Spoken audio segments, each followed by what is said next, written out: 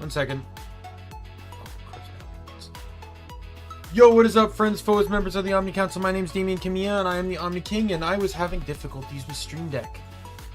Stream Deck is the device I use to unmute myself, so that is why I tuned over and was silent. Hey, Shadow! Glad to see you joining me for some Fontaine goodness. We gotta hit dailies first, and I might as well do some standard banner pulls, because I have them. I'm saving up event pulls for Zhongli in Phase 2, because I literally do not care about the new guy. Kind of interesting, like I tried him out in the trial, but he's not, I don't really care. I have a Pyro Archer I enjoy using, I don't need another one. But I don't even want to delay on this. Let's just roll right into the game here. Let me just make sure, because I don't think I have Stardew audio. I do not. But that's because it swaps with Stardew, so. Yeah, there we go. Oops. Alright, let's get into the game here. What's going on?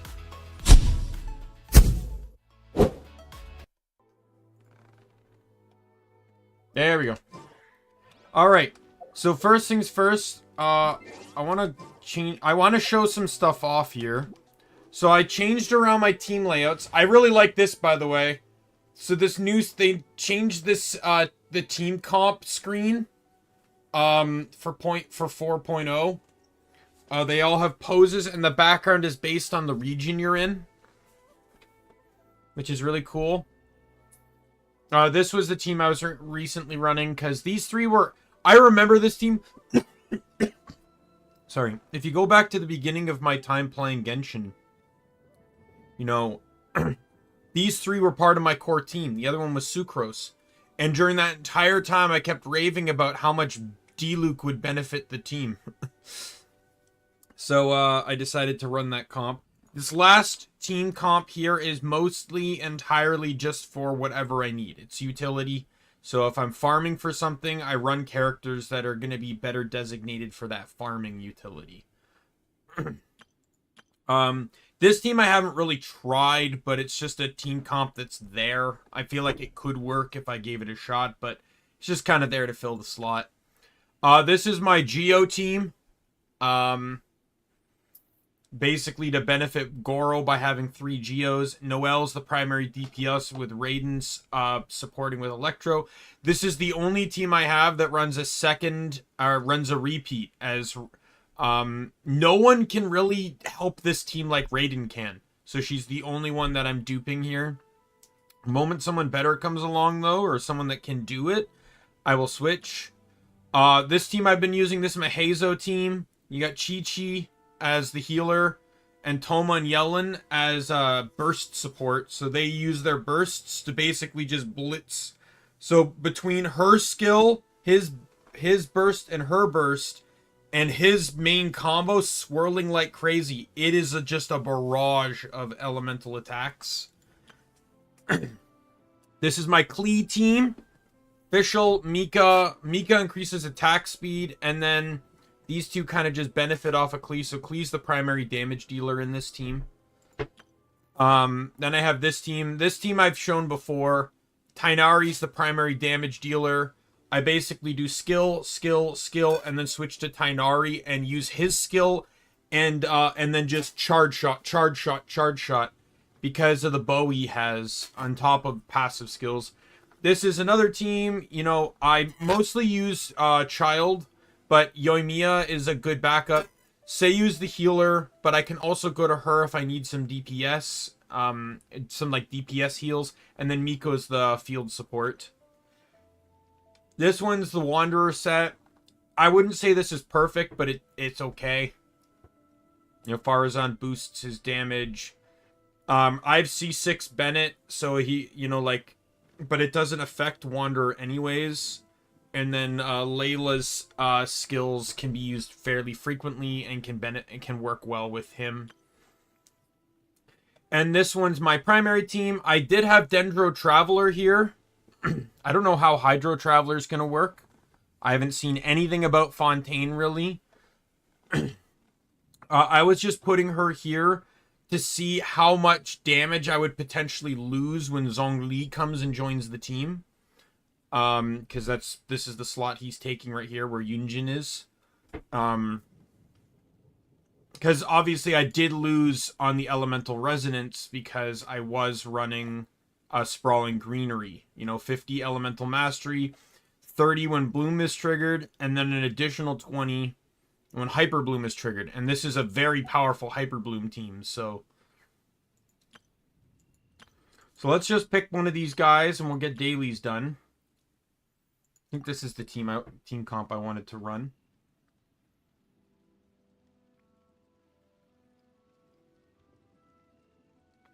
Yeah, I didn't realize Zhongli was going to be on phase 2.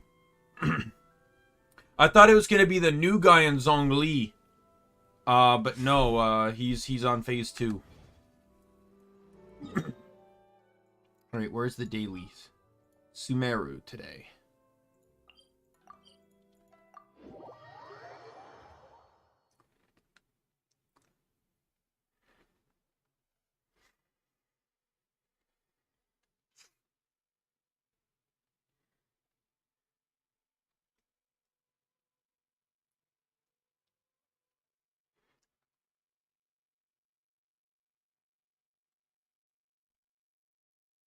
You will have to excuse me though if I pause a little bit. So I do have like a minor ear infection in my left ear.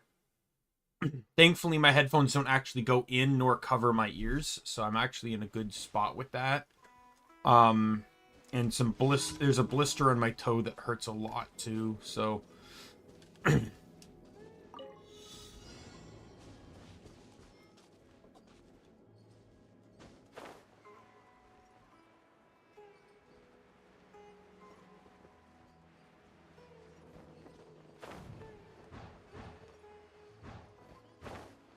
sounds weird to say, like, oh, there's a blister that hurts when I'm sitting down, but if I bang it on something, because it's on the bottom of my pinky toe, so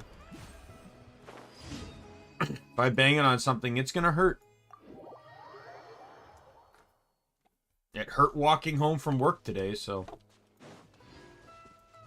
it hurt walking around at work today.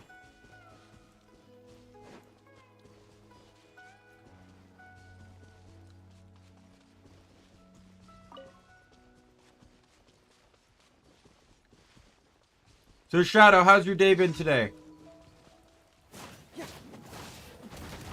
Life goes on. Fire it up.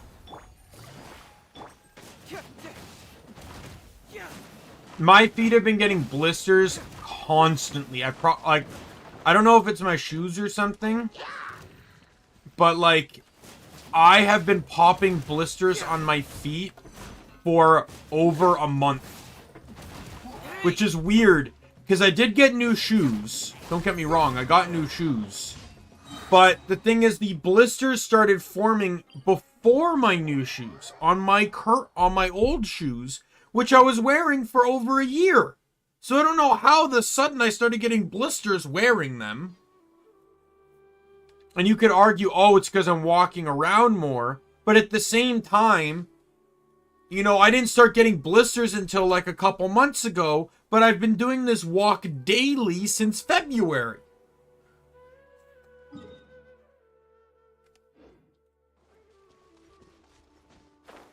So I'm just confused. But I think my new shoes, like, since I started wearing them and I've broken them in a bit, the blisters seem to be dying down, so I think because I think my old shoes were a bit tight, but the problem is I have to buy a size 11.5 4E, and my feet are actually bigger than 4E. 4E is the widest most shoes sell commercially. Some can sell to 6E though, but what is going on? Oh!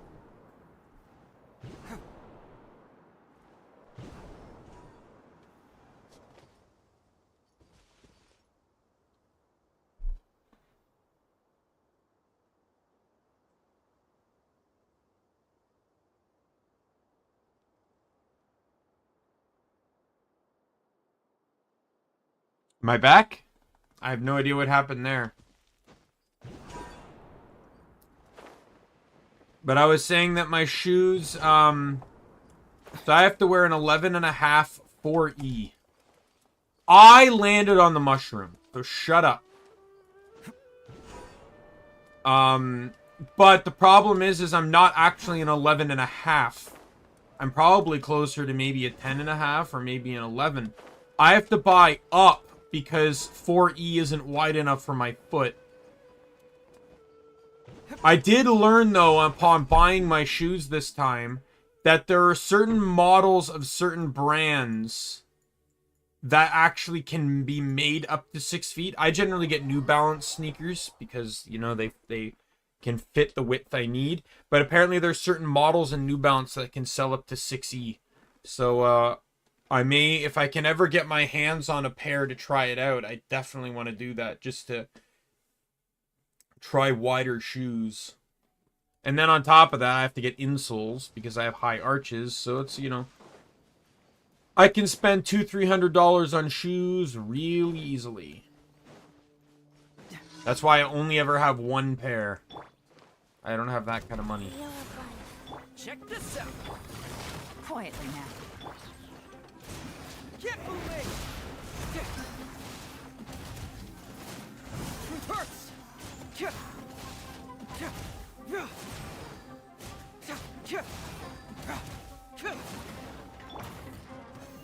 Don't get too close.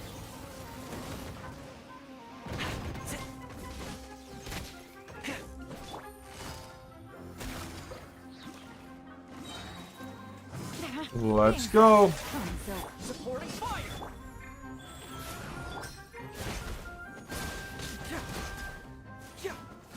Blitz it.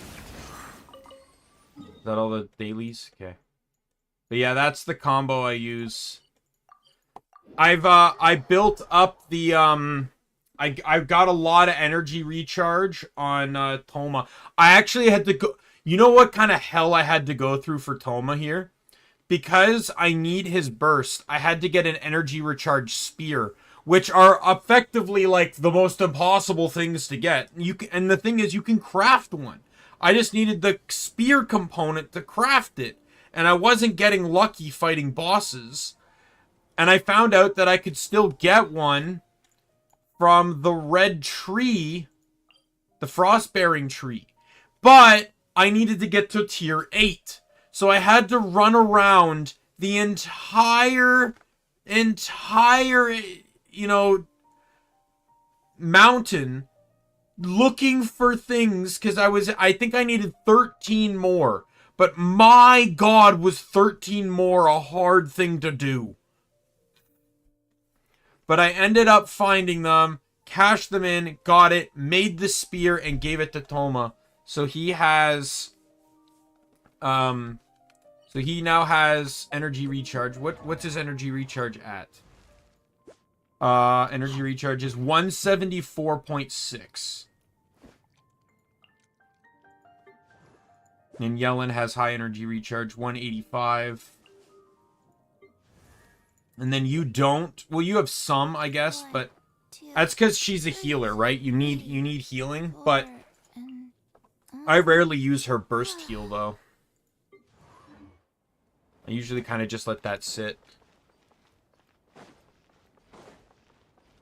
Ad Astra. Thank you for complete. Ad Astra. Alright, let's turn all this in, then we'll go to my, we'll go to,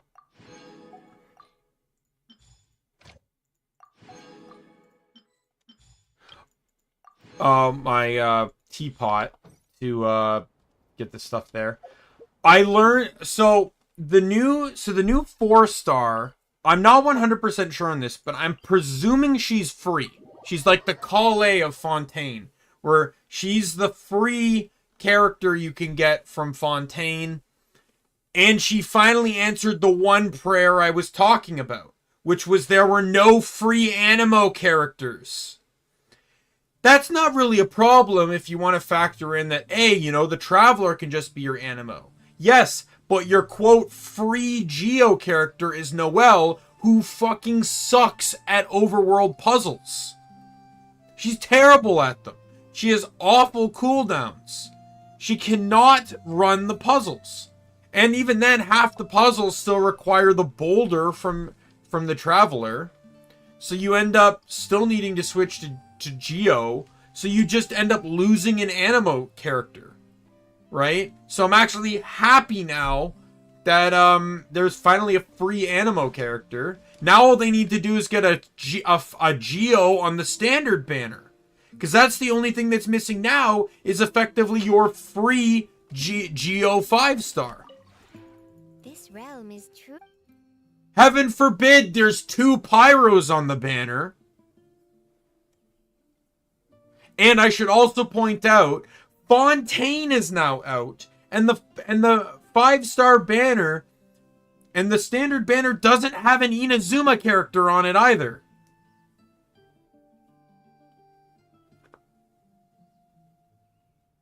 That Lennet? Who's Lennet? I don't know who that is. Is that a new character? I know nothing of Fontaine, so.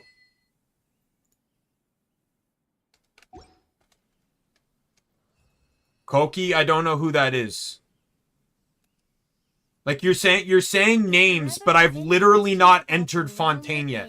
I know no one. I know not a single character.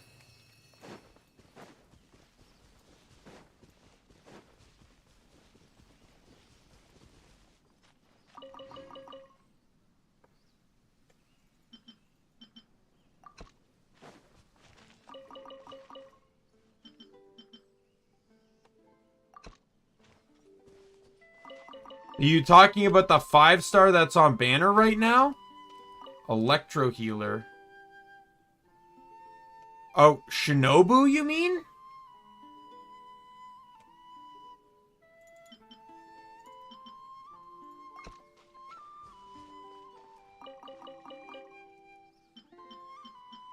Cause I have her. She's on my Nahida team. Oh, that, yeah, well, I've tried him. I used him in the trial. I'm not pulling for him. I don't care for him.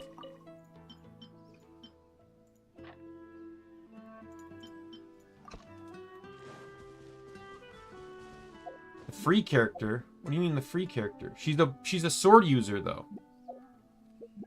How is she like yelling?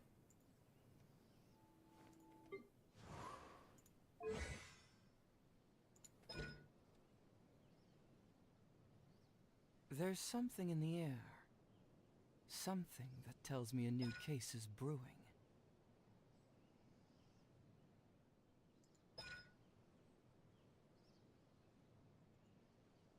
I don't know. I didn't really like her either, so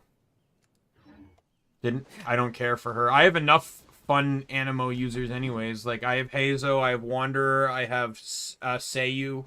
I'll pick those 3 over literally any other Animo user right now. I don't even care if I get Venti or anything. I'm perfectly fine with those 3 being my Animo. My intuition tells me that something very interesting is about to happen. Oh, okay. Like, I used them in the trial, but there was nothing that stood out to me, so I didn't really care.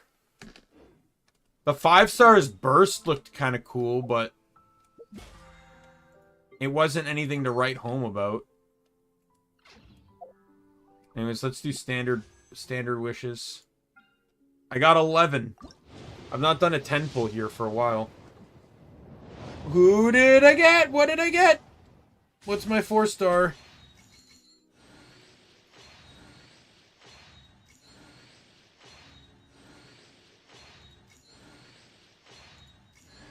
Oh, I got a book. Did I even have this book? I feel like I've had that book. There's something in the air. Something that when a character takes the field, yeah, I have this one.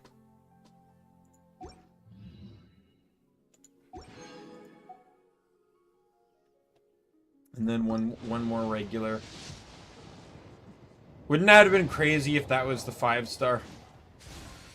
Yeah, I have terrible 5-star luck on standard.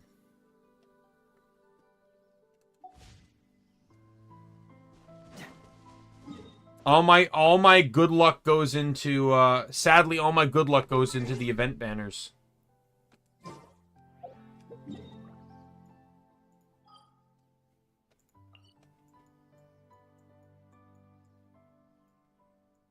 All right, we need to go to Caravan Rivet My or Rivet. intuition tells me that.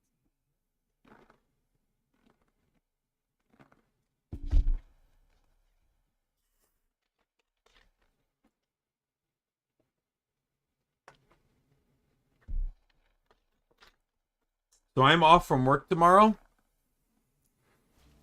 So I am literally playing until I caught up on story. Good old caravan rebut. Now let Paimon think.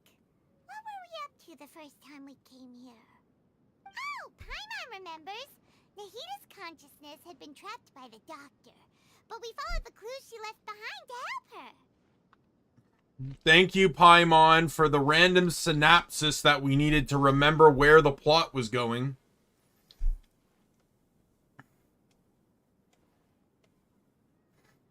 You know, this is also where where we dealt with the trading card event, the TCG event, where it was held in Sumeru.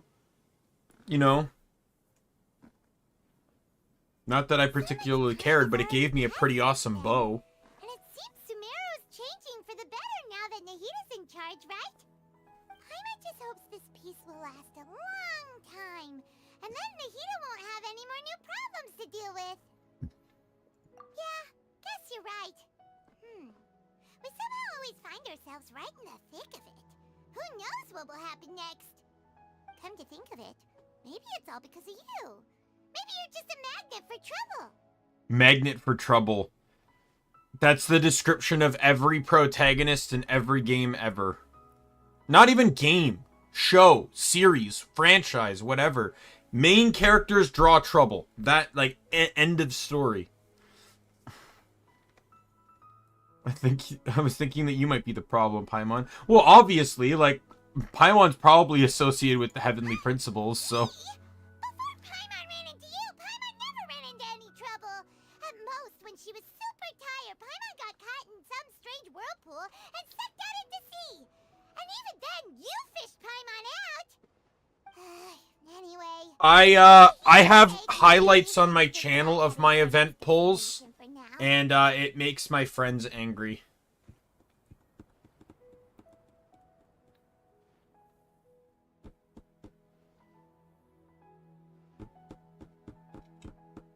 I got Yellen by accident.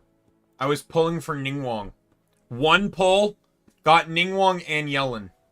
I've regularly back-to-back pull 5 stars too. When off stream, I pulled Chi-Chi, trying to get C5 Mika, and then pulled C1 Klee right after. Next stop, Fontaine. Look who it is. Yo, Remember Dea. days like Or this? Dia. I can see you two still love Oh, I wandering love around. Dia. Dia's great. She's one of my favorites. Since when are we just wandering around? We're usually taking care of some serious business. Even though it may have nothing to do with our journey. But never mind that. What brings you here? I I'm just sorry, finished MiHoYo had prepping me for a usual made me have to weekend do time. something because I couldn't develop the Just game escorting fast shipment enough. goods. I'm on my way to report back. That's when I saw you two all the way over there, chatting away. What were you two talking about anyway? I've lost 50-50s, but I usually make it up pretty quickly. Was it during the Child Miko banner back in the fall? Lost it in 2 pulls, got Tainari, and then in 2 more pulls got Child. Switched banners in 6 pulls, lost it again and got Catching, and then with like 5 pulls left got Miko. So I generally make it back just fine. Huh? You serious? Can't say I saw that coming. But you are travelers after all. I guess you'd never stay for too long in one place. bumping into you like this will become a rarity. I'm starting to feel sad just thinking about it. Hey, how about I gather a few mercs to escort you two? What do you say? Thanks, but no need. Oh, Paimon had no clue you'd miss us so much. But don't worry, we'll come back to see everyone when we Keep get in a mind, chance. this is the mercenary Sounds that good. took payment All you need with to our do to get to smile. Fontaine is cross the Obviously, desert she's gonna and miss us navigate some much. waterways. Knowing you two, I'm sure it won't be anything you can't handle. So, when are you leaving? Journey should be spontaneous. Wait a sec. Paimon just remembered there are still a few dishes in Sumeru that Paimon hasn't tried yet. Now, where's that list Paimon made?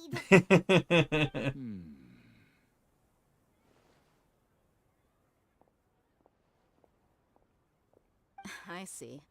Guess you won't be needing a going away party or anything. It's sad enough to see you go like this. Though, now that I think about it, Sumeru wouldn't be what it is today without you. Seems true heroes always prefer leaving quietly. By the way, should we go say bye to Nahida? In her case, she'll know from our dreams anyways. Good point. Then there's no need to bother her in the real world. Then, I guess this is goodbye for now, Traveler and Paimon. Whether as a client or a friend, You make it seem you're like we've always been welcome to hanging come out in find me. Sumeru exclusively since we got here, which is absolutely not true. Goodbye, dear. Bye-bye, Sumeru.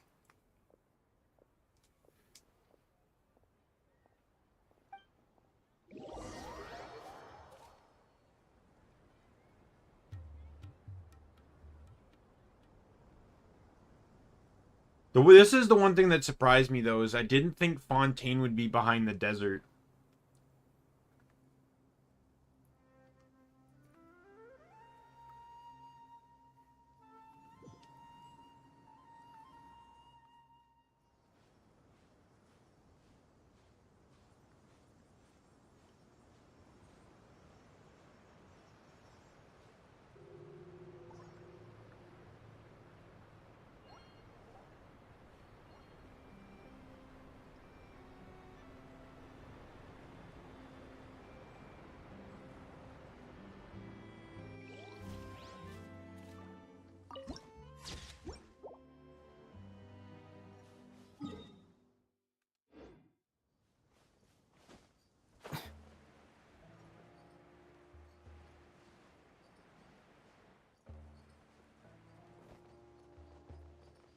Look, I'm just happy to not have another island-based water region. Like, almost every single fucking series out there makes their water region island-based. I'm actually kind of happy that Inazuma already took that. Then again, we do still have the generic Earth region as all mountains.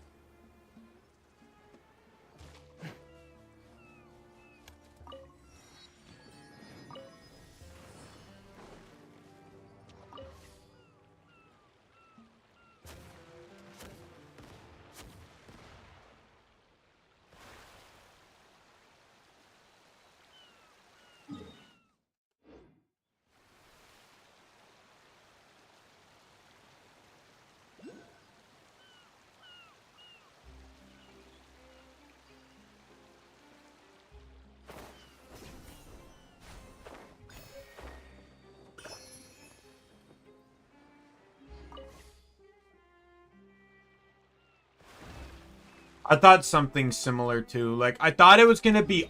I at the very least thought that it was going to be off the major ocean here. Like, maybe on this side. Somewhere along this coast, I thought, maybe.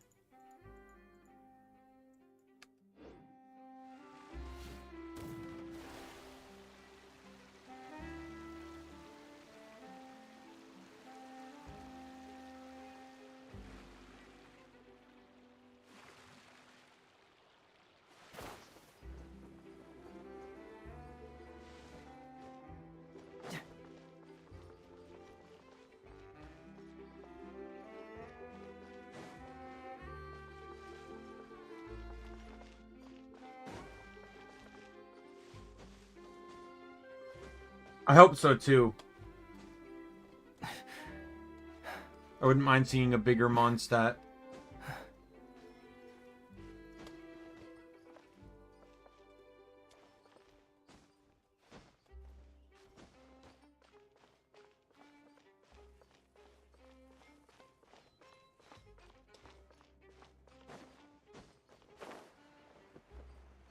Yeah, I figured. I was trying to go for the thing. I didn't realize how, I'm assuming...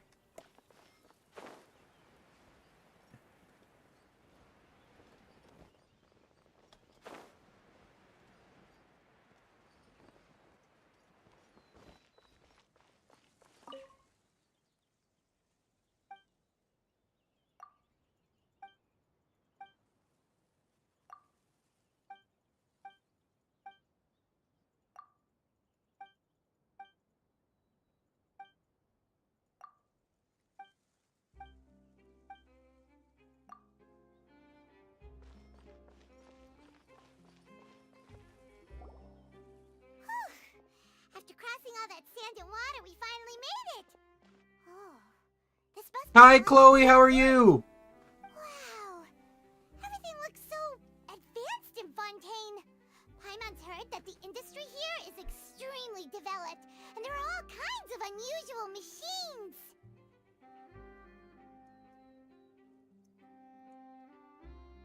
Just seeing the sights as a tourist is nice, but maybe it would be better if we found something to do.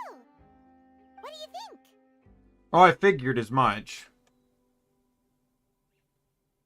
Good idea. Nahida I just would have to do love story useful before I can information. activate it. Seeking out the Seven is probably still our best source for information at this point. Yeah, the more we can learn, the better. So, what do you think the Hydro Archon's like? Will we get along? Nahida said that she has a very unique personality, whatever that means. To learn about a nation's god, start with the nation's people. There seems to be some locals talking over there. Let's go see if we can join the party.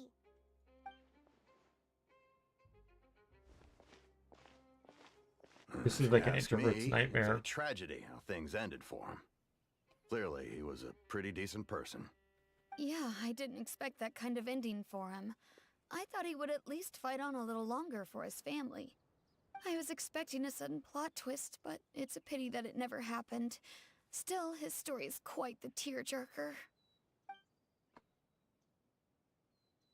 I will ask excuse to me, try not can I to help you spoil too? anything. Like I know nothing Notice about you the I stand know here nothing listening. about this story or Fontaine or anything. Like We're I know it trying kind of to seems find like I it. shouldn't have to We say have that, something we but wanted to ask, but you seem to be really busy talking about some kind of play, so we didn't want to interrupt. Play? Oh, no. We're talking about something that really happened. In fact, it's a case that was just heard a few days ago. Really? Like a real trial?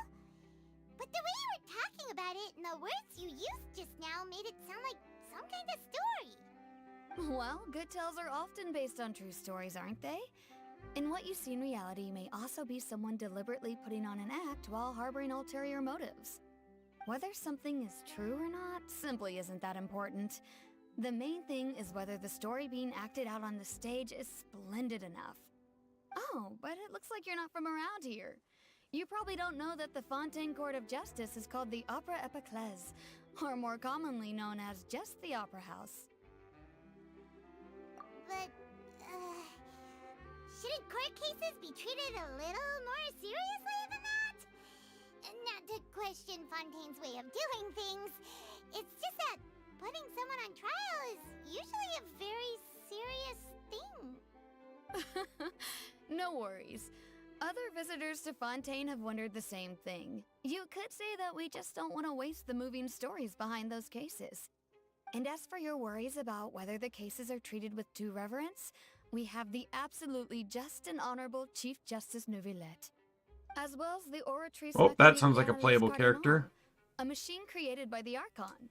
Between the machine and the Chief Justice, false charges and injustice are a thing of the past now. Judgment device created by the Archon. So this is the Nation of You're a Justice. Trees?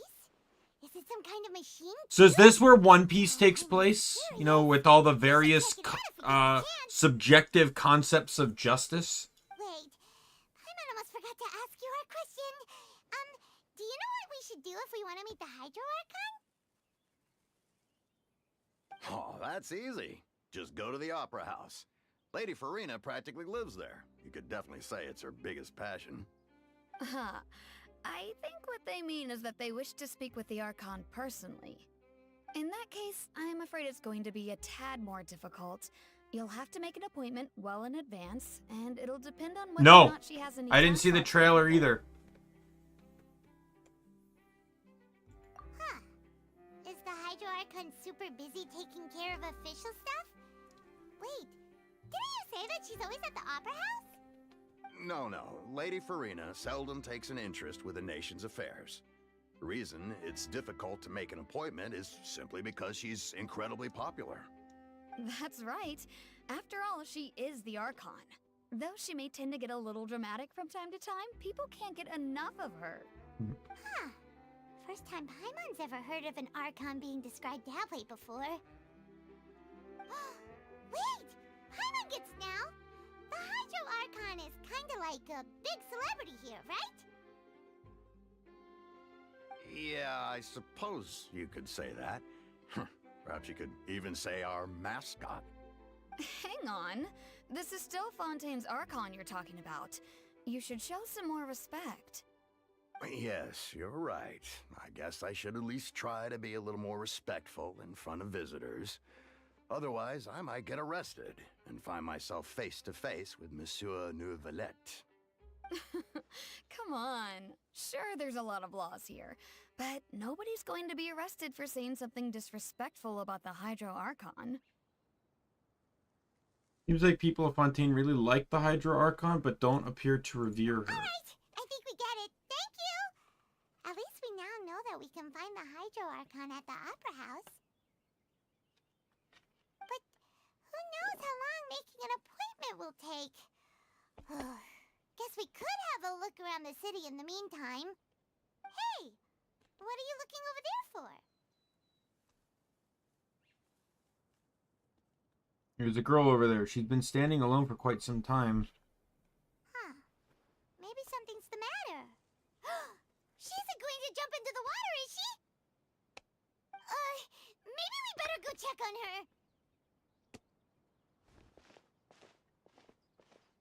Yay, let's get involved in more people's business. Yo, time to sing a citizen soldier song. It's half of them talk about standing on the ledge or walking, getting off the ledge or Hello there. being familiar with the ledge. Excuse me? Are you alright? Huh? I'm fine. Thanks. Oh, okay then. We just noticed that you seem to be worried about something. About many things, actually. But there's nothing I can do but just keep my troubles to myself. I was just reminiscing about a place my brother and I would play when we were kids. It was just atop that hill over there. See? You're pointing at the sea. Wait, are you saying that you and your brother lived in the water? No people call the waters around Fontaine a sea. It's actually just an inland lake that's filled with fresh water. And though I can still see that hill clearly in my memories, now it's been completely submerged. He would skip and jump, tossing sand in the wind. The sun shone brightly, and the air was filled with the scent of the sea. But now, the water is gradually swallowing our memories. It won't be long before it swallows us. Sorry. Paimon doesn't really get what you mean. I don't believe He's talking about global pleasure of warming. meeting. Are you Lynette's new friends? Oh, and you are? Thanks for looking after my sister. She often comes here to reminisce about our childhood, that's all. There's no need for any So concern. one's free and the other's Allow me to passionate. introduce myself. I'm Linny, and this is my sister Lynette. If I had to guess, I'd say you must be Are they supposed to be travelers from twins? abroad. Nice to meet you. They Hi, do Lynn. look Hi, kinda Lynn. similar. This is the Traveler. We just arrived in Fontaine. We were just talking with your sister. Even though we didn't really get what she was saying. I see. It's unusual for Lynette to be so willing to talk with anyone. In fact, she seldom speaks at all. I'm usually the only one she ever talks to. Oh, really? Then you two are just like us. Paimon's always the one talking.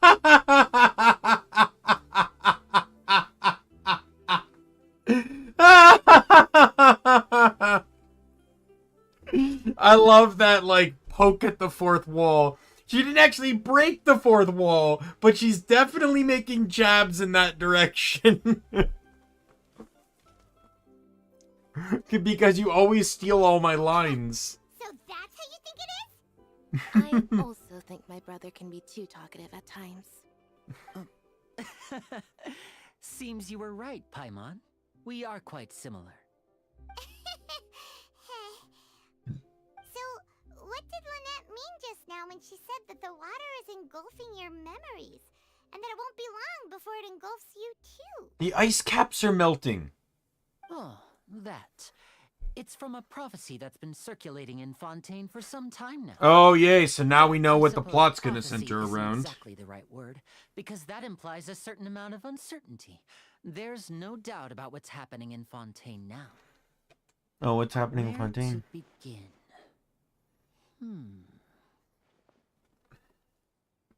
Let's put Don't that you love question on games that hold for a take moment. twins and still automatically haven't make formally one greeted each quote other better yet, than the have other? Because one's a 5-star and the other's a Did all the 4-star? introductions earlier not count? Hello, traveler.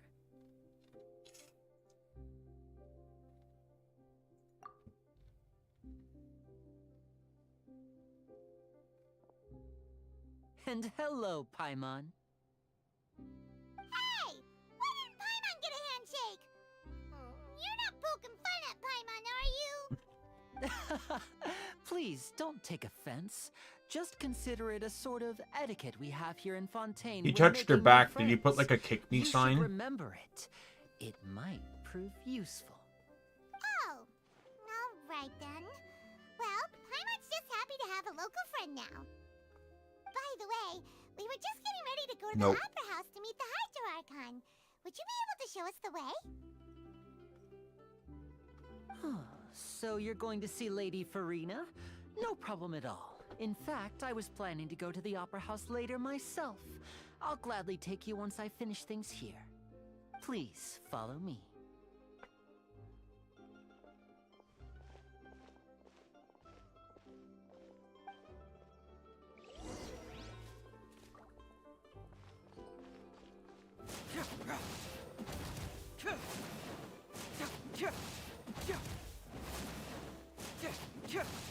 Don't worry. This is how slow they're going.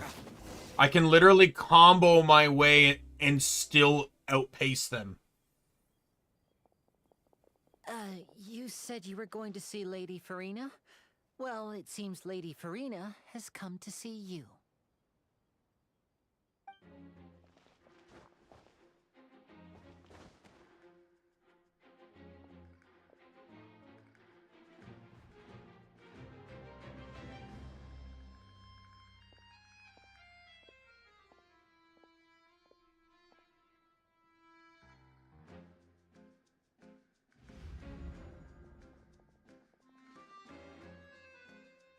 Oh, the guy in the So, caravan. she's the Hydro Archon? But how did she know we were looking for her? My dear people, rich and poor, those with cup in hand and those with nothing at all. She just sounds like a female venti. Celebration. If you don't have one, Like the same boisterous, like, standing before the crowd type persona. as you can all see, two have arrived in our nation. Come, let us make a toast in honor of this traveler and his companion. Her heterochromia is kind of Journeyed here interesting. from distant lands. The pupil is the color of the iris of the other eye. Is she talking about us?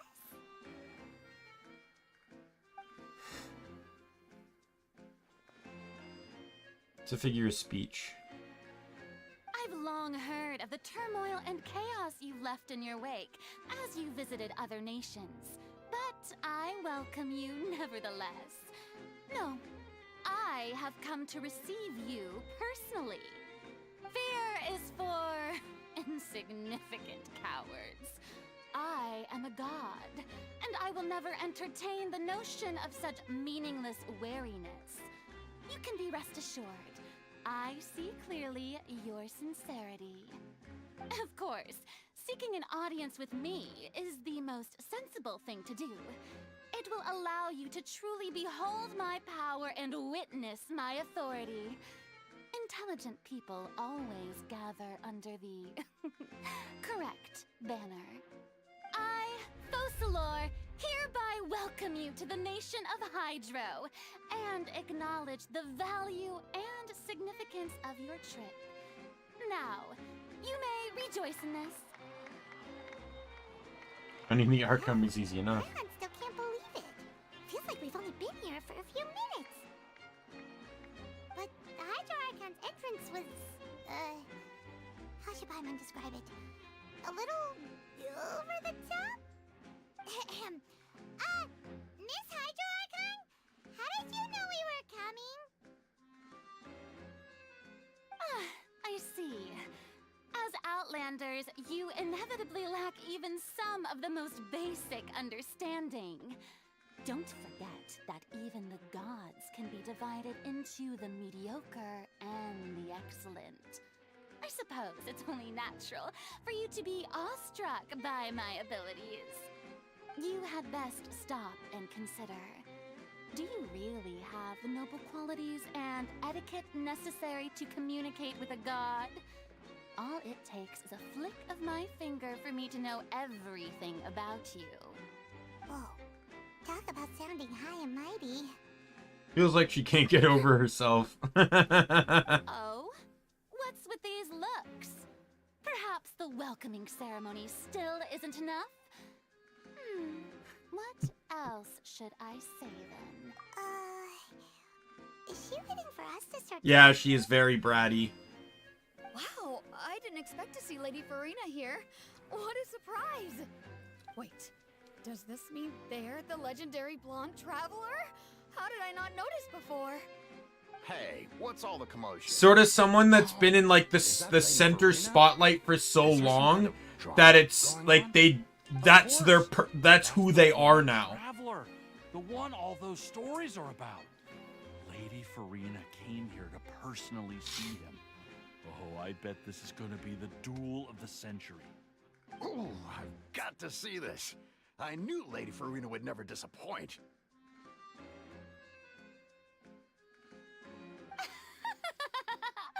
Yes, but don't get too excited now. My dear believers and spectators alike tend to get quite rowdy, and despite the noise, I've come to tolerate all their ruckus.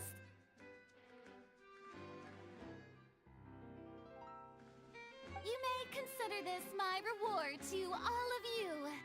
I have determined that there will be an epic duel between myself and this traveler from another land, just as you were hoping to see. Now she wants to fight? Aren't we getting a little ahead of ourselves? Finding gods, I've got a resume.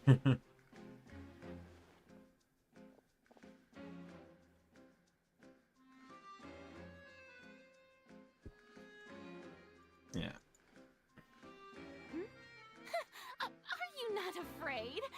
Might I remind you that this is a duel against the divine? Yeah, and I fought Raiden. What are you trying to do, traveler?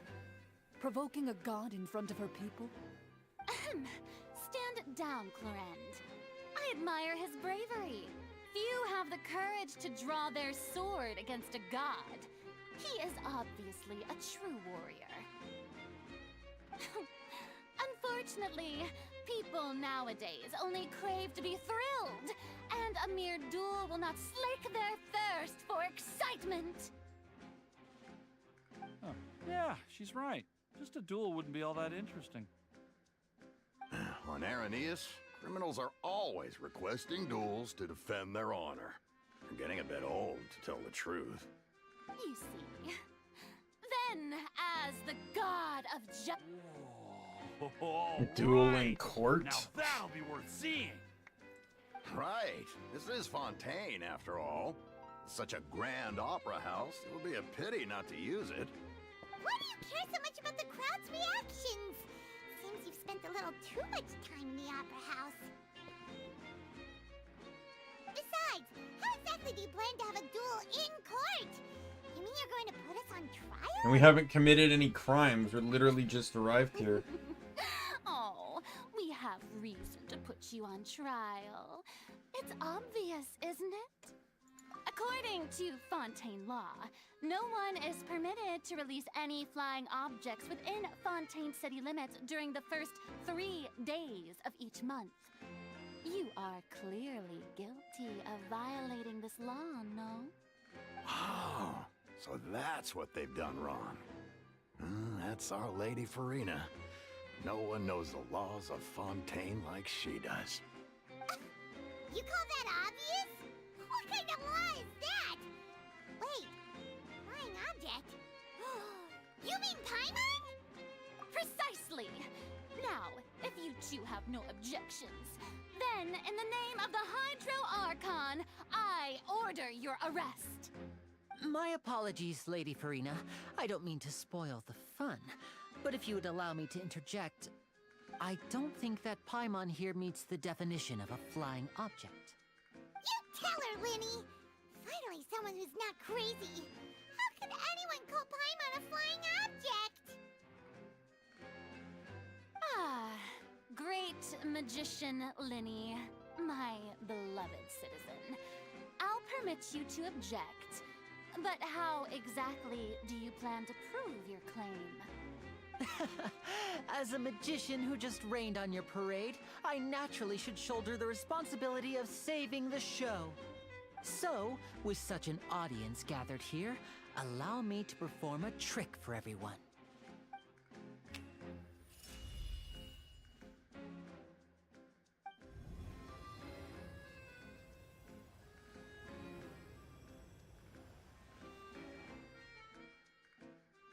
Ta-da! Really? What's that on Paimon's back?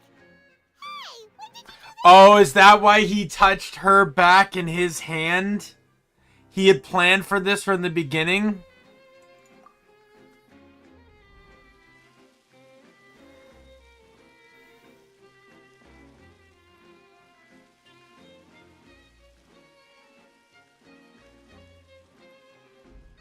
There.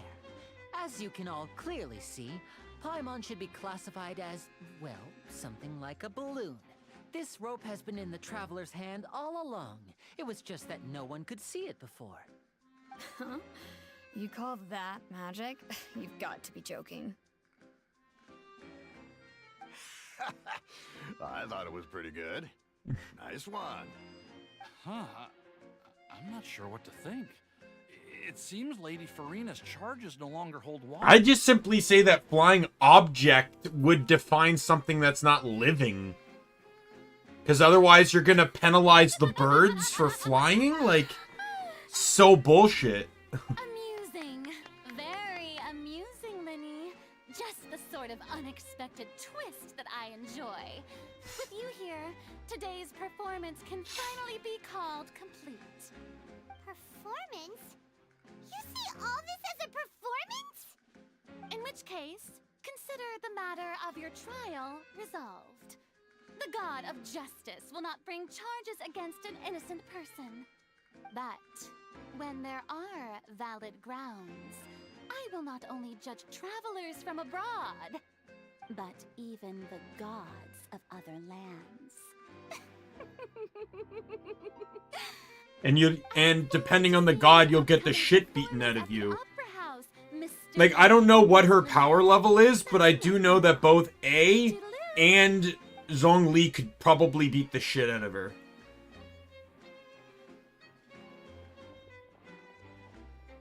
Like, Zhongli has 6,000 years of fighting experience and has killed countless gods and armies single-handedly. And A, while not necessarily being the Archon the entire time, was considered to be the stronger fighter out of her and her sister, who was the Archon. So, yeah, you're not winning against two people that can just beat the shit out of you. Did you know that was going to happen? It. I just happened to remember that there was such a law, so I did a little preparation, just in case. I didn't think it would actually come in handy. So, now do you see what kind of god Lady Farina is? She can be a bit confusing at times, but she is still amenable to reason. Confusing is a good way to put it. Is she really that reasonable? Anyway, Paimon had no idea you were a magician, Linny. It sounded like you'll be performing at the Opera House, right? I just know a few simple tricks I use to make a living. Lynette is my assistant. It will actually be my first time performing on the most prestigious stage in Fontaine, the Opera House. But isn't the Opera House where criminal trials are held in Fontaine? When there are no public trials being held, the Opera House hosts a variety of other performances. To the people of Fontaine, the line between a trial and a performance can be a little blurred. And speaking of performances, I would be remiss to forego this opportunity gifted by fate. Might I invite the two of you to see my performance? My brother's always excited to make new friends. Oh, sure. We don't really have anything to do now, and we wanted to go to the Opera House anyway. I would be delighted. Splendid. In that case, why don't we go together? I'll show you the way. I just have something to take care of first. Is there any way I can help? You really mean it? Then I'll take you up on your offer. This is a magical item known as a magic pocket. Perhaps you can help me distribute them to the people here. Huh? What are they going to use it for? About that... You asked me before about the prophecy, right? Let me start by telling you a little more about what it entails. I'm not sure exactly when it began, but a prophecy has been circulating around Fontaine. It says that every person in Fontaine is born with sin. No matter how the nation of justice holds trial after trial, this sin cannot be absolved. Until one day, the water levels in Fontaine will rise, and the sinful people will slowly be drowned. In the end, the people will all be dissolved into the waters, and only the Hydro Archon will remain, weeping on her throne. Only then will the sins of the people of Fontaine be washed away. That sounds pretty gloomy.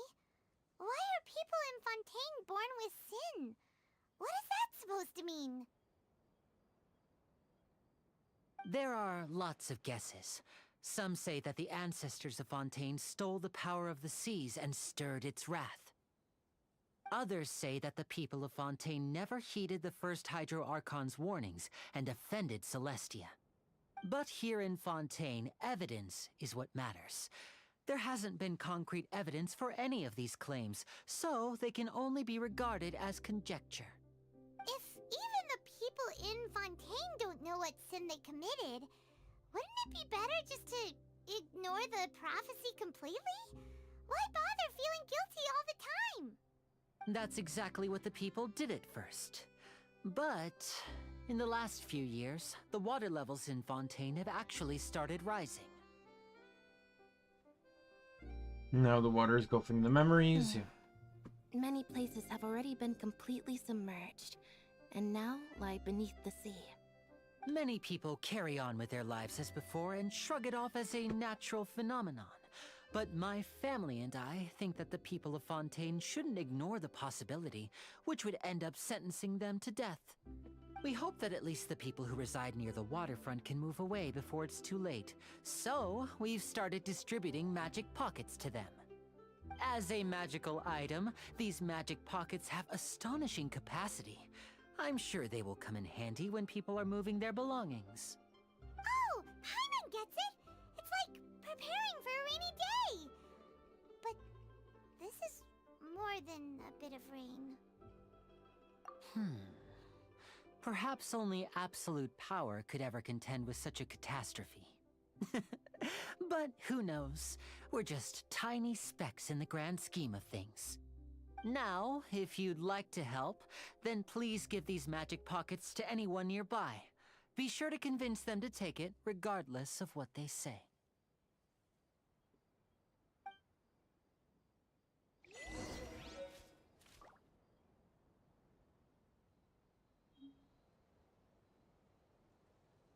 One second.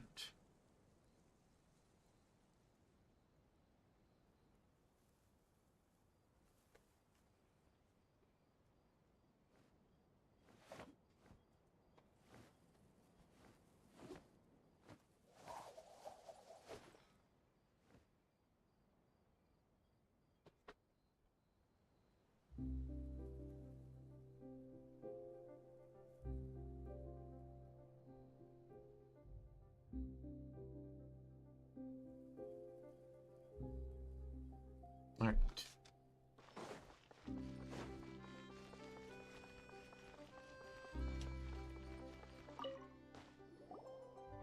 So you're the blonde traveler that everyone's been talking about. My apologies for not recognizing you earlier. Oh, a magic pocket? Seems you really thought of everything. I guess it's better to prepare for the worst and hope for the best. Thanks. Please, also thank the magician on my behalf when you get the chance. What does a magic pocket do? This guy seemed to fully understand what it's designed for. What's this? So you also believe in the prophecy. Keep it. I won't have any use for it. What? You mean you don't believe in the prophecy? No, I believe in the prophecy. But I also believe in another story. The story says that people once lived in the ocean. They were one with the ocean and couldn't live apart from it. But as time wore on, people desired to live on land and developed blood vessels, encapsulating the sea within their bodies. Are you arguing that Good people set foot on land? fish So, do not have ask blood me, vessels? When the water rises and takes us all, it'll be like we're going home. Oh, we hadn't heard that one before. But people can't live underwater. They'll die. You should probably still take it. All right, I'll take it. I guess I just feel that being dissolved into the water doesn't necessarily mean death.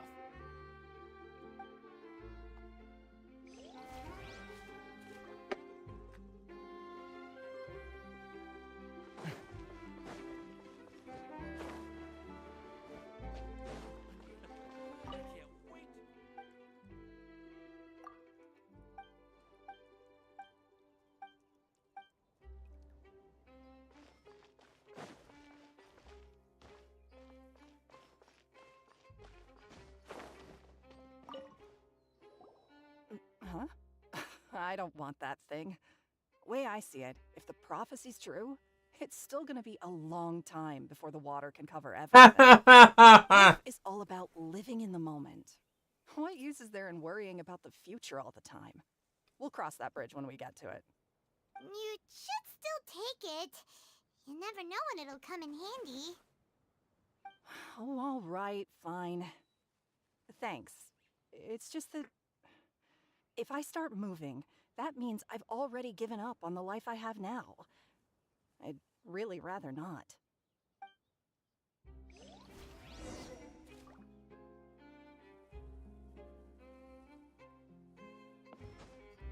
He doesn't understand how I get involved in stories.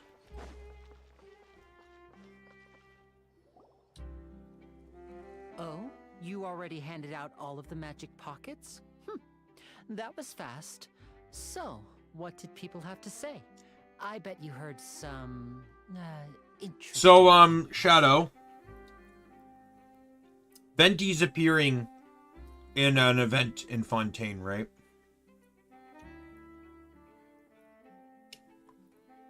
Like, absolutely 100%, right?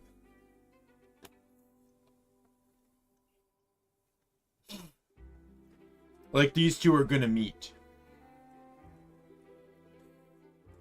Yes, but that will change once disaster strikes. I know they'll change their minds, so it's only right to help them prepare. Is there anything else you need to do before we leave? Yes, one last thing. I have the magic pockets made by a workshop in the court of Fontaine. Since we're out and about, I was thinking about bringing him some more materials. So, you want to collect materials? Just tell us what the materials look like and we'll help. Many hands make light work. Oh, that would be much appreciated. We'll need some Romaritime flowers. I remember seeing them near the waterfront on the east side of the harbor. I can't wait to give her my gift.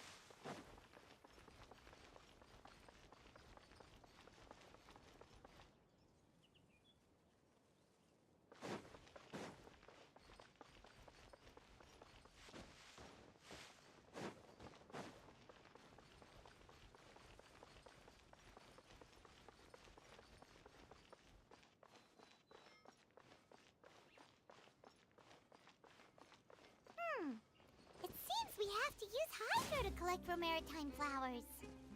Got it covered.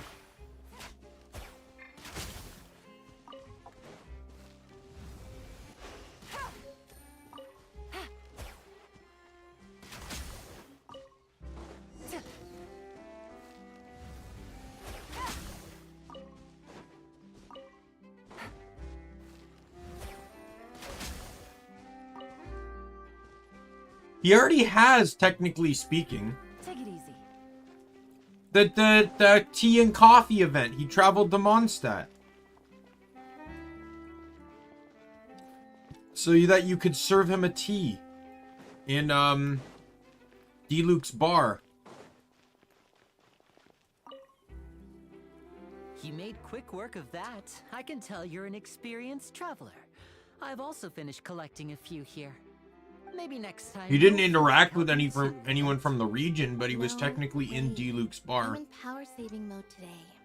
Otherwise, I fear I may not have any energy left for the performance at the Opera House. Fine. Though the performance is still a long way off.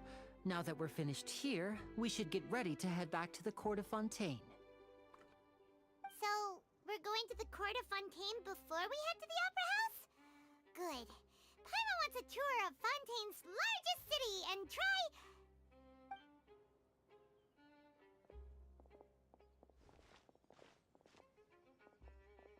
Wait, shh. Have you noticed that person over there? The young girl.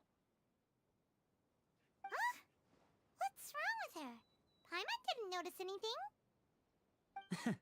She's obviously a thief. Magicians and thieves practice similar methods.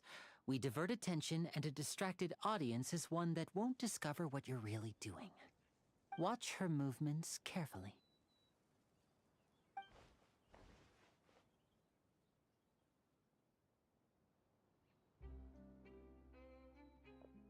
Oh, he's right! Shh, keep your voice down. We need to think of a way to catch her, but it seems she's very alert. Perhaps we should split up. You two can ride the lift over there and wait up top. I bet that'll be her escape route if she tries to run. All right, let's go. Understood.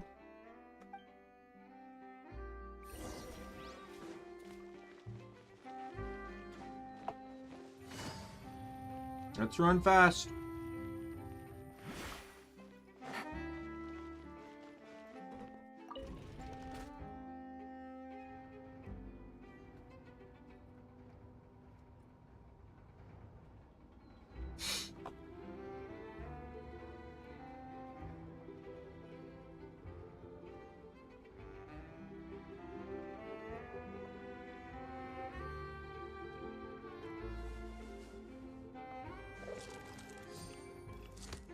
I always look at like games like this or animes or whatever, and it always just weird to me, like I feel like the outfits are made to fit almost too perfectly. Right? Like, I commented on this, I think, with a character in an NPC in Guild Wars 2, but like that top, like the top of her outfit, like fits almost like perfectly, which is just insane to me. Like, there's no, like, it doesn't feel like there's any give or anything.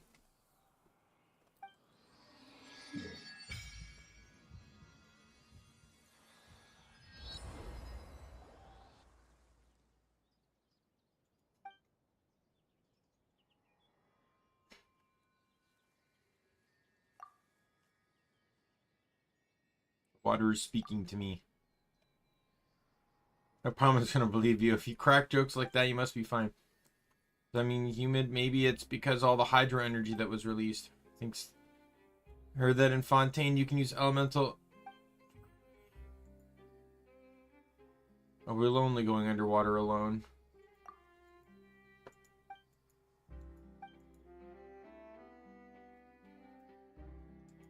Reshoot again.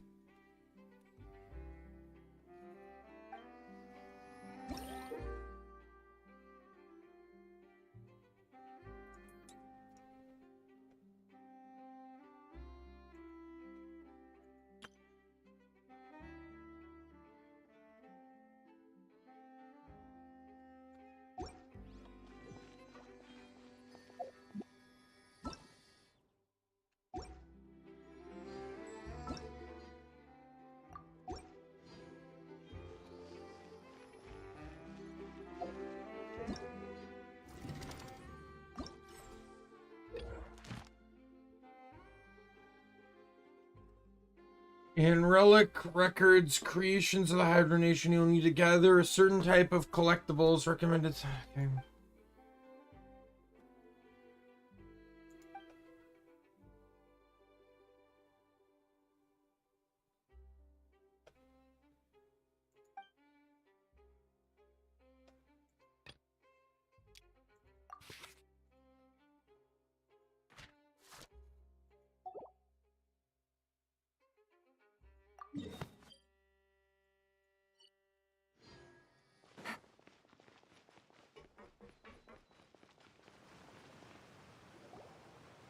This is the spot where Linny wanted us to wait.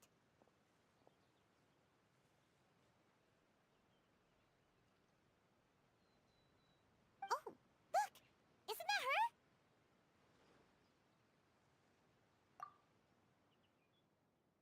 Oh no! Did she notice us? She started running the other direction! What should we do? Should we chase her? Job is to block the path. You're right. She might also be trying to lure us away.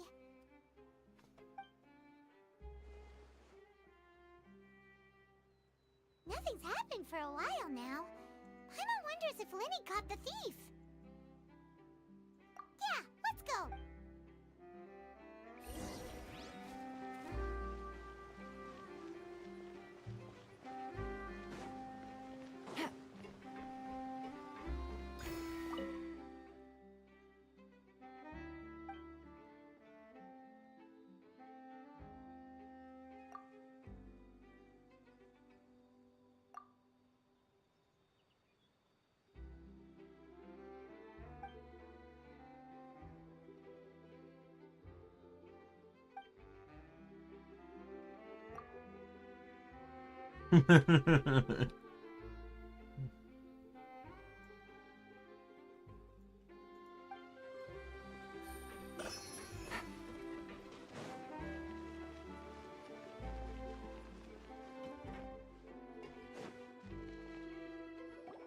Are you sure that's all she took? You should check to make sure you're not missing anything else. No, that was all. Oh, I can't thank you enough. I didn't notice a thing earlier. Anyway, I should be going now. Thanks again. Oh, were you returning what the thief had stolen? That's right. pity I wasn't able to catch her. She distracted me by dropping the thing she stole on the ground. By the time I looked back, she was already gone. I saw the general direction she went, but Lenny twisted his ankle, and I needed to make sure he was okay. Oh, did you get hurt, Lenny? I'll be all right. It's just a twisted ankle, that's all. In fact, it's feeling better already. If you want to play at being a hero, at least try not to get hurt doing it. Imagine what would happen if you managed to derail our performance as a result. You're right. Sorry, Lynette. I have to admit that the thief was even more skilled than I had anticipated. But at least we were able to get the stolen items back, so it wasn't a complete failure. What a slippery little thief! Guess things turned out all right in the end, though. Lenny's initiative paid off! All right, let's put this little detour behind us.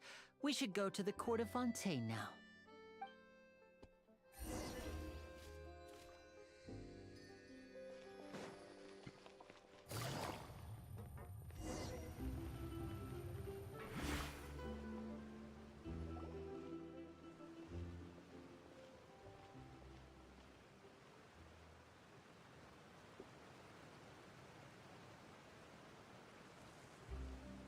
So, we ride this thing to go into the city? What an ingenious way to get around! People in Fontaine really know how to use water! This is an aqua bus. It allows people to travel between several key locations around Fontaine. It's pretty convenient, but the ride can become a little dull after a while. The scenery is always the same. That's why it's better to travel with friends. So you mean it's still boring even when I'm riding with you? No, that's not what I meant. It's just that, well, you don't really talk that much. Besides, it doesn't really feel like a real trip when it's just the two of us. It's the same as being at home. Whatever. Guess that's what it's like to be an older brother. It's about time for us to leave. Let's get on board.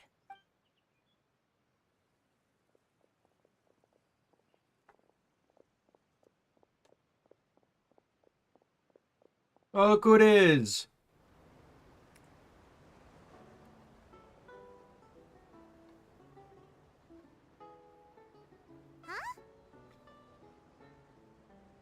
What? It's Charlotte. Paimon! Charlotte! Oh, I never guessed I'd bump into you all riding the aqua bus. In the story of my life, this is big news. What are you doing in Fontaine? I didn't hear anything about you paying us a visit. Yeah, it's quite the coincidence. But as travelers, we're always on the move. It's not surprising that nobody knew we were coming. Though we still have no idea how the Hydro Archon knew about us. Oh, let Paimon introduce you to our new friends! Oh, no need for introductions, Paimon. I would recognize the great magician Lenny and his assistant Lynette anywhere. I wouldn't be much of a reporter if I didn't know who they were. It's a pleasure to meet you. I'm Charlotte, a reporter for the Steambird. This would be really Nice to weird meet you. if For you the didn't Steambird, play huh? the TCG We've event. often relied on your paper to promote our performances. Especially since, unlike other characters, unlike characters like, you know, like, Fontaine suddenly doesn't feel like such an unfamiliar place. like for example, if Mona were to show up and you never played her introduction, the game gives you a blurb, but Charlotte's an NPC, so she doesn't get one. Any big news? Not too much. When there isn't any breaking news, I mainly cover the trials at the Opera House. You can still manage to keep readers' attention as long as you tell things from a clever enough angle, even if it's the same old topics. For example, reporting on how a scammer once deceived vulnerable girls into relationships, or how a financial criminal was once so poor that they ate a single piece of bread for 5 days.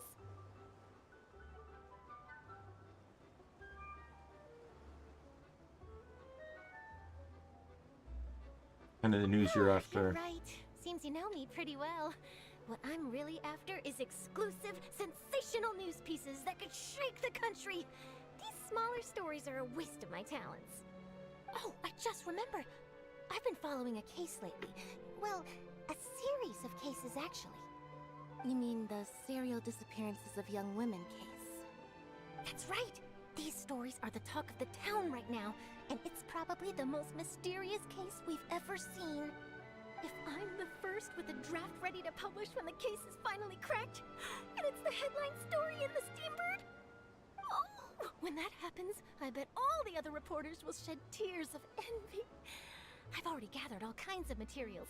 I just can't wait for the truth to be revealed. So, what is the serial disappearances of young women case? You mean the culprit hasn't been found? That's right. The first missing girl case happened almost 20 years ago. And ever since, after a period of time, another girl disappears. What the cases have in common is that the girls are all of a similar age, and that they've all vanished without a trace. But the scariest part is that to this day, none of the girls have ever been found. Many suspects have been arrested over the years in connection with this case, but shortly after each arrest, Why do I feel like the another Ftui's disappearance would involved? always happen. Because they're always involved. Yes, it's possible. But either way, I believe that every case has some precise truth behind it, waiting to be exposed. Yes, I agree.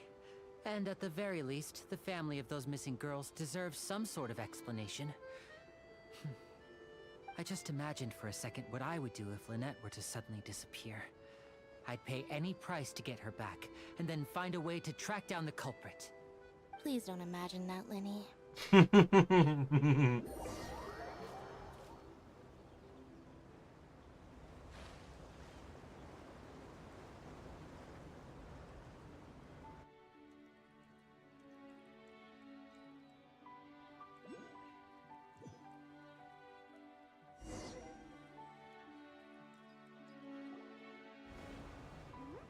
Hey, we're almost there! Look!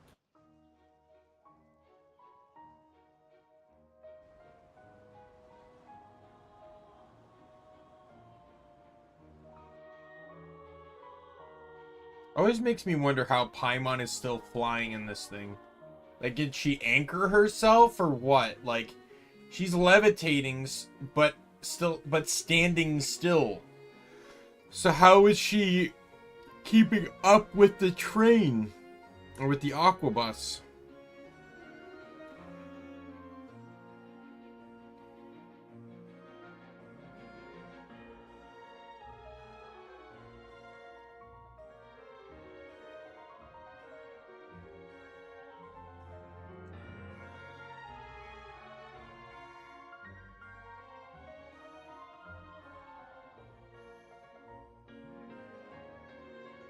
Well, I really enjoyed chatting with you.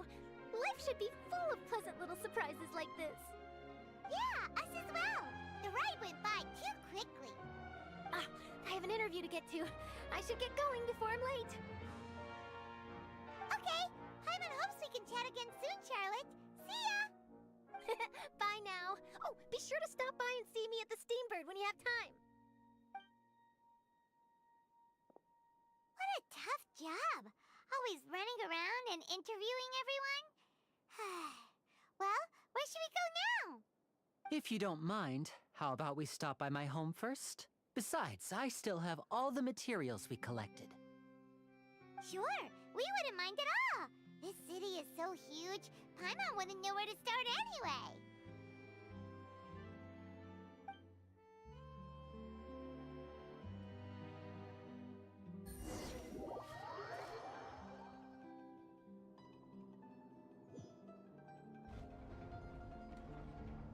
Why did you load me just to trigger a cutscene?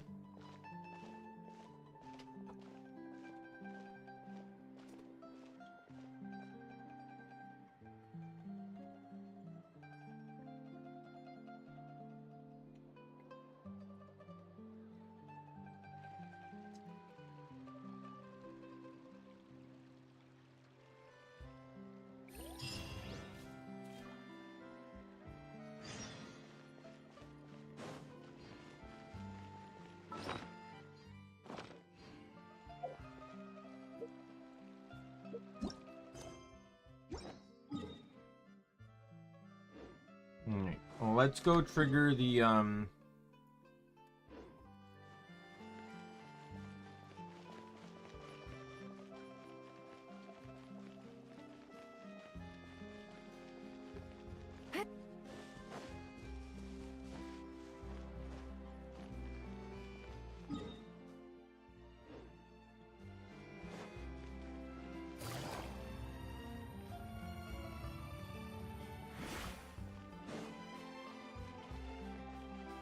I don't like not having the map uncovered.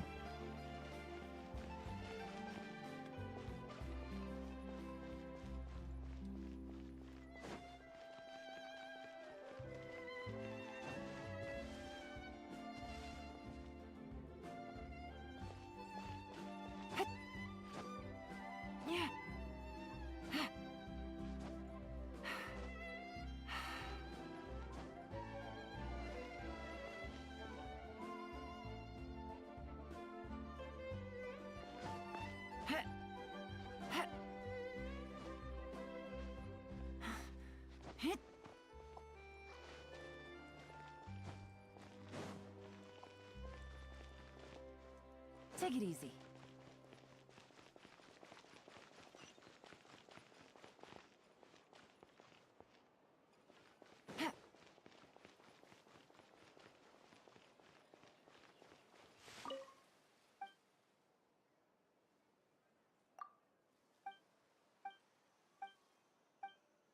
So this is where the bounty board is. So I assume there's a fast travel nearby. Yep, right over there.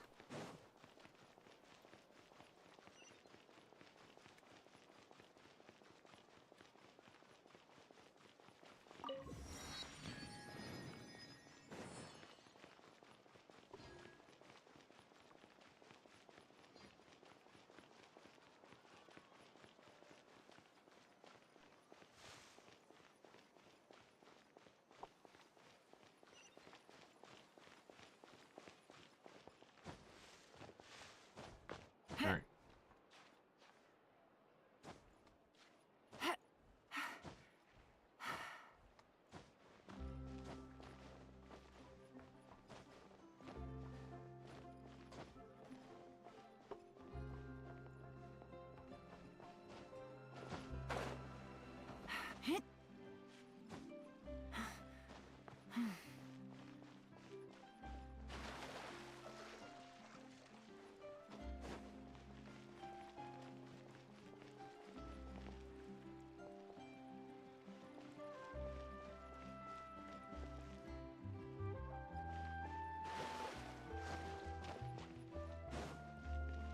Looks like it's more doable from this side.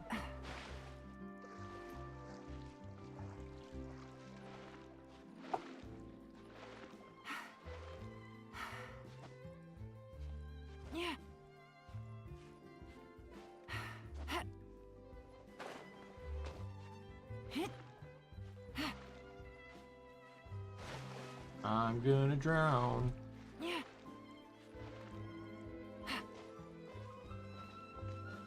Take it easy.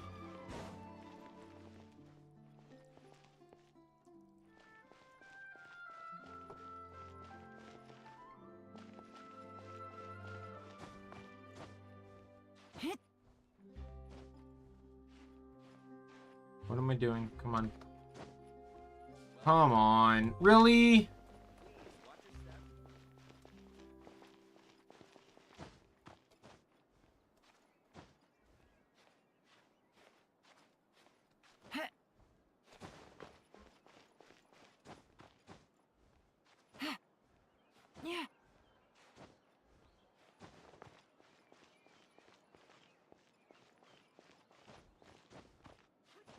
I probably could.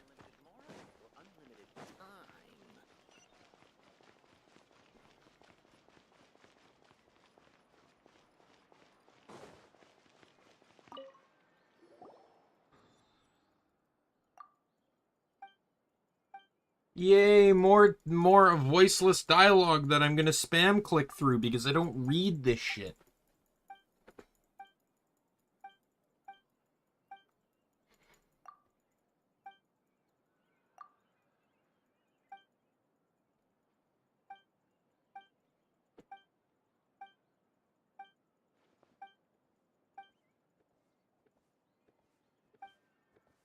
The Aranara questline ruined any hope I'd ever want to actually read this dialogue anymore. If I can spend over 5 minutes spam clicking through dialogue, not even reading it, I refuse to read dialogue again. I've never known a game to throw that much dialogue at you at once.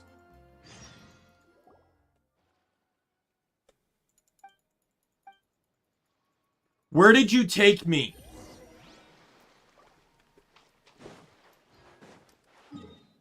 You fucking asshole.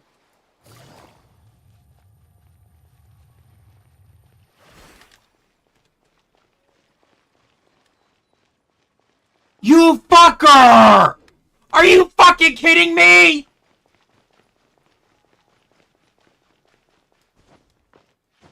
I have to climb all the way back up there? Why the fuck did he bring me down? You motherfucker!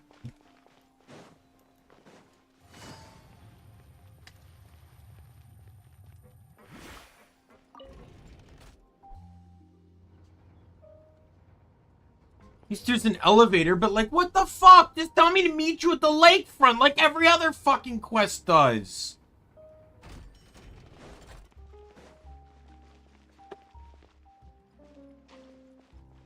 Now I have to get back over there.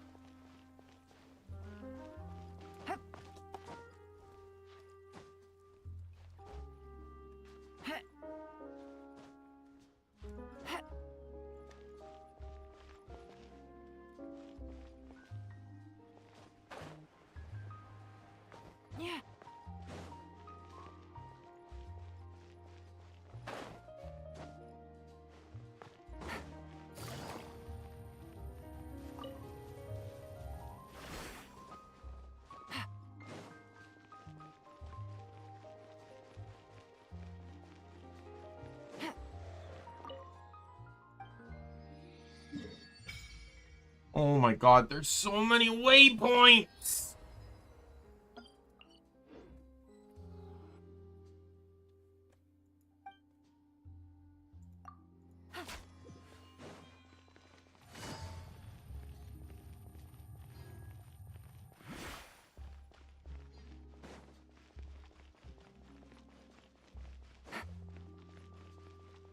I'm gonna tell you right off the bat, just off of speculation so far, I very much do not expect that I'm going to like the city. I'm not speaking against the other aspects of the region, but I really do not think I am going to like the city.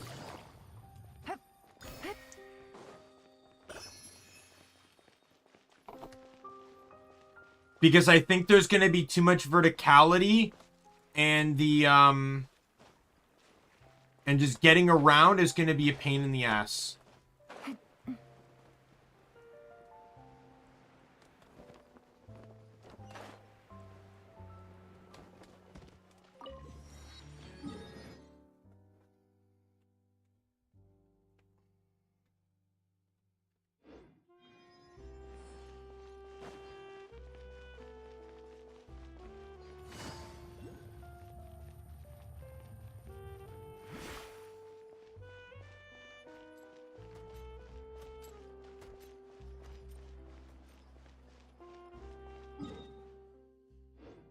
Like, I've been in the city for like 5-10 minutes, and I already feel like it's too big.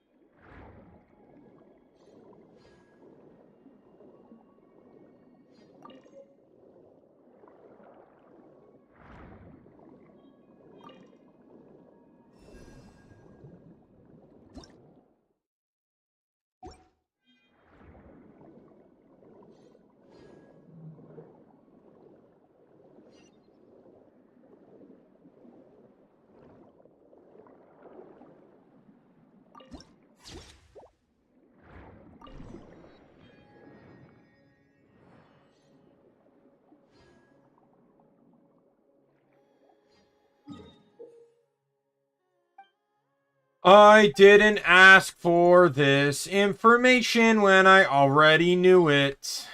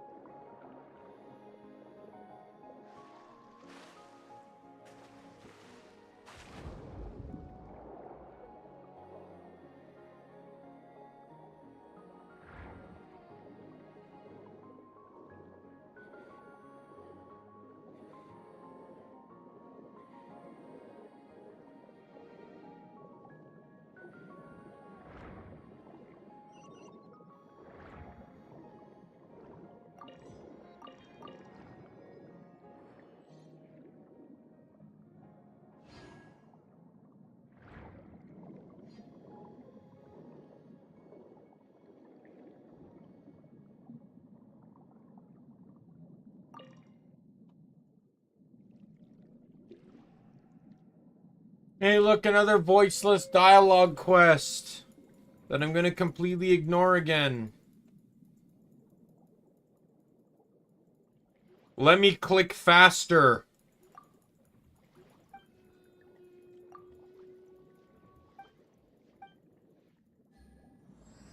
I'm not even keeping my eyes open anymore. Like, I literally do not care about these quests.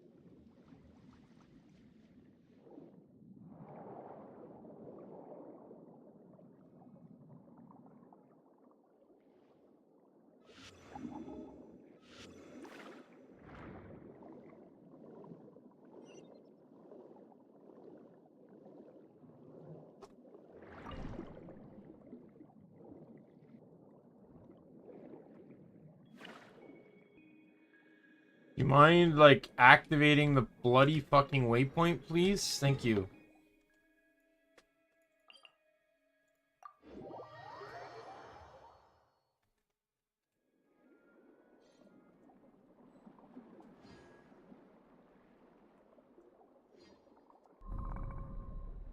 Yeah?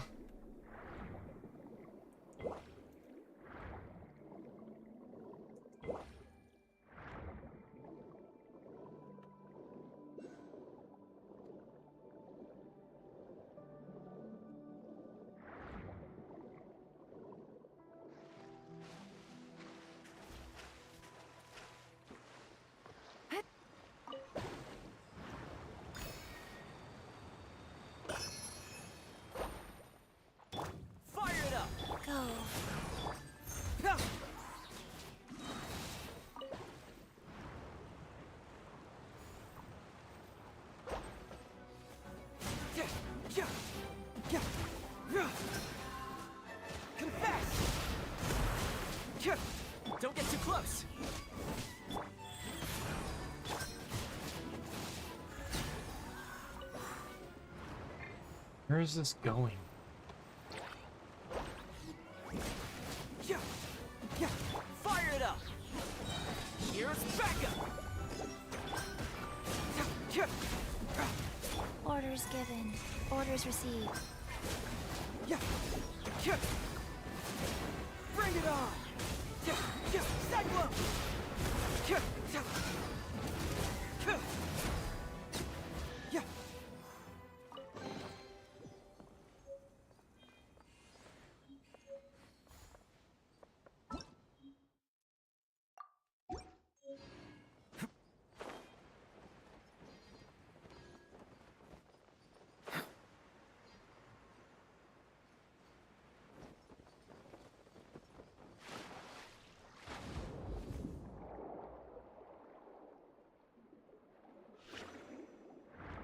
Right. Let's get over to this thing.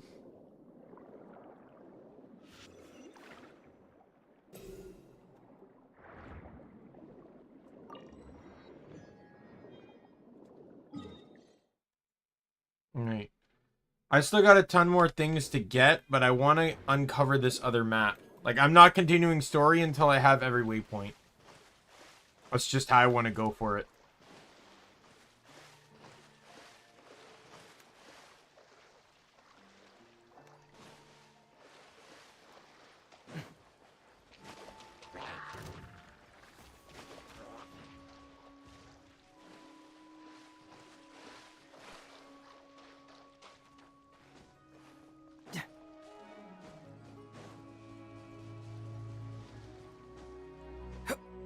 I still don't think they really needed to throw around this many waypoints, though. Like, over such a small area, it seems like a lot of waypoints.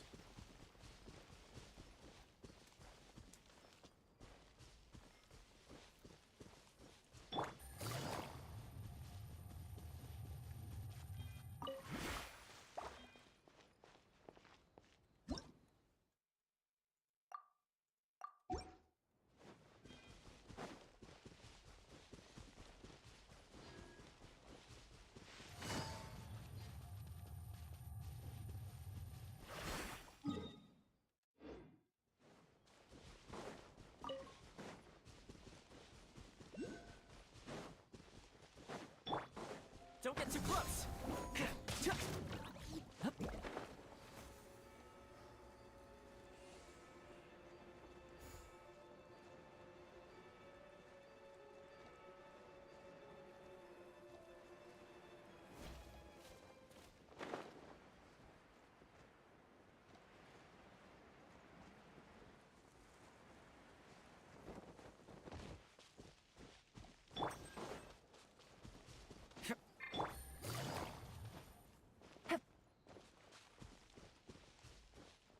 Aren't you supposed to be able to jump in Yellen's ability? I heard that my jump, it cancels it, but...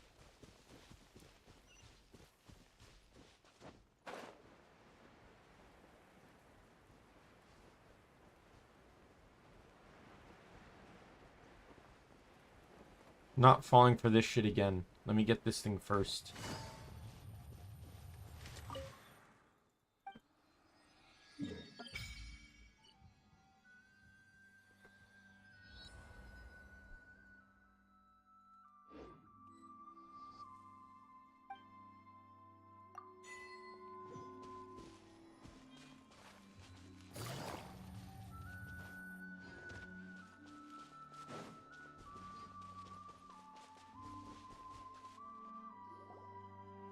Or textless dialogue.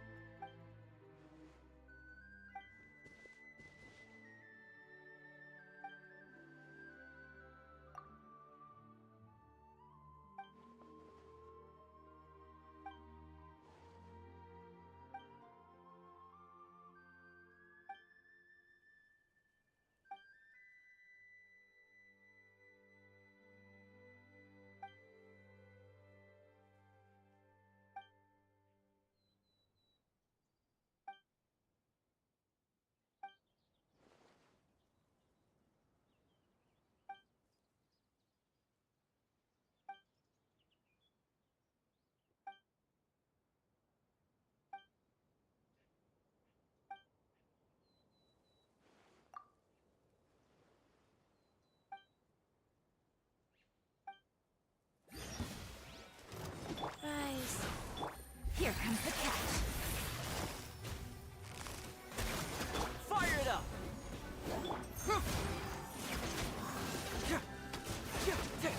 Take the kung fu.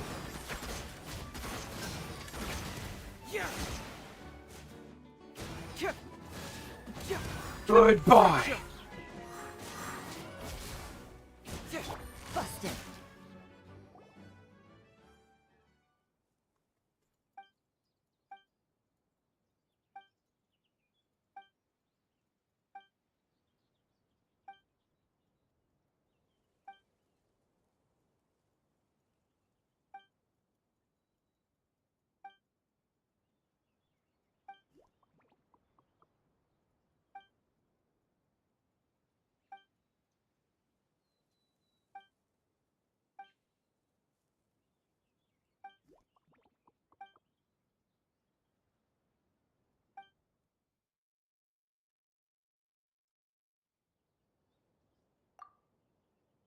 You barely did anything, Paimon. It's called division of labor.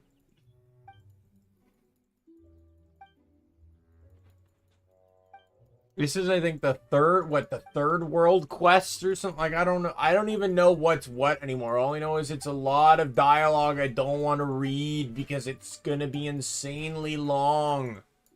Like, why am I still in this conversation?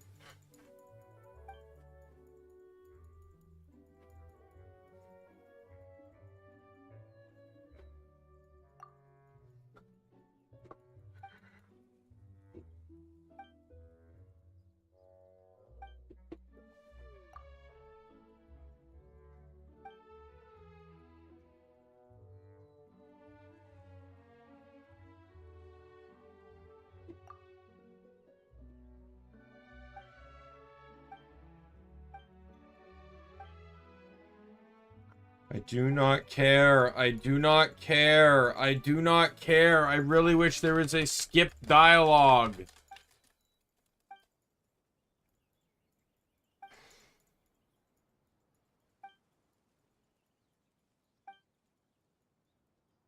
You want people to care. Stop having NPCs rattle on for fucking God knows how long. Oh my god.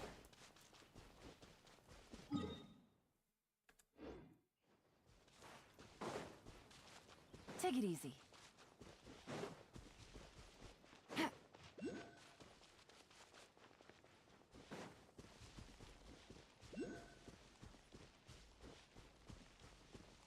Take it easy.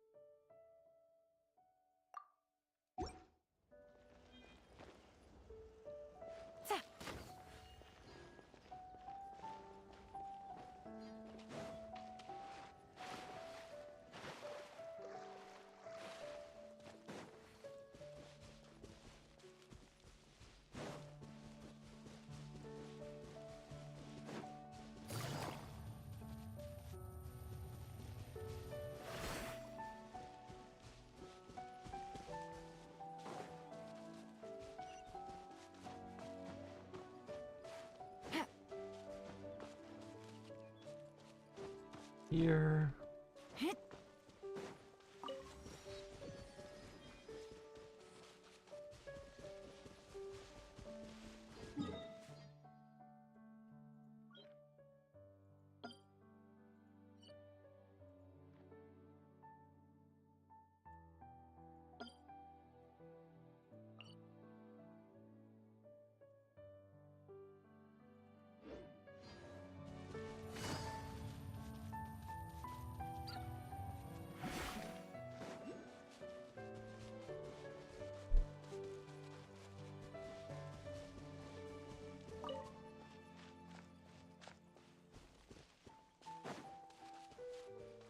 Alrighty.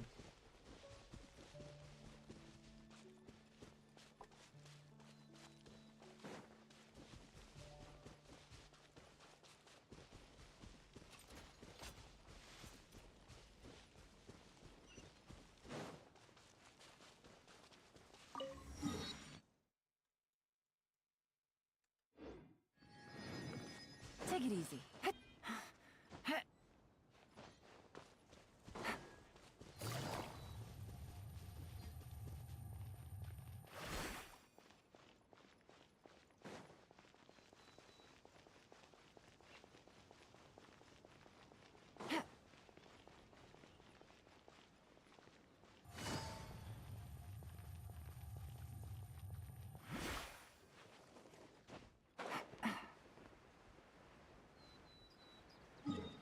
Alright, down here is another one.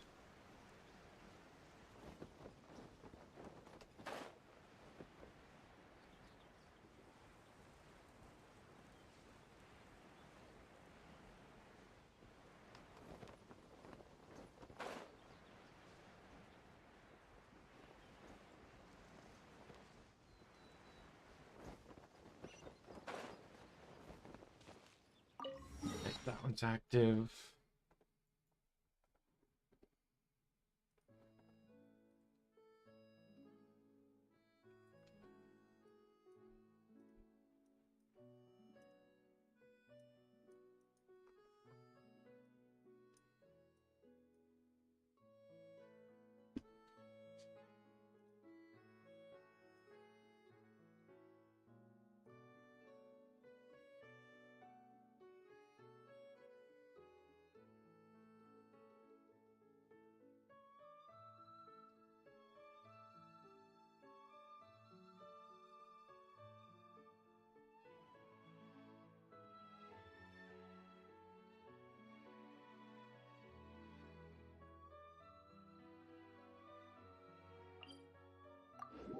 Teleport to this one and head to the one that's northwest.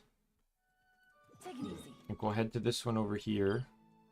And then around here, I should be able to, like around here, I should be able to dive under.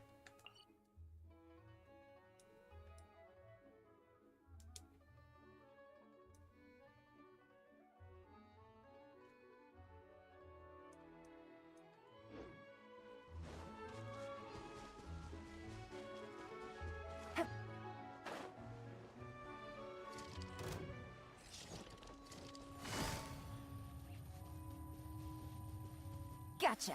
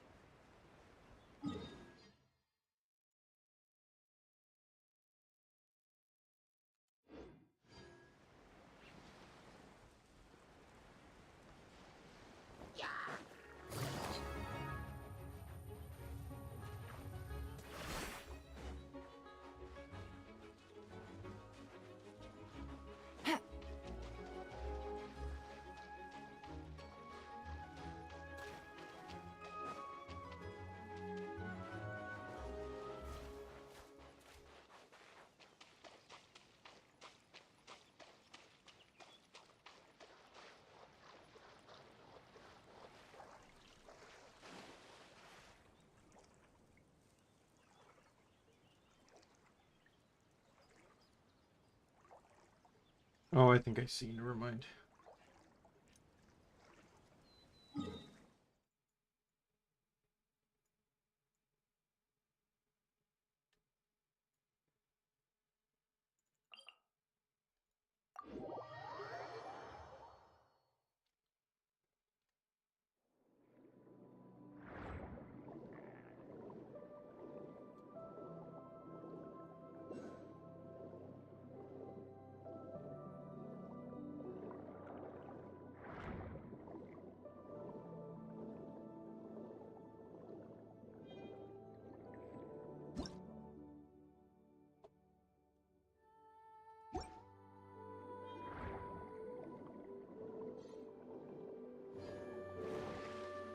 Since I'm close, I want to get this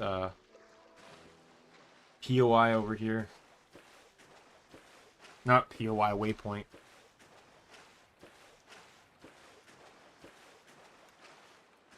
And then I need to go through the teeth of that rock fixture there.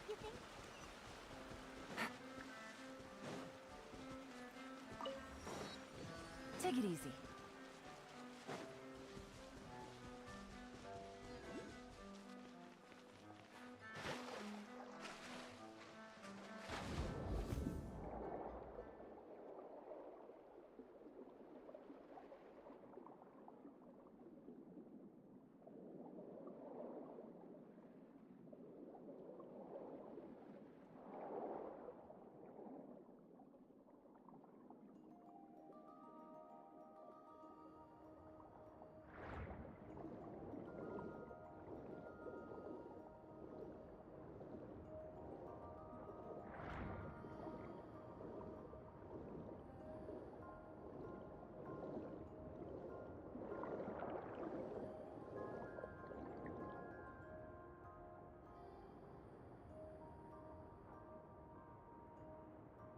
There is a current that is blowing me back.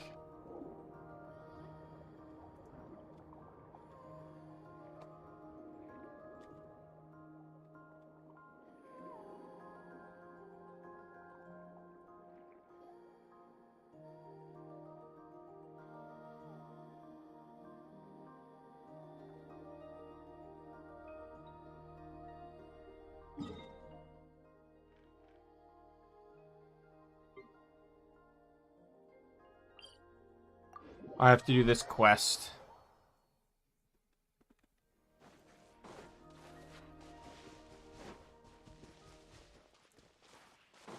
Oh, it's pretty. I actually prefer the underwater than the city.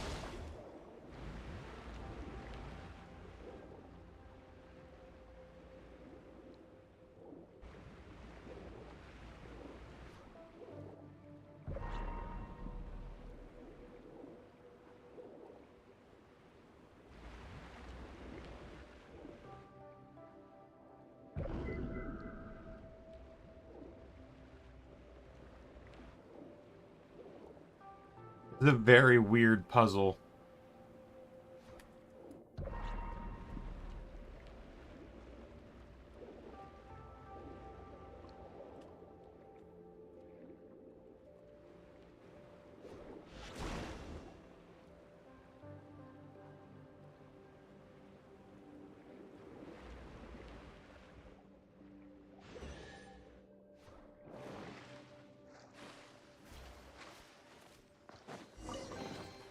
A chest full of valuables and a trove of potential clues.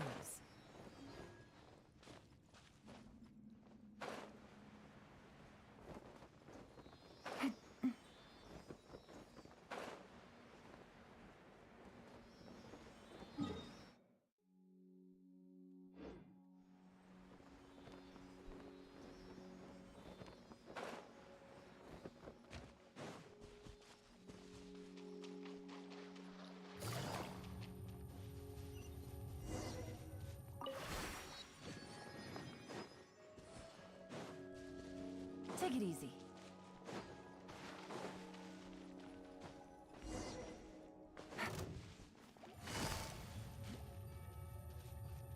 No, I don't want more dialogue.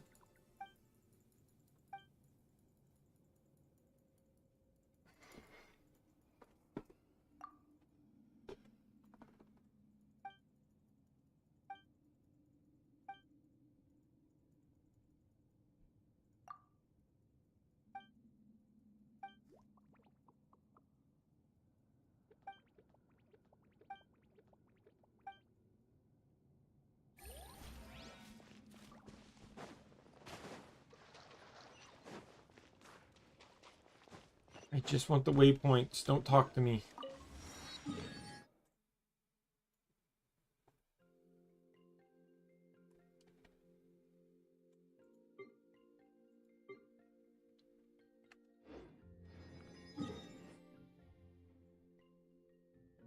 Yeah, usually you don't get to stick around for too long. No! Go away! Leave me alone! Go fucking paint something! I don't want to talk to you!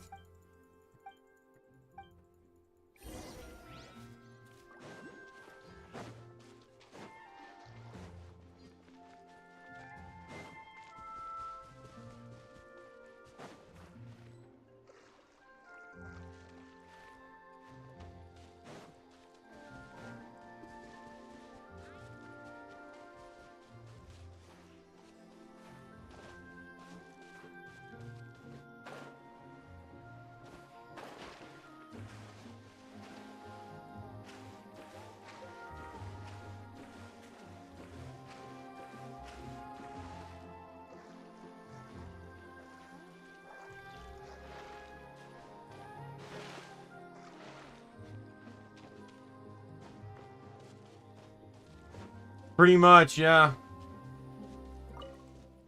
Like, in a way, I still feel bad. Like, I feel bad that, because I imagine the R&R questline was very heartwarming. Had a very sad ending. And I'm sure if I actually read all the dialogue, I probably would have been crying. And I feel bad for the writer that wrote such phenomenal dialogue. But when you're making me sit there for that long to click through it, yeah, fuck off, right? I'm not doing that.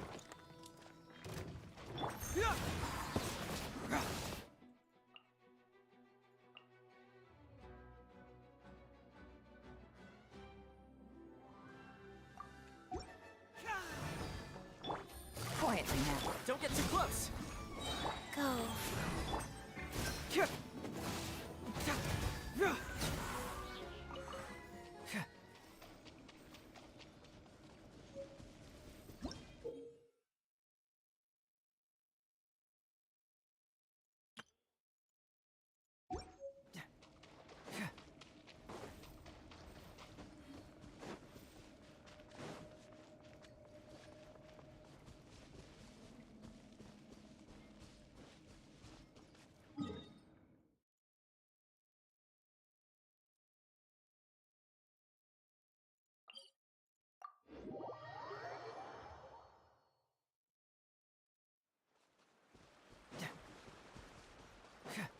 Bye, Fatui.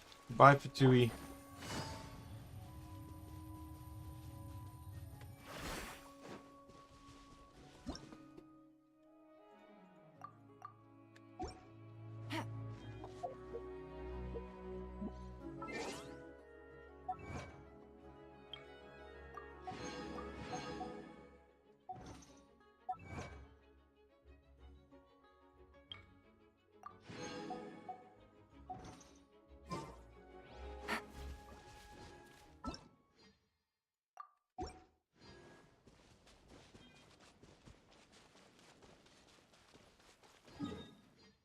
Like, this is all for my Zhongli fund.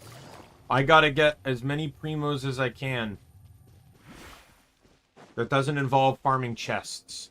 Right now, it's just all about the waypoints.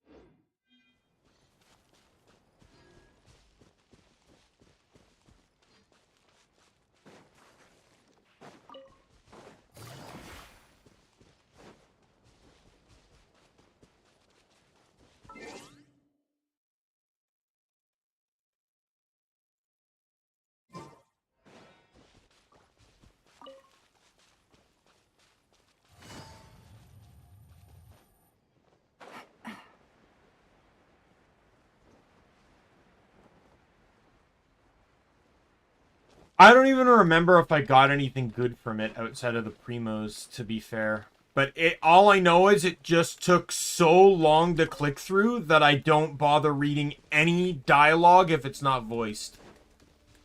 That quest literally killed my ability to actually care about unvoiced quest dialogues now.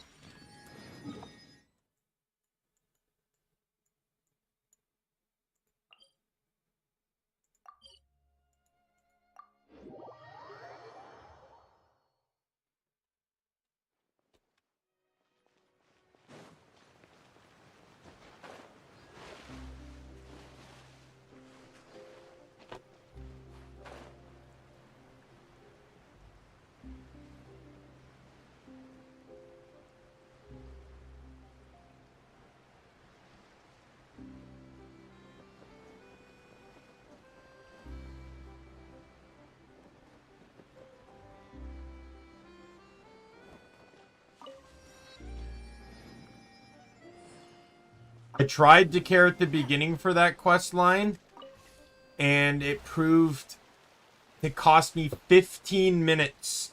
What was it, like 15, 20 minutes of, I think it was actually up to 30 minutes of just reading dialogue in a one section. I did most of it off stream. I don't even think I completed it on stream. Like, I don't do world quests on stream anymore,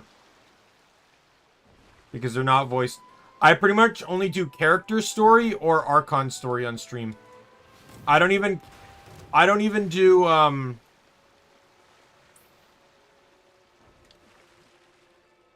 care to do Hangouts anymore. I actually don't even watch Hangouts. I spam through Hangouts like they're world quests.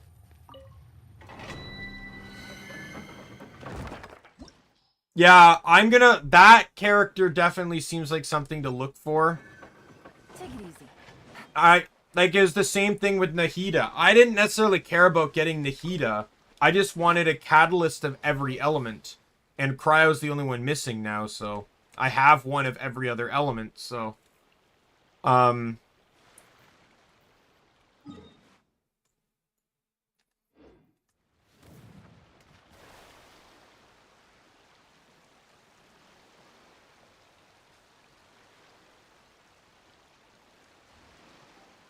not that I regret it. Nahida's my favorite character in the game. Playable and just, like, personality-wise. I just love Nahida. 100% favorite character.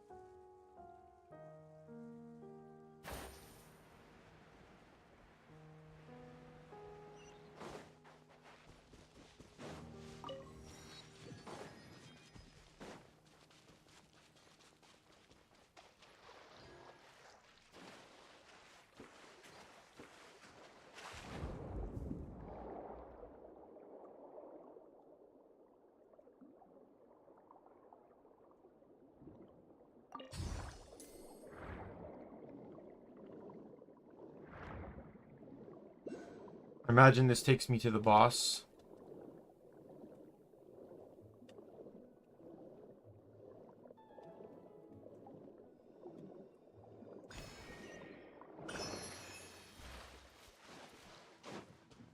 Yep, there's the new boss.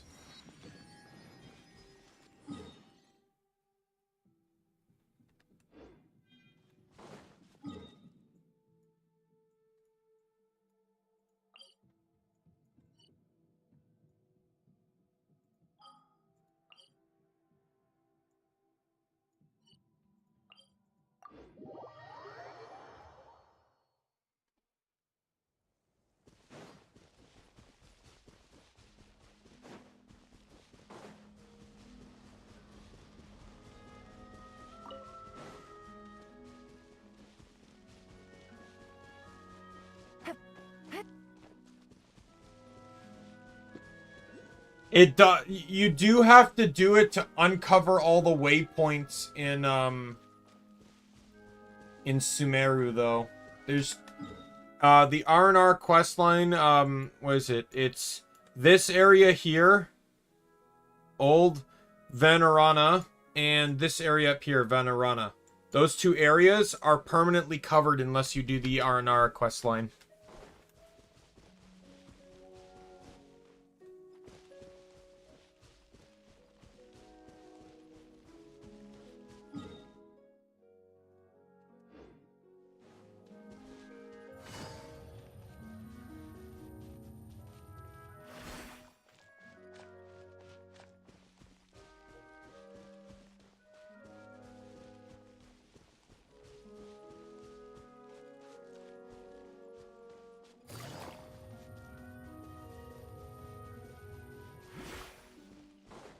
I think it's about a 10-second delay anyways.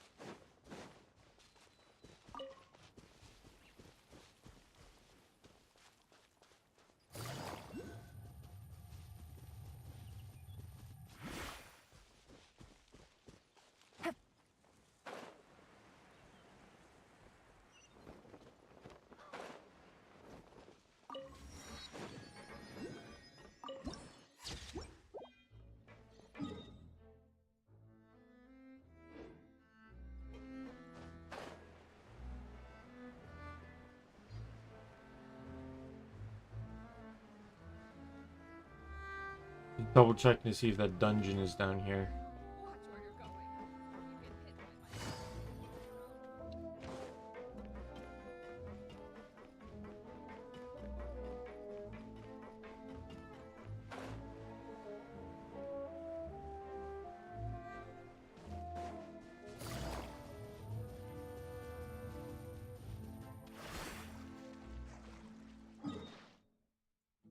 Nope.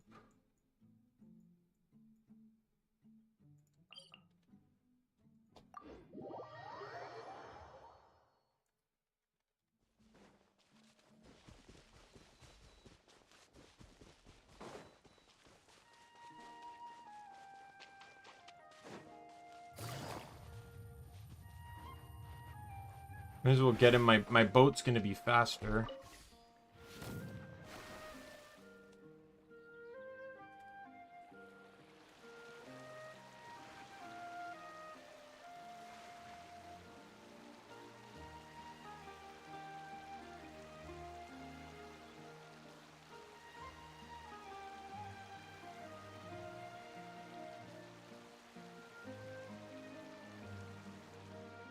And you have to do the world quests in the desert to get waypoints too. A lot of the underground ones in the desert over here are all a part of like Jet's quest line.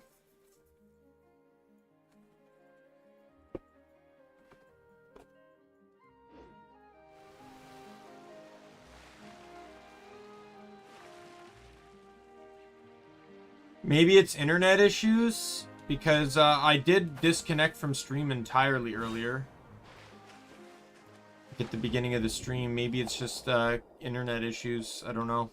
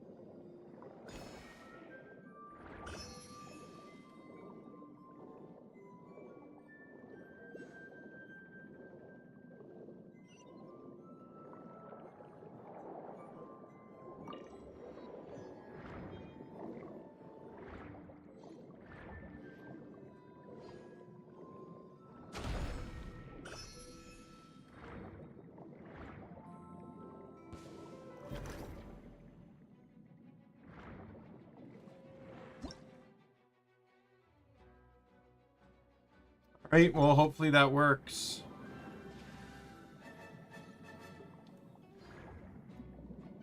Okay, that's good. Maybe you were still watching from the instance in which the stream did disconnect.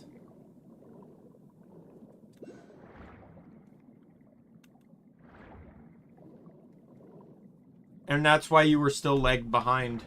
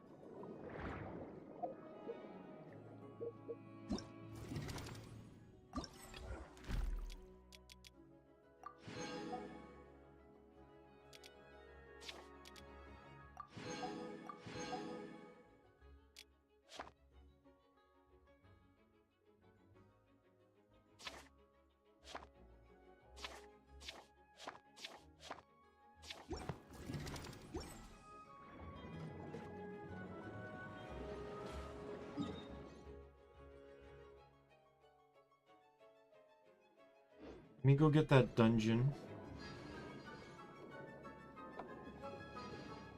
I'm actually gonna go activate that wave runner.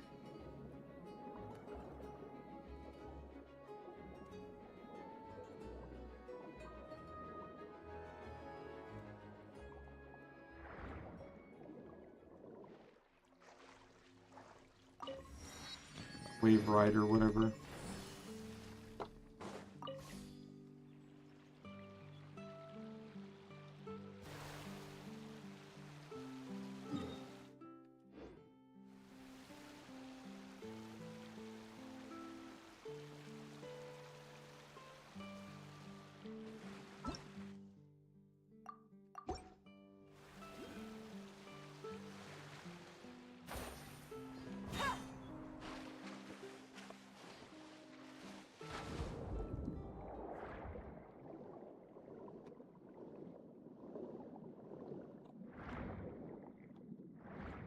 One here. Activate.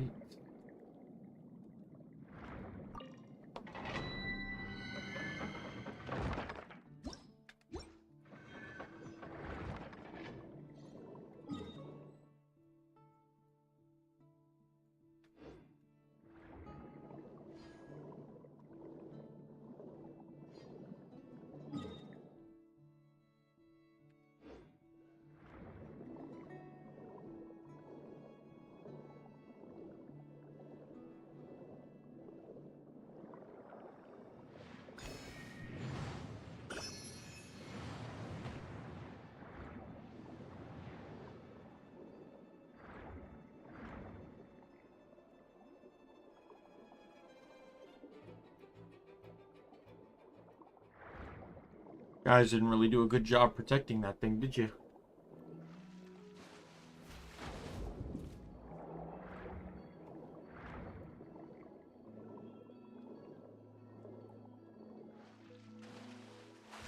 My only complaint that I have in comparison to that is I can load out in the Sumeru Desert. I can load out my team with, like, I could run Seiyu and Yellen and, you know, characters that just have really fast movement, and I can just swap between them constantly to move faster. But underwater you can't do that. There's no movement speed underwater.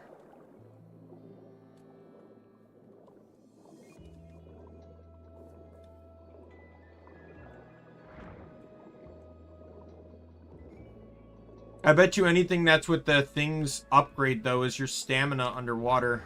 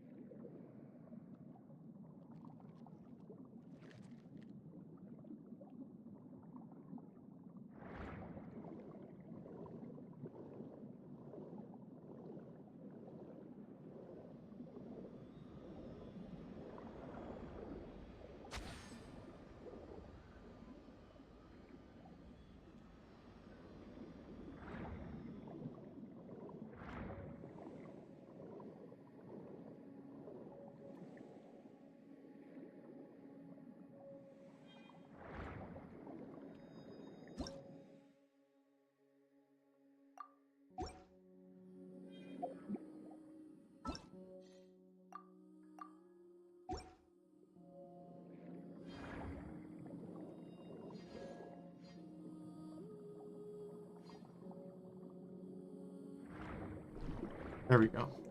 This is what I was looking for.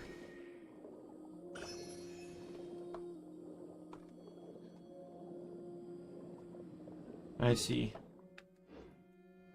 Well, at least there's more.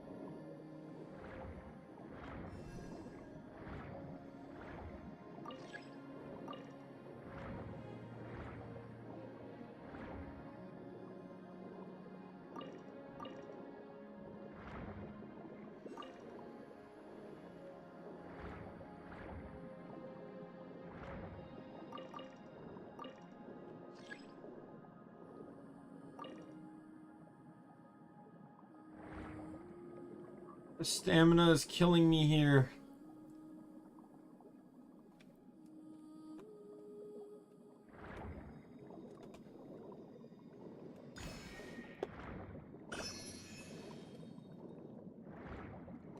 I do remember, I haven't actually even looked at the statue to see how much the first one costs. I just do know that in Sumeru, the first level up cost a lot for pretty much no reason, in my opinion.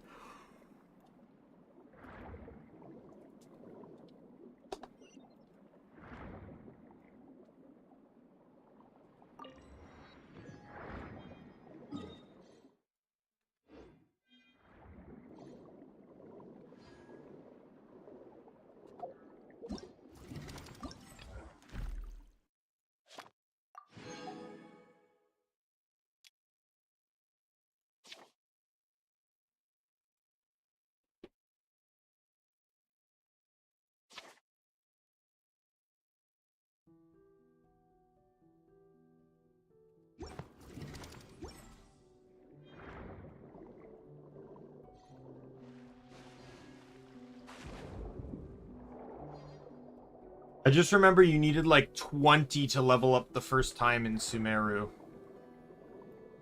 Which was like huge compared to the previous regions. At least to me it was.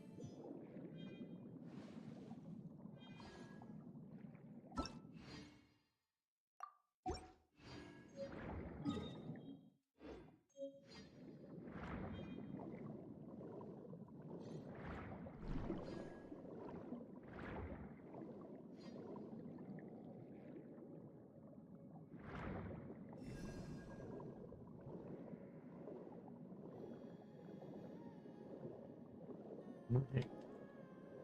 We're gonna head to shore on the right side.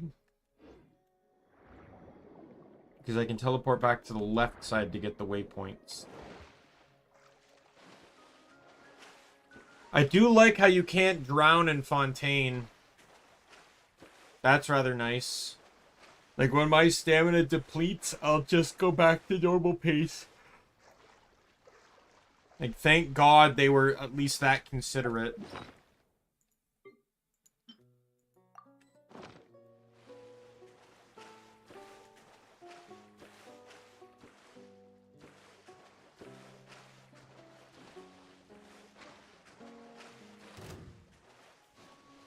Be nice if that got implemented into the rest of the game, but we already know it won't.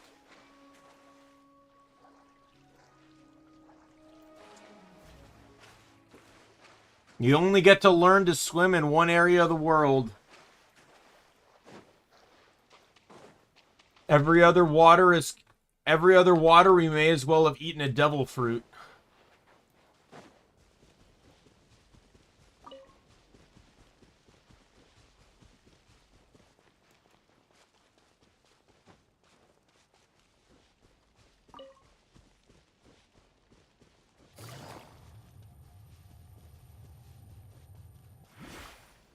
Take it easy.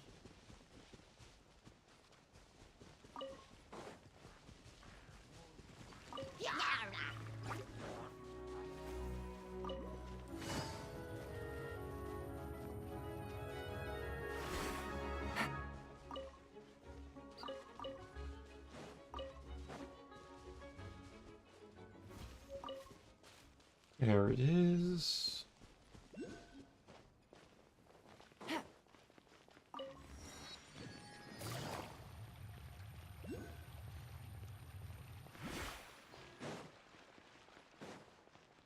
Take it easy.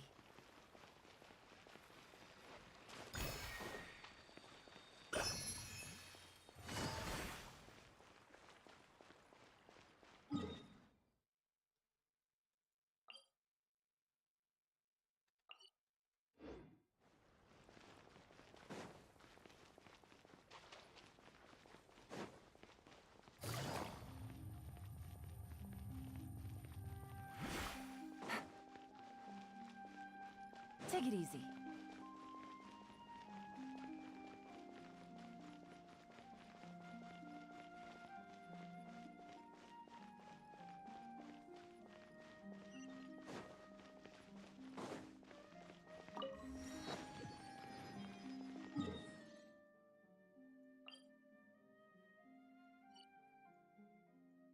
Alright, I got 3 more waypoints to get.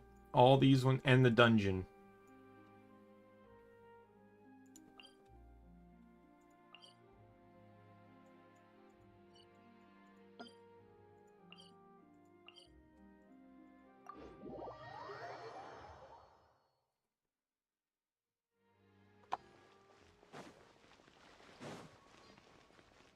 That wall looks very climbable. Alright, let's get out of here.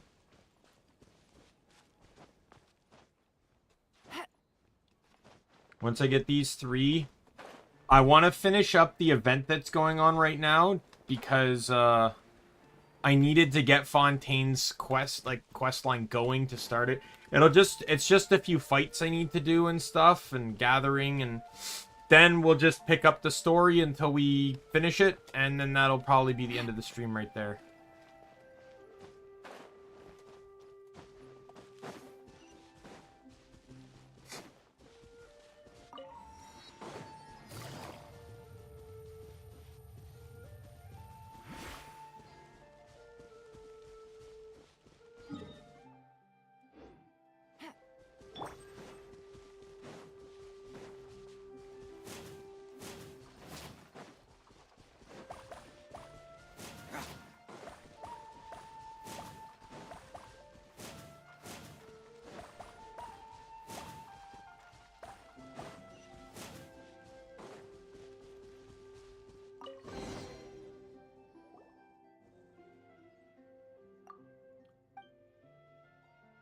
Other one.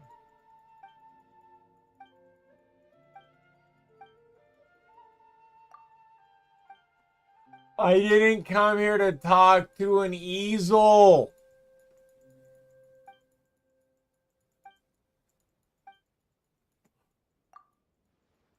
Or a girl who's missing the nachos.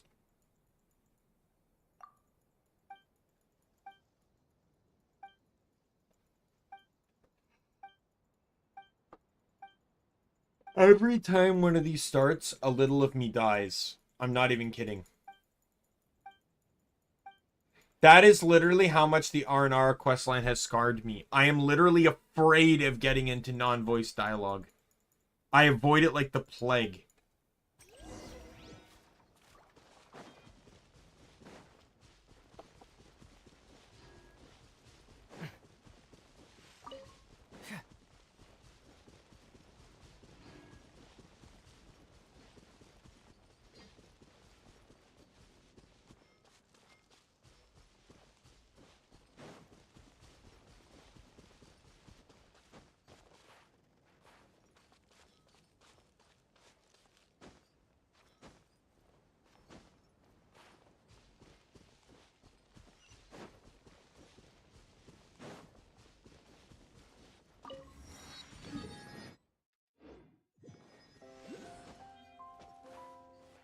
We'll head to the dungeon next.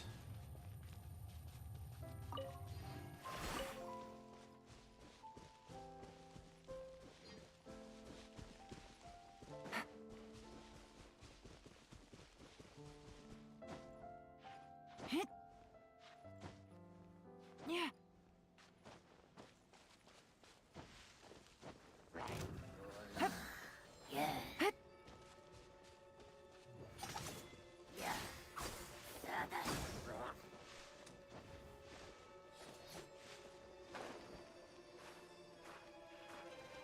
Get off, get off.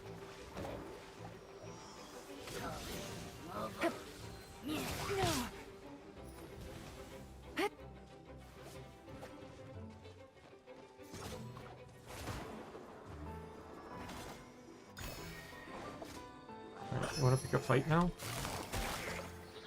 Game's up. Check this out. Supporting fight.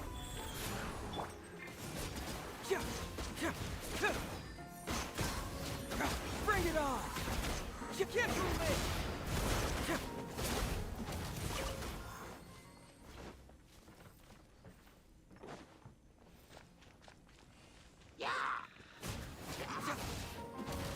Yeah.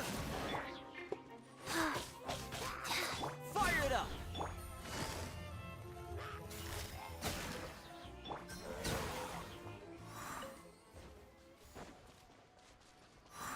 Just remember, he picked the fight with me, and it led to a chest, so... It's all coming out now.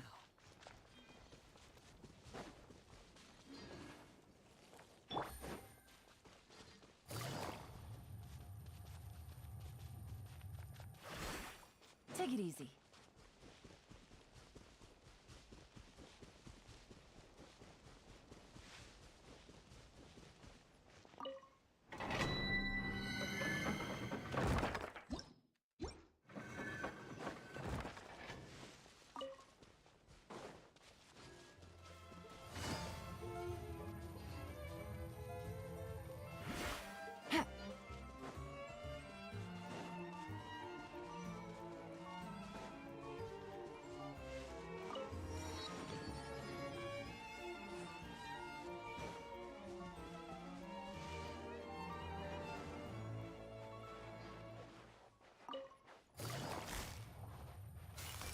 Busted. Check this out.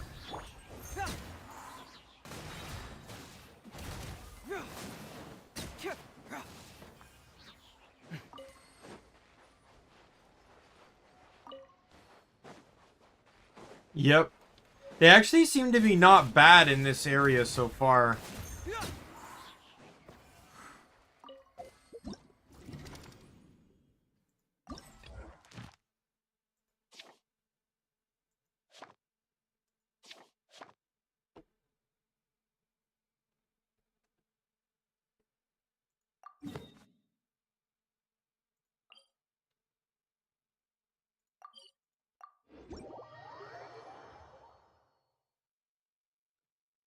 No, they did everything wrong.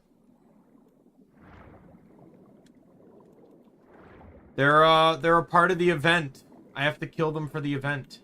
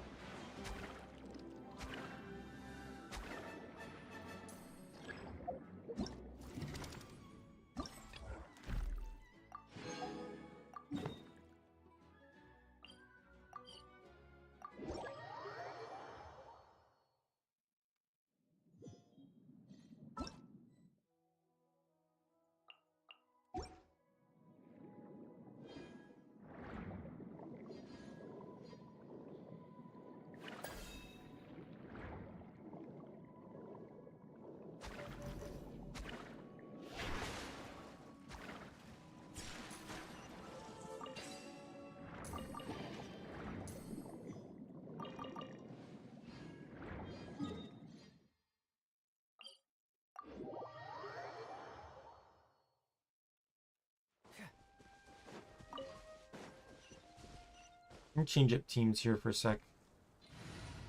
Because I already know when I fight the boss, I'm pulling up my primary team, so...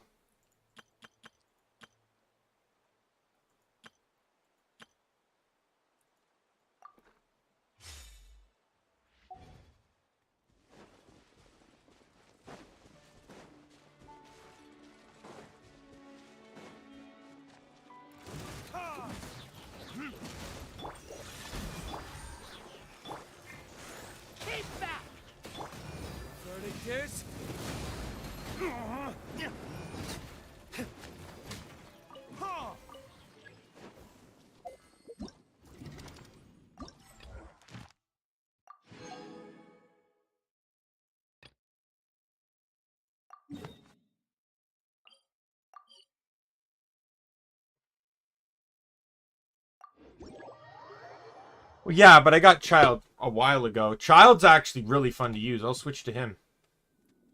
I actually really like that loadout.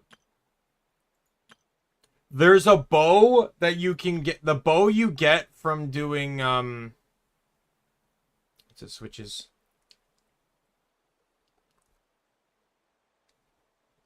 Once it switches. Thank you. For doing this thing.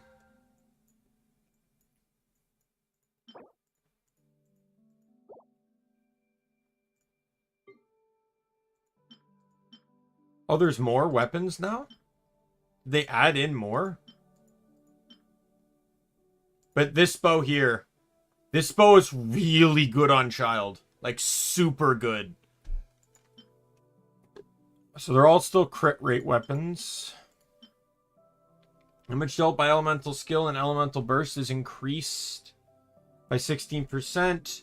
When an elemental skill hits an opponent's crit rate will be increased by 2%. When an elemental burst crit rate will be increased by both of these effects last 10 seconds separately, have 4 stacks maxed, and can be triggered every 0.1 seconds.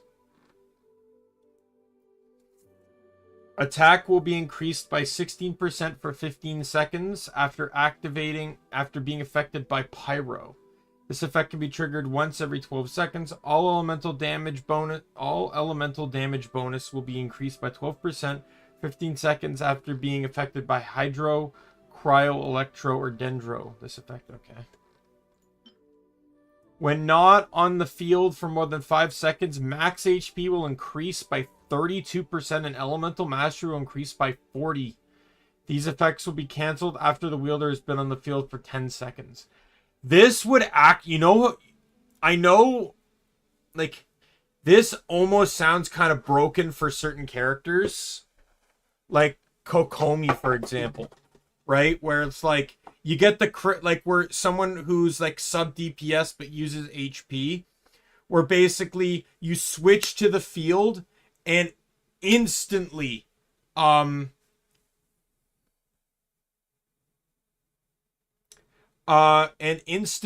a huge HP boon buff, and you can hit your burst and do a lot of damage and get some good health back.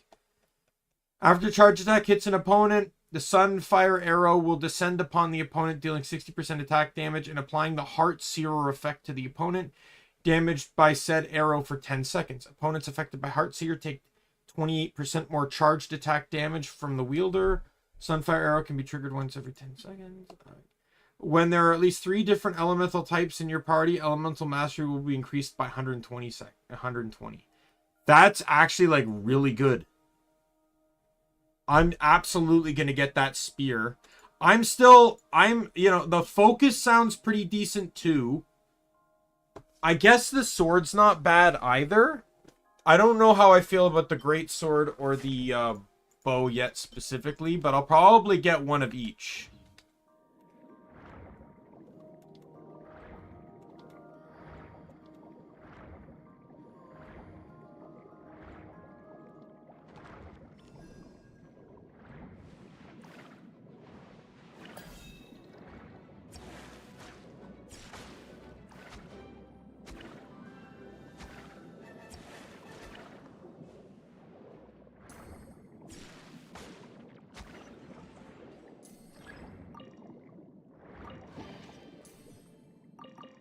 Yeah, the way I deal with this thing is I just follow through with doing this to the minimum until I reach 30. Once I've reached the thing that allows me to buy the weapon, I buy the left side. I don't care about the right side anymore. I've bought in the right side's not really worth it. I just get the left side. And then I get the weapon. I have every of the older weapons from that thing.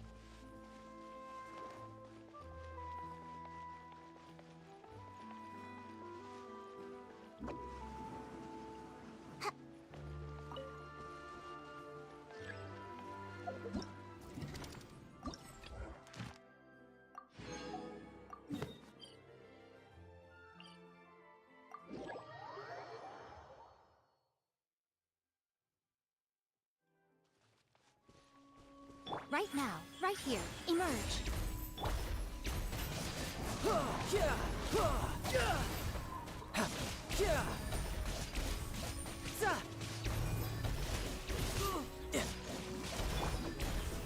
Can't catch me. Time for a light show.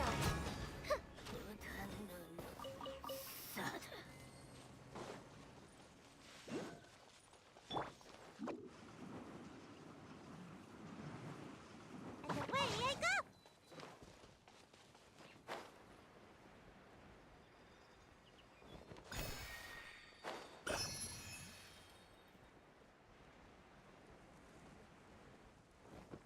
There's something down here I need to collect.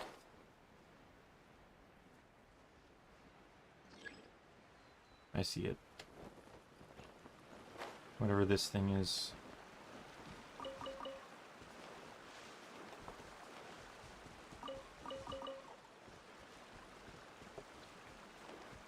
Make my escape.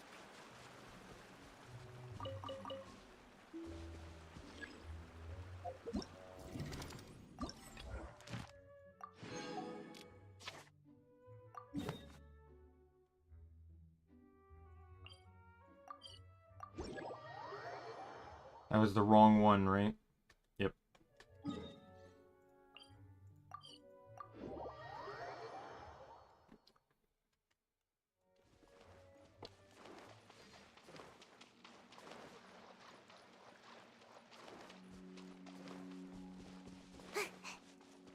Do you mean the Hydro Archon?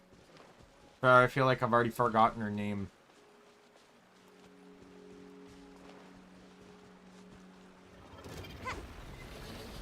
right now, right here, right now.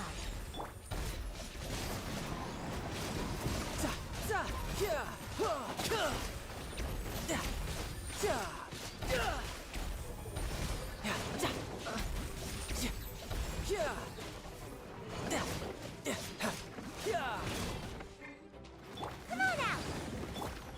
Emerge, right now.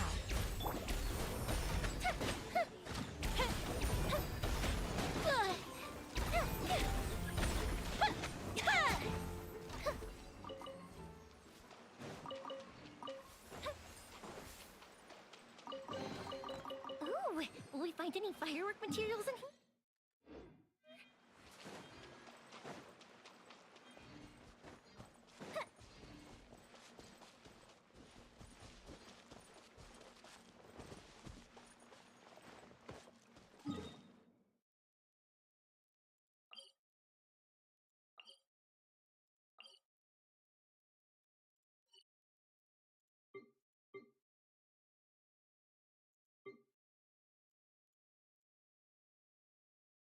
Oh, I missed the waypoint.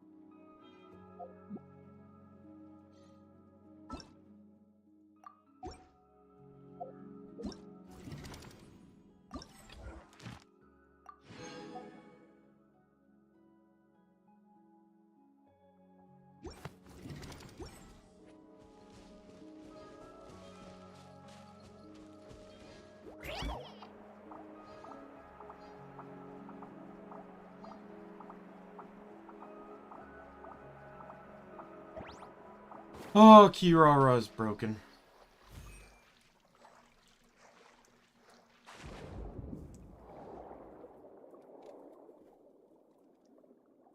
I don't think I intended to get her, but oh dear God, is she good.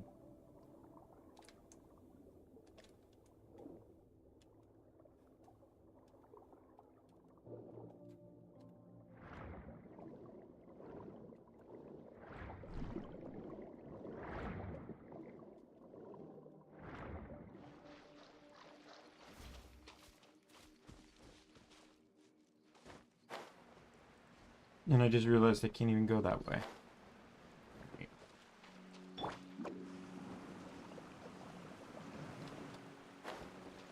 Gotta go all the way around.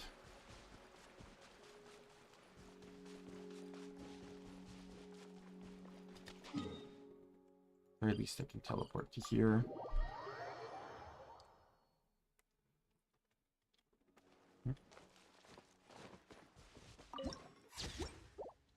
Make my escape.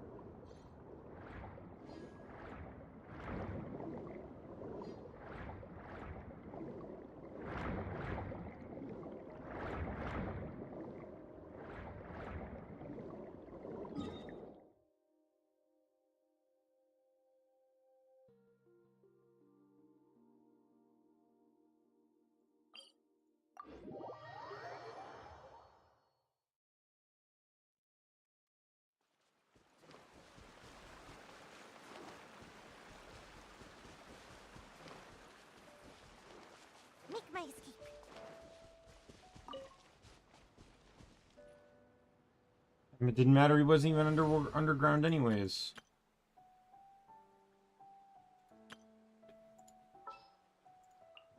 There's still a long road ahead.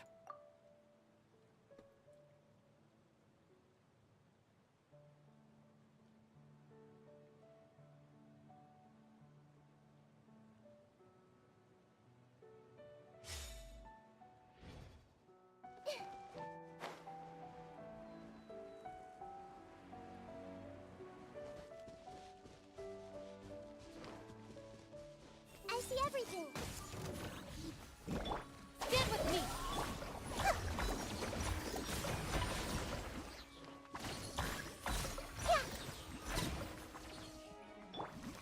Cascade.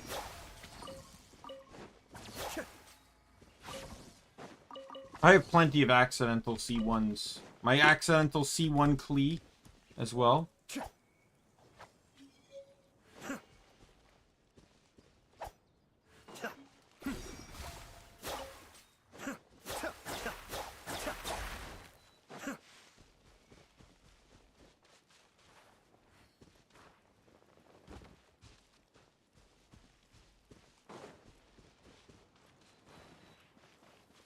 Might as well, since I'm over here, I'll go over here and activate this Wave Rider.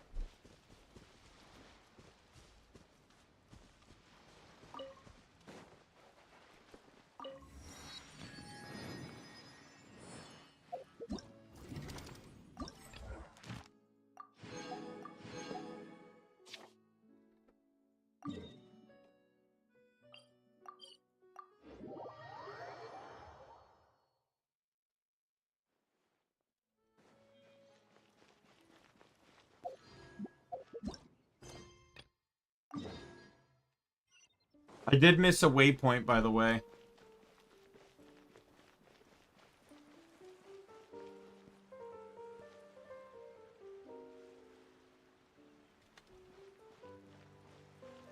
It's in the city. I'll get it after I'm done doing all this.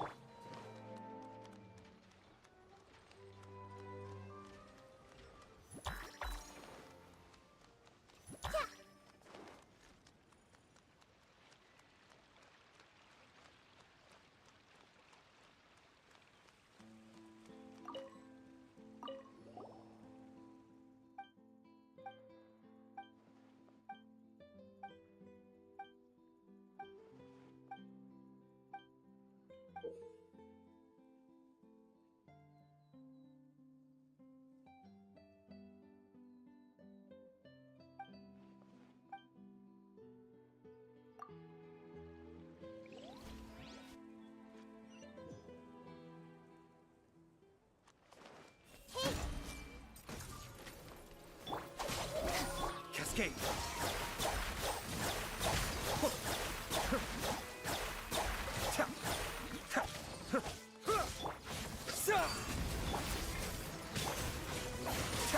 Be still. Adept back. No, I'm not. Lightning terrified. I win.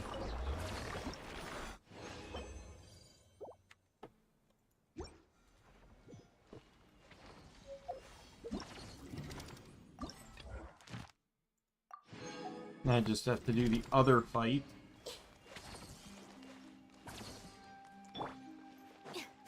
And I'm gonna get everyone healed back up first. That's what this team is. This is why Hyper Bloom's my favorite team. Child used to be on this team, but his skill cooldown was too long. Ayato basically out DPS'd him in that regard.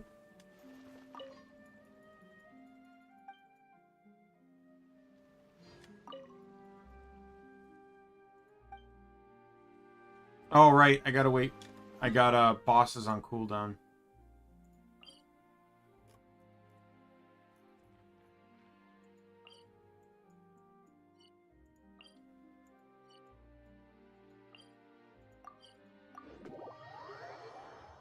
We'll go fight the other one, then go get the waypoint, and then go back.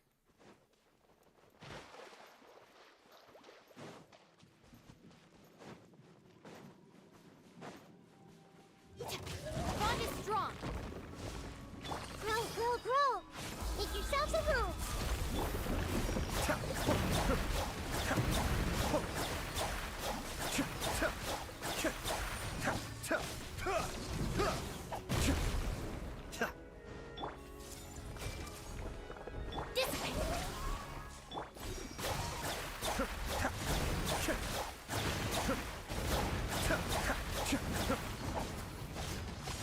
Spring forth! Here!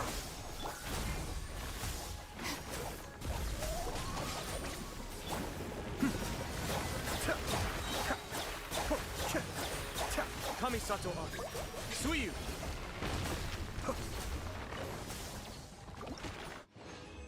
And I got the achievement for breaking his claw, too. Which is what I needed to do for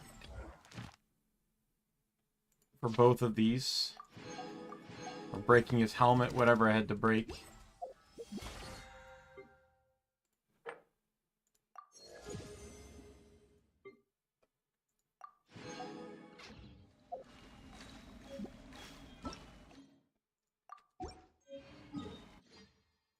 Alright, let's go get that last waypoint here. And then hopefully the other boss will have respawned.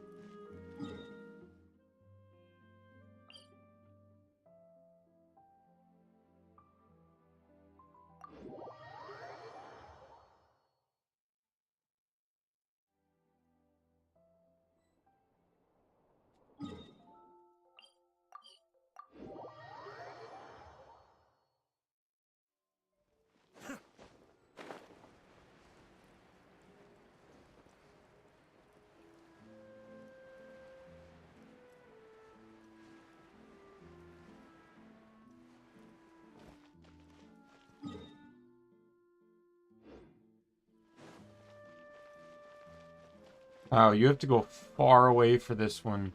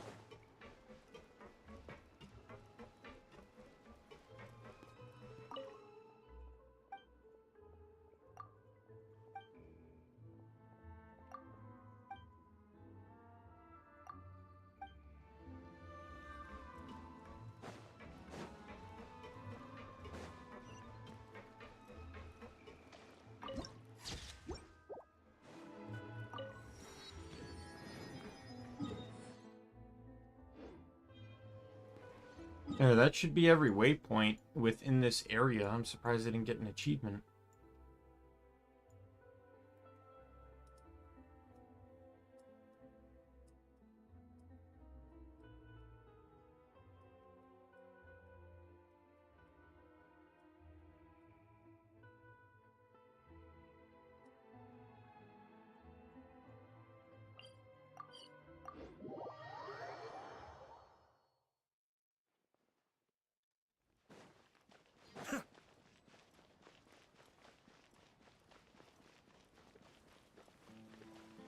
Yeah, but I figured like Sumeru had achievements based on each update.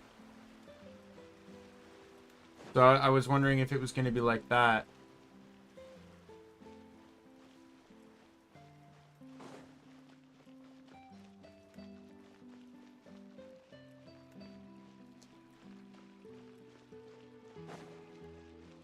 Stand with me.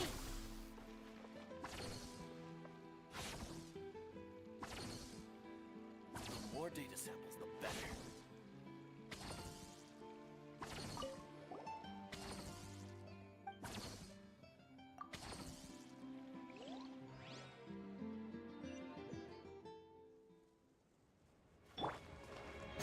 Everyone hold hands. Cascade.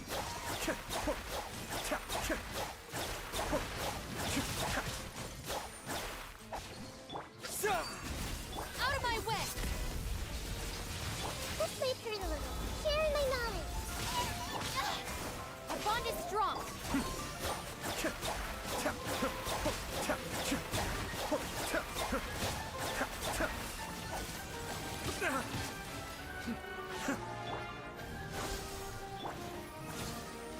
Dissipate.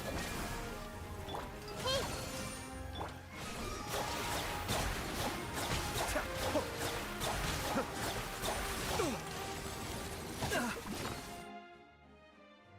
This guy's a lot harder.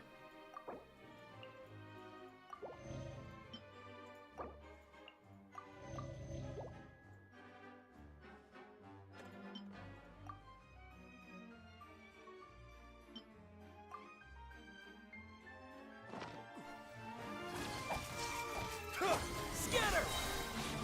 Our bond is strong. Grow, grow, grow. Adept effect. Spring forth! Commit it to memory. Temple of Wisdom.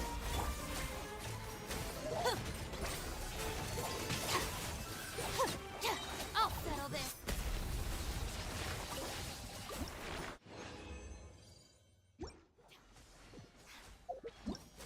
Well, like one option is you're fighting the lady, and the other option is you're fighting the dude bot. So this one was the dude one, and he's a lot harder than the lady one was.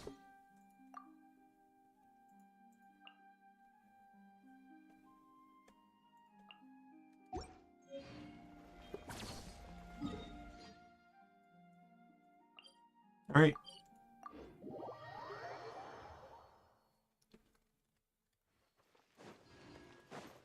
Like, you're fighting them both at the same time, but each selection is a different primary target. You can attack the other, but you don't actually do damage to it. No, they actually give different boss drops.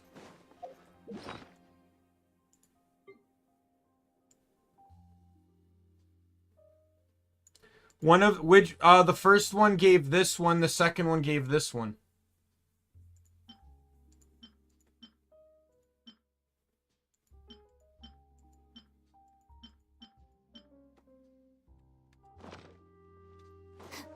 You could even tell Nahida's skill was only targeting the one that I was meant to take down. So I couldn't even use Nahida's skill to try and push extra damage.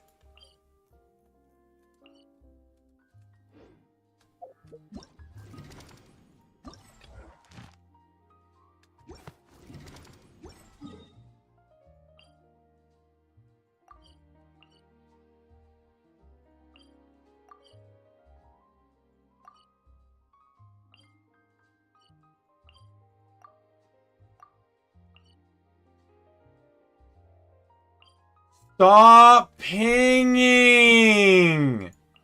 I don't need to go to this thing anymore. Just let me know if you ever find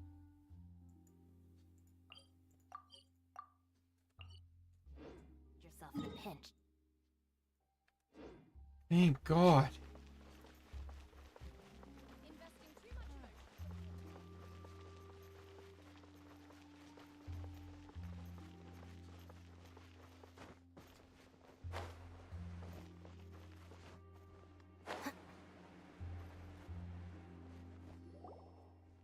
This is our current abode. Ah, Fremine, you're home. Where did everyone else go? I have some new friends that I would like to introduce. Oh, they all just went out a moment ago.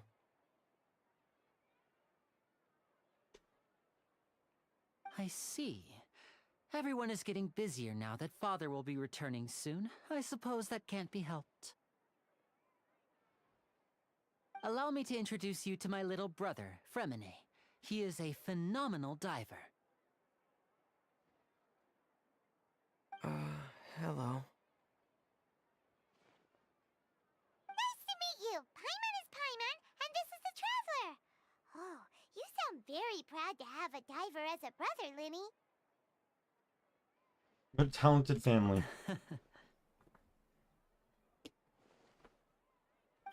Linny, could you come here for a moment?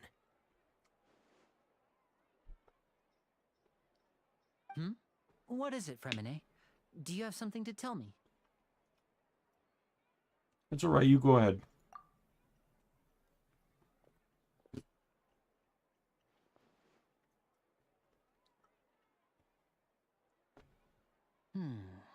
Okay, I see. Is everything all right? Oh, it's nothing. We were just discussing a little housework. Sorry for the interruption. Oh, before I forget, the Traveler and I collected more materials to make magic pockets. Were you able to get any, Fremine? Yes, I went diving and gathered lots of materials. I was about to give them to you. That's our Fremine, always quick with the underwater work. All right, I'll take these to the workshop.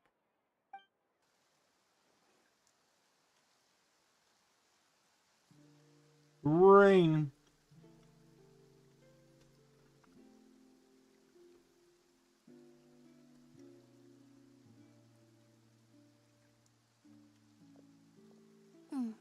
Looks like rain.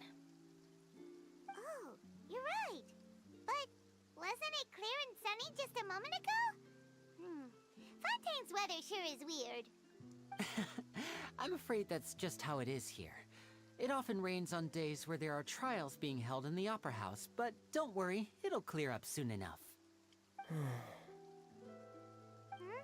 What's wrong, Fremine? There's a legend about the rain that I tend to believe.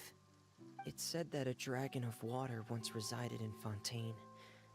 Though we don't know where the dragon went, every time it weeps, the skies will cloud up and pour out rain.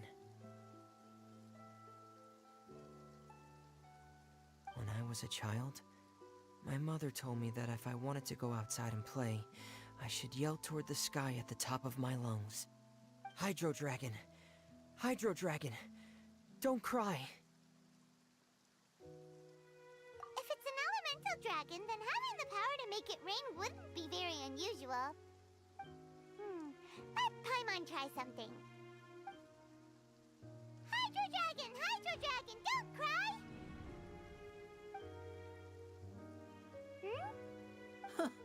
Doesn't seem to be of any use. It is just a legend after all. You know, you might be a more popular magician if you understood the concept of romanticism. Let's play along. Sorry, it might be because we've never met the Hydro Dragon. Perhaps it can't be comforted by the words of strangers. That's true. Is out of the regions we've been to, not counting Fontaine, obviously, It's already getting late. isn't the electric dragon the only one we've not met? Because Dvalin's the wind dragon. Preparations for the show at the Opera House. Azahara, I believe his name was, is the Geo dragon.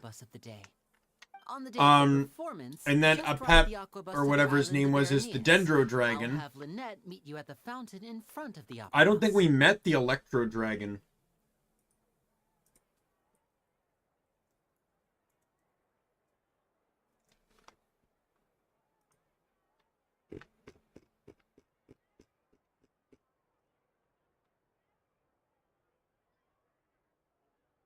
So all the dragons are named,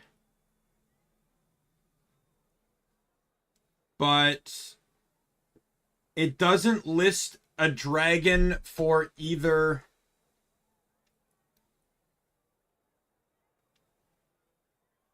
It doesn't list a known dragon for Inazuma nor an Electro Dragon. But there's only one dragon that neither has an element nor a region tied to them.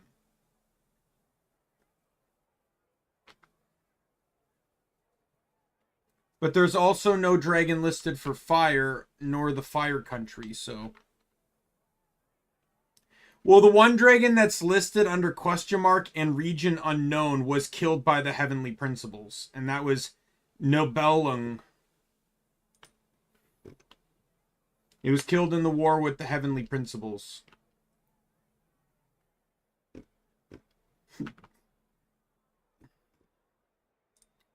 But there could just simply be more dragons that they've not introduced yet, right?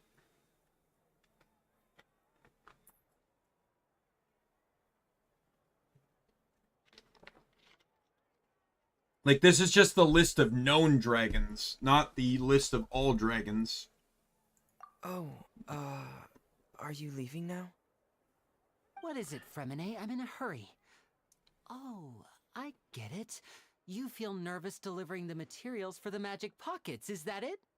Perhaps we could trouble the traveler to help us take these materials to the Beaumont workshop and deliver them to the owner there? I'm afraid that Fremine can be quite introverted, and the boss there tends to be pretty talkative. Fremine has always been a little afraid of her. No trouble at all! Don't worry, we're on the case! Sorry for the inconvenience. I'm quite useless when it comes to such tasks. I'll think of a way to make it up to you. Oh, no need, no need. This'll be a walk in the park for us.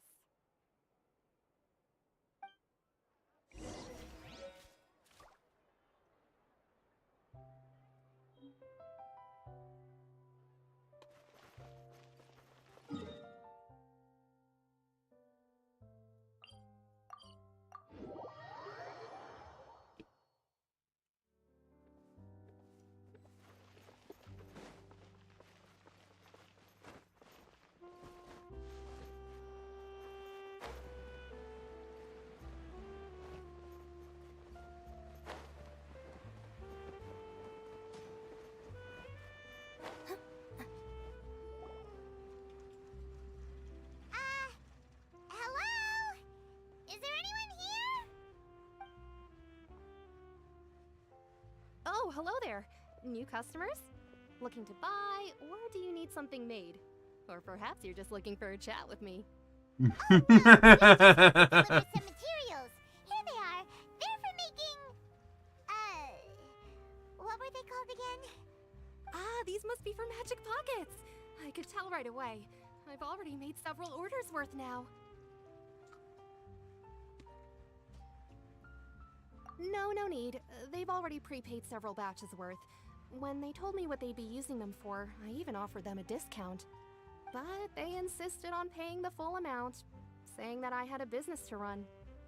It seems both their hearts and their pockets are made of gold. Whoa. So, is Linny actually loaded? I can't say for sure, but who knows? Maybe there's good money to be made being a magician in Fontaine. Hey! Is this machine what you use to make stuff here? It looks really advanced. Why use your hands when a machine can do the work? It would be a waste not to use the latest technology, and wasting is a kind of crime. But where does a big machine like that get its power from? Ah, well, it's a little complicated. I'm not sure I can put it in layman's terms for you. But basically, everything we usually use here in the city is powered by indemnitium.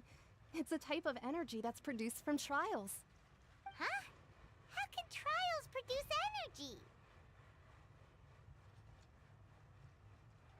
Well, I'm not completely sure of all the details myself, but basically, when a trial is in session, the oratrice mécanique d'analyse cardinale harvests What people's the belief fuck? in justice and converts it I into just got energy barraged used by a all bunch of around French I didn't Fontaine. understand.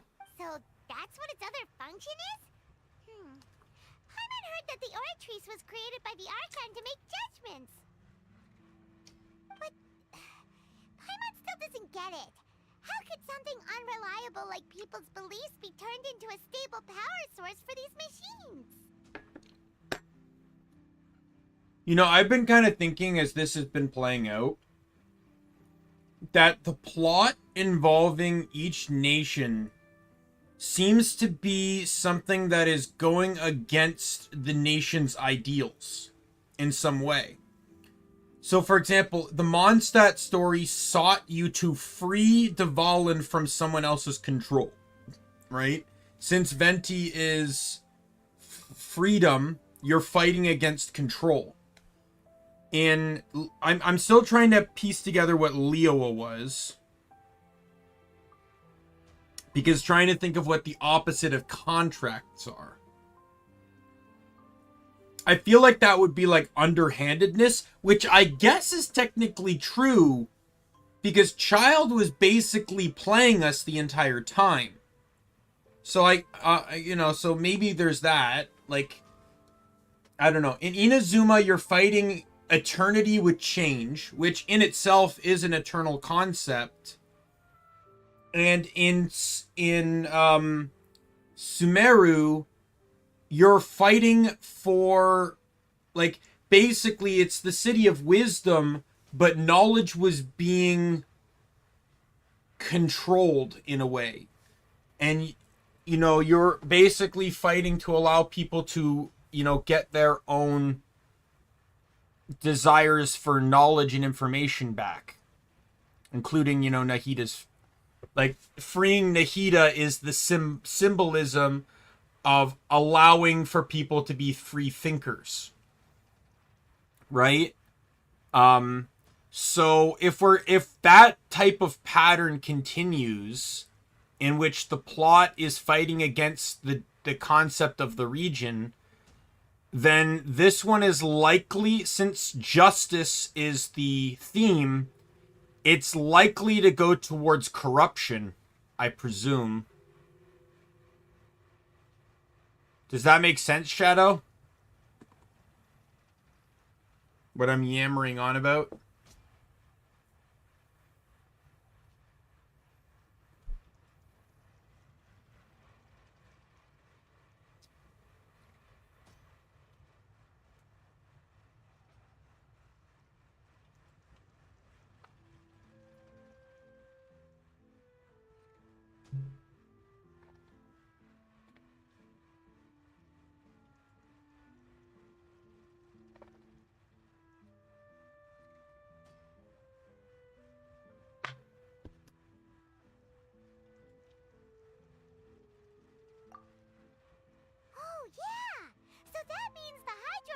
Relies on the machine to take the energy created by belief and turn it into power for all of Fontaine, right? Even though I've never heard anyone really put it that way before, it sounds like it makes sense. Besides indemnitium, we have another type of energy called Mumusia. It isn't produced by the power of the Archon, but it is unstable by nature. Even now, it still cannot be widely used by civilians. I thought I'd find you hard at work, but here you are chatting the day away. Since you're already talking, I'm sure you wouldn't mind a few words with me. You again? Didn't I already promise you that I'd have the more I owe to Confrérie of Cabriere by next month? Why are you hounding me now?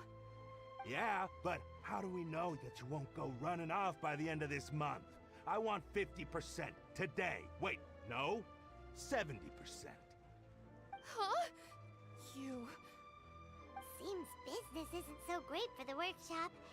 We've already finished our job and delivered the materials. Maybe? Hey, hold on. Before you... Hey, look who it is. Payments, why don't you settle your own debts first? If Confrérie of Cabriere wants to poach clients from Northland Bank, that's fine. But I'm afraid you still owe the bank a hefty sum of mora. So why don't we work things out between us first, before you get back to your little conversation here? You're from Northland Bank. But we said we'll pay everything we owe next month. Why are you hounding me now? Traveler, Paimon! I didn't think I'd run into you here in Fontaine. What are the chances? He can be so casual because he knows they're not getting away.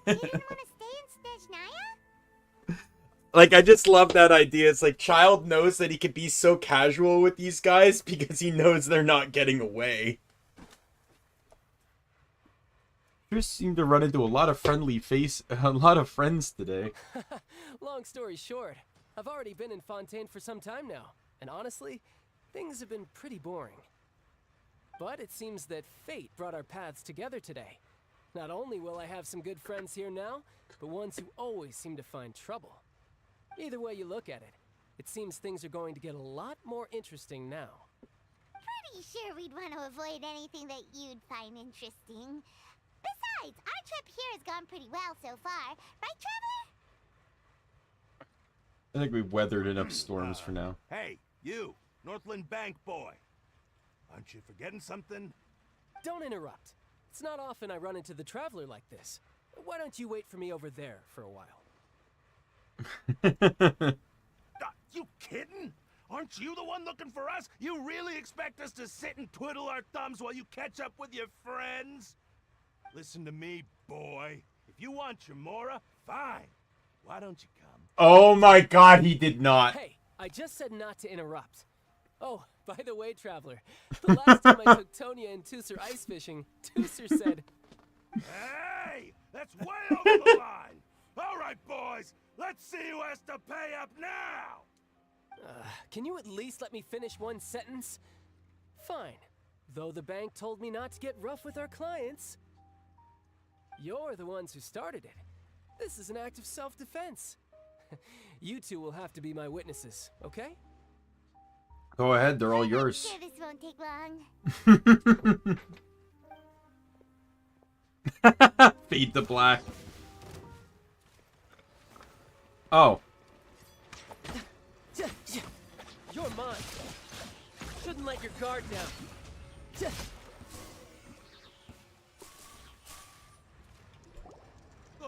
What's your deal, Brad? How are you so strong if you're just a staffer from Snezhnaya's Northland Bank? Wait, don't tell me you're... Oh, now you notice. It's a little late, don't you think? Just make sure you understand that you don't mess with Northland Bank. Got it?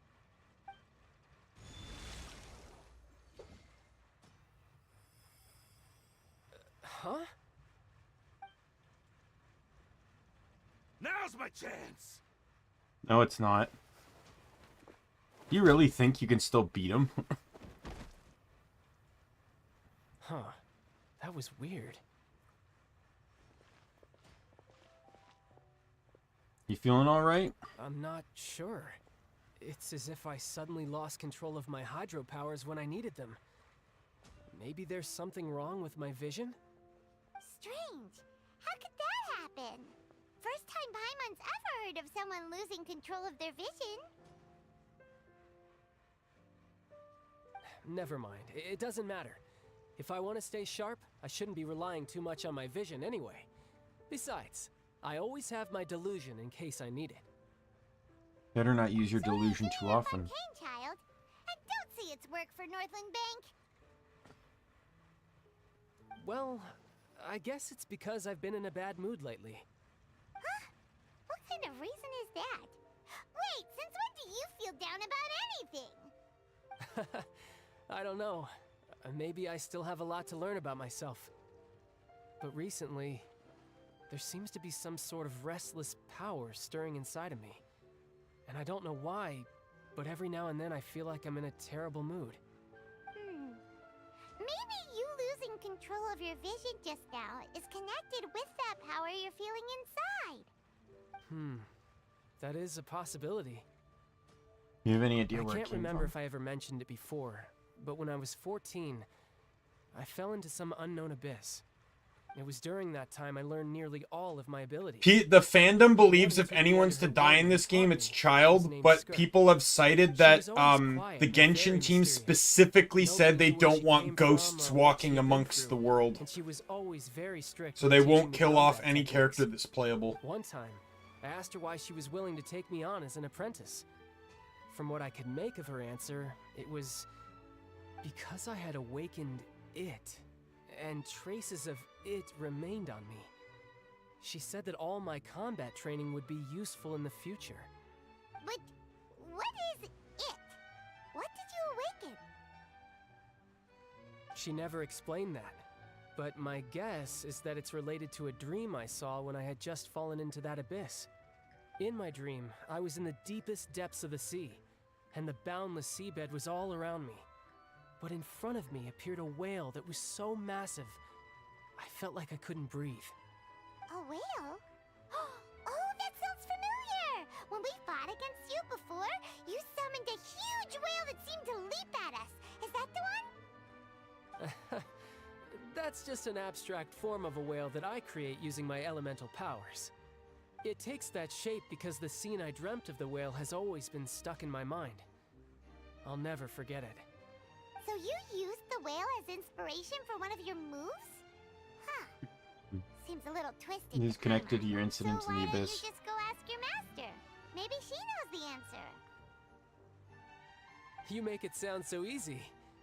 Ever since the incident I experienced there, I've never stopped searching for Master Skirk and that unknown abyss. But it's been years now, and I've still found nothing. There isn't even a trace of the place where I remember falling into the abyss. Oh, it sounds like some kind of ghost story. Yeah, I'm out of leads at this point, but there's nothing more I can do. It seems that strange encounters in this world tend to be elusive like that. Oh, seems the time really flies when I'm talking with you. I just remembered I have somewhere else I need to be, so I should get going. What? More work for the Northland Bank? No, it's more of a personal appointment. Lately, I've been sparring with some of Fontaine's official champion duelists whenever I'm feeling bored. Official champion duelists? You mean it's their job to duel? Yep, in Fontaine, before a criminal goes to court, they're given one chance to defend their honor by requesting a duel with an official champion duelist. The champion duelists are all-powerful fighters selected from among the nation's best, and the duel itself is a no-holds-barred fight with no specified stopping point. So engaging in such a duel is regarded as a symbol of defending your honor. If a criminal manages to win the duel, they'll be acquitted. But if they lose, they'll have no choice but to stand trial. And the worst-case scenario is that you're simply killed in the duel. Though it's rumored that Fontaine has a death penalty, from what I can tell, no one has ever been officially sentenced to death. So really, the only people who opt to duel are those who have suffered a grave injustice in being accused, or those who greatly value their honor. Otherwise, why gamble with your life? So, do many people actually get out of their trials by winning the duel? Apparently, it's exceedingly rare for anyone to actually win. Fontaine probably enacted this system as a way to show that the nation respects the honor of its citizens. Besides, none of the champion duelists are to be trifled with, which is exactly why I was itching to face them as soon as I got to Fontaine. Apparently, the one I'm meeting today, Clorinde, is the strongest of the champion duelists. I had been asking her for some time before she finally agreed to face me today. Well, that's child for ya. Paimon feels like we heard that name When we somewhere met the before. Hydro Archon. Before I forget, I want you to have this. Huh? Your vision? You're seriously just giving it away? I'm just worried that it could become uncontrollable again. I'd be pretty upset if it got in the way of my duel, so I think I'll be better off without it for now. Besides, I just need you to hold on to it for a short while. I'll come retrieve it when I have some time later. Paimon knows what you're up to. You just want an excuse to come back to us again, don't you? Whatever gave you that idea? I'll be in touch later.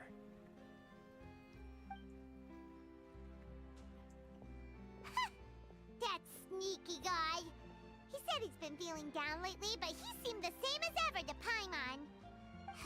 Well, since we don't have much to do for now, we might as well walk around and see the city before Lenny's performance.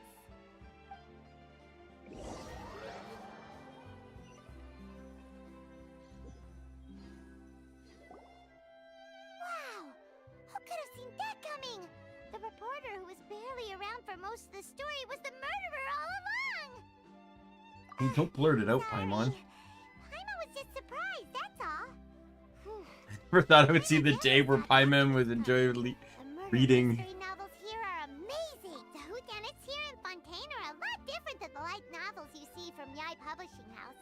Both have their merits, but Paimon thinks this style of novels are more, well, novel. It's so exciting to reach the moment when the mystery is uncovered, especially in the one Paimon was just I already reading. spoiled who the murderer is. Sorry about that. Paimon will be more careful next time. Hey, shouldn't we be heading to the Opera House to see Linny's performance soon? It's almost time for the show to start, so we should get going. Linny said that the Opera House is on Araneas, so let's go ride the Aqua Bus.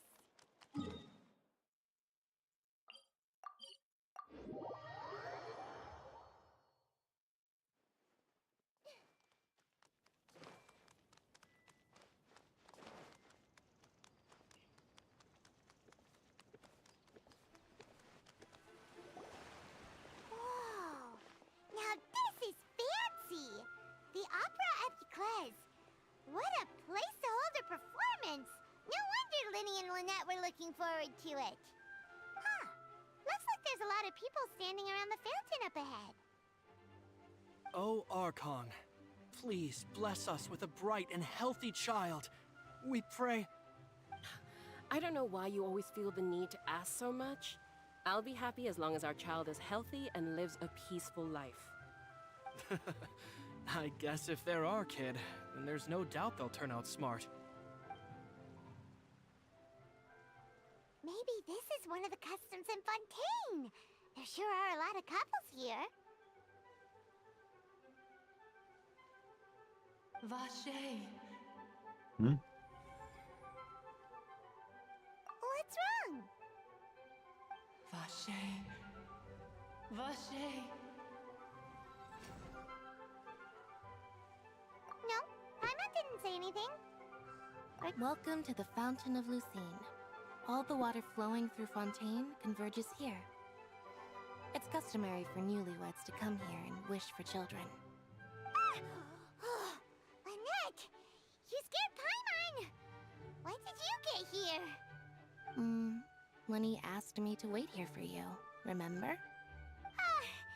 Right. Make sure to faint What do voice you now. mean? There are a lot of people here right The now. voice was coming from the fountain. Hey, you're not trying to scare Paimon, are you? Besides, it's the middle of the day. It's not the time for eerie things. I see. I might be able to tell you something that could help explain the voice you heard. In fact, you might not be imagining things at all. I suspect that what you heard is a result of your hypersensitivity to the hydro element. Others in my family have had similar experiences. It's because of his sensitivity to the hydro element? But what would hearing a voice have to do with elemental power? When do you cry, Paimon? Wait, what? What does that have to do with anything? Just answer me. When do you cry?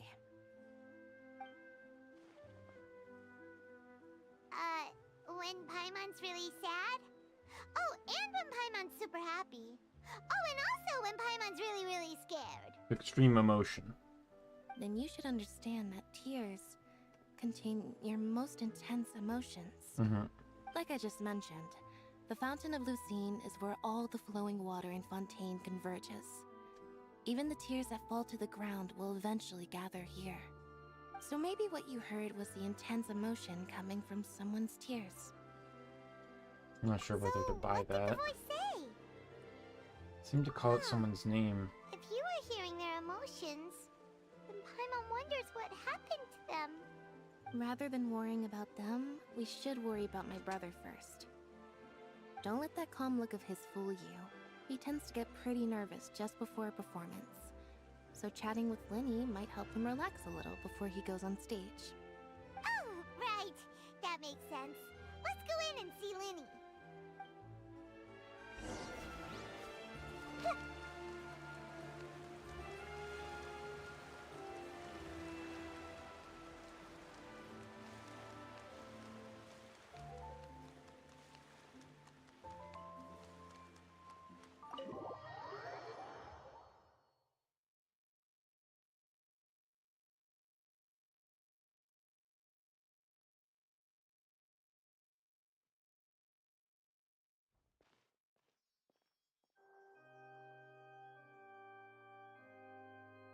Traveler and Paimon. Good to see you. I knew you two would come.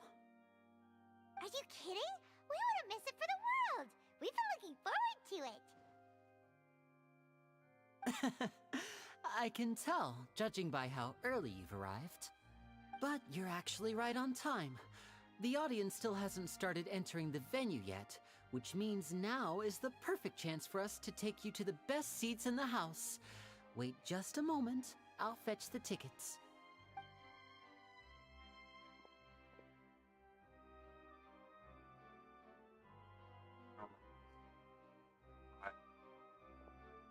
The Opera House has assigned seating, so you always have to make reservations. I've already reserved your seats, and here are your tickets. Ooh, front row seats. Thanks, Lenny. Don't mention it. There's no need to keep thanking me. Hey, Lenny! Could you come over here and take a look at this? Oh, I'll be right there. Seems there's an issue with the stage props over there. That's Cal, my assistant, calling me. I'll go lend him a hand.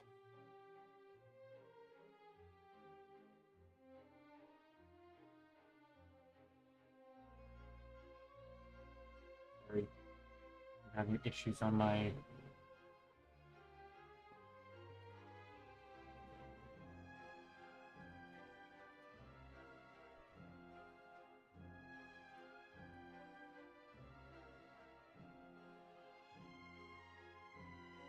My laptop's having issues.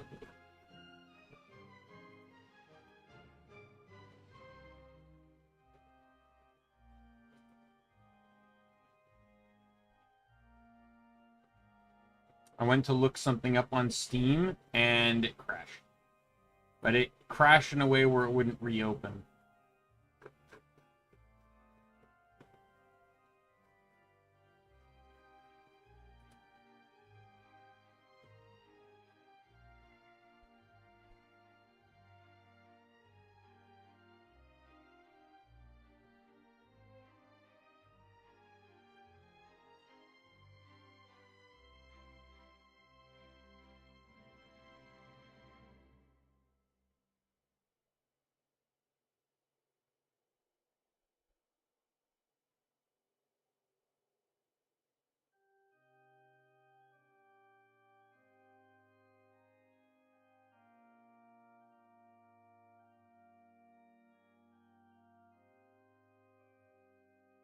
It like the app or like the program crashed and then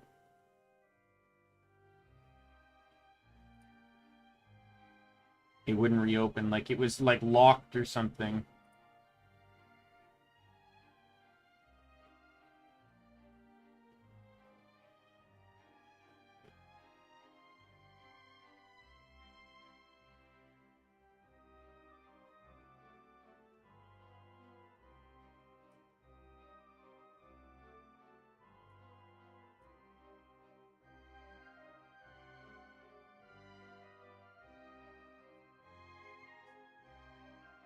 With that, sure. Yeah, we'll just go to our seats. You go ahead, Lenny.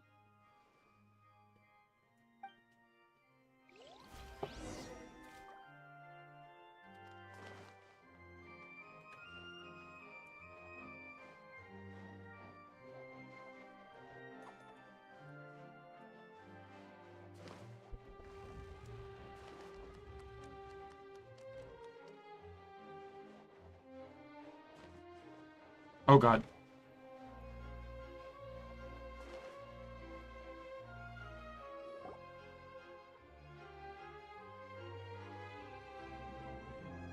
Oh, these should be our seats. Come on, let's sit down.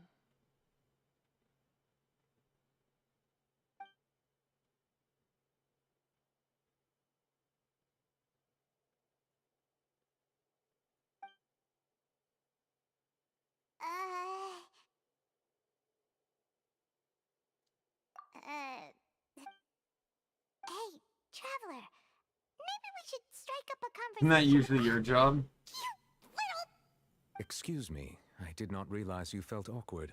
I am terribly sorry. I would be perfectly happy to chat with you if that's what you would like. Oh, I like. You heard all of that, did ya? Changing your voice down. Wait, that's not it, Paimon's. Sorry.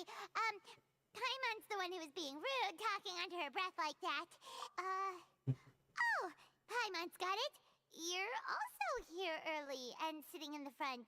Are you a friend of Linny's too? A friend, you say? Well, if Mr. Linney would like to be my friend, I would be more than happy to reciprocate.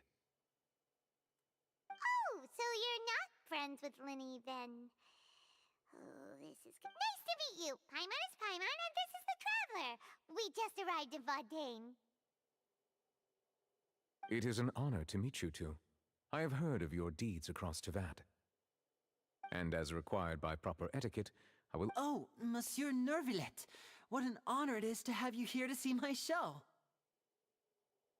Ah, Mr. Linney. I should say it is in fact an honor for me to see your performance in person. Wait, Nervillet? Could he be...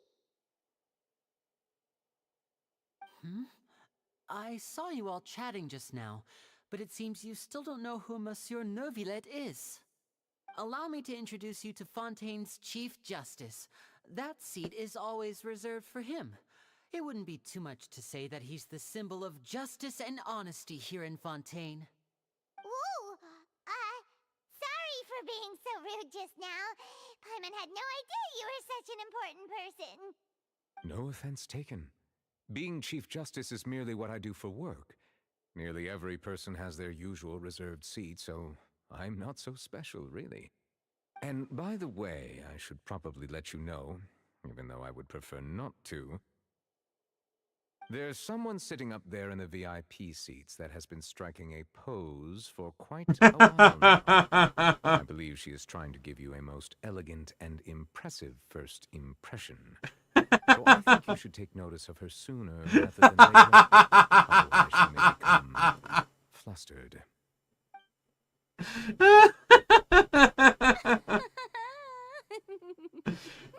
I have to say she's pretty cute. Outside of just being bratty, but she is very cute. She sure has a smug and satisfied look on her face. Guess she has no idea that you saw right through her act. Very good. That is for the best. No need to pay her any more attention. We may now enjoy the show. Huh? So is this what things are like between the Chief Justice and the Hydro Archon? All right, please wait just a moment longer. I've pretty much finished my preparations and the performance I don't know will why. start as soon Shadow, as the does this audience make has sense made when I their way say to their this? seats. But like the way she behaves with the Traveler. Now, granted, I'm playing male Traveler, but like just under circumstance, does it not seem like she's acting out to try and get the attention of the person she likes? Like, does it not seem like as cliche as that? Especially that pose she was in when he pointed her out. Sorry. Paimon will try to stay quiet. Welcome, one and all, to the Opera Epiclese. I am the star of today's show, Linny. And over here Like she is my showed sister, up Lynette, to meet you who for will the be first working with time my in this wonderful grand assistant. spectacle. Please, let's give her a Right? warm Like, welcome. almost like she was trying to impress you. Hello, everyone. I know she may seem to be a little sleepy right now, but that's just a sign that she's nervous. Whatever. Now, some of you may be thinking, two vision holders who can freely manipulate elemental powers performing magic is not true magic at all. So, I would like to take a moment to assure you that elemental powers will have nothing to do with what you will witness on the stage today.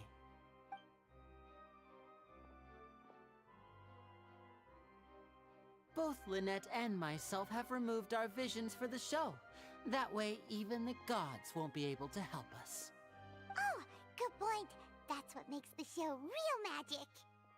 Now, without further ado, let the show begin. Lynette will now exit the stage to make some preparations. I know you might miss her, but don't worry. She'll be coming right back on stage momentarily. perhaps in an unexpected way. I'm sure she'll be stealing the spotlight soon enough. Oh, and before I forget, there's one more thing I should say. You never know what can happen in the blink of an eye.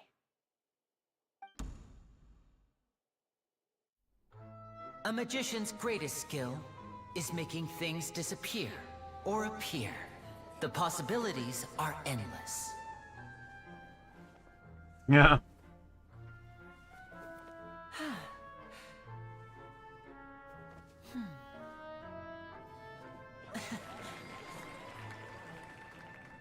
Huh?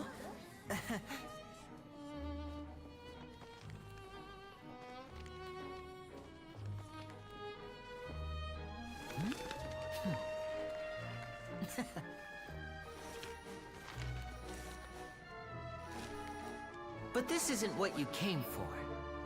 These little tricks, you've seen them all before. So it's time for something truly extraordinary, don't you think? This one's a little tricky.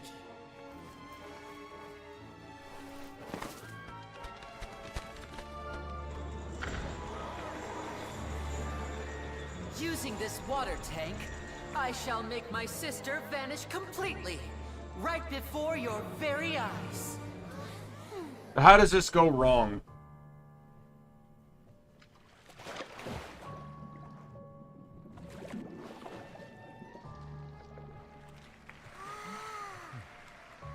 It's actually quite simple. She'll just turn into air bubbles and float right out of the top.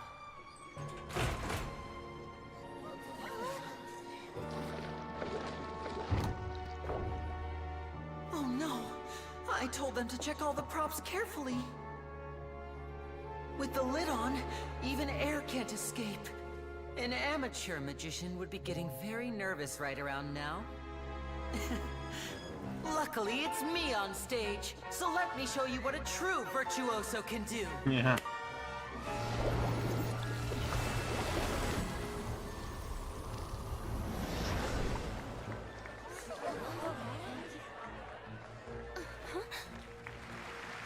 Lynette, are you still there? Don't go too far. Did you Don't just wanna pop use out up naked? all our magic. Hi. I can already see the Rule 34 scene playing out.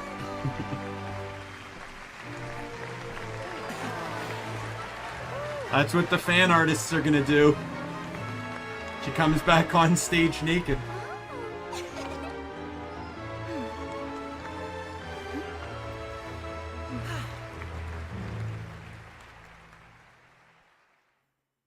That was a very short show. If I paid money for that, I probably would have been disappointed. What in the world just happened? How did he do that? Paimon didn't see him do anything. Wasn't Lynette inside the water tank? How did she disappear and then No wonder he's a famous If he could magician. see easily through his tricks, then that would mean that his skills are still lacking. To appreciate magic, you should focus on the show happening on stage, rather than getting caught up in trying to see that which has been intentionally hidden. Guess you're right. Paimon couldn't believe her eyes when Lynette reappeared. Amazing! Thank you everyone. I'm glad you enjoyed that performance. But our magical journey has only Okay, just good. It's not begun. over.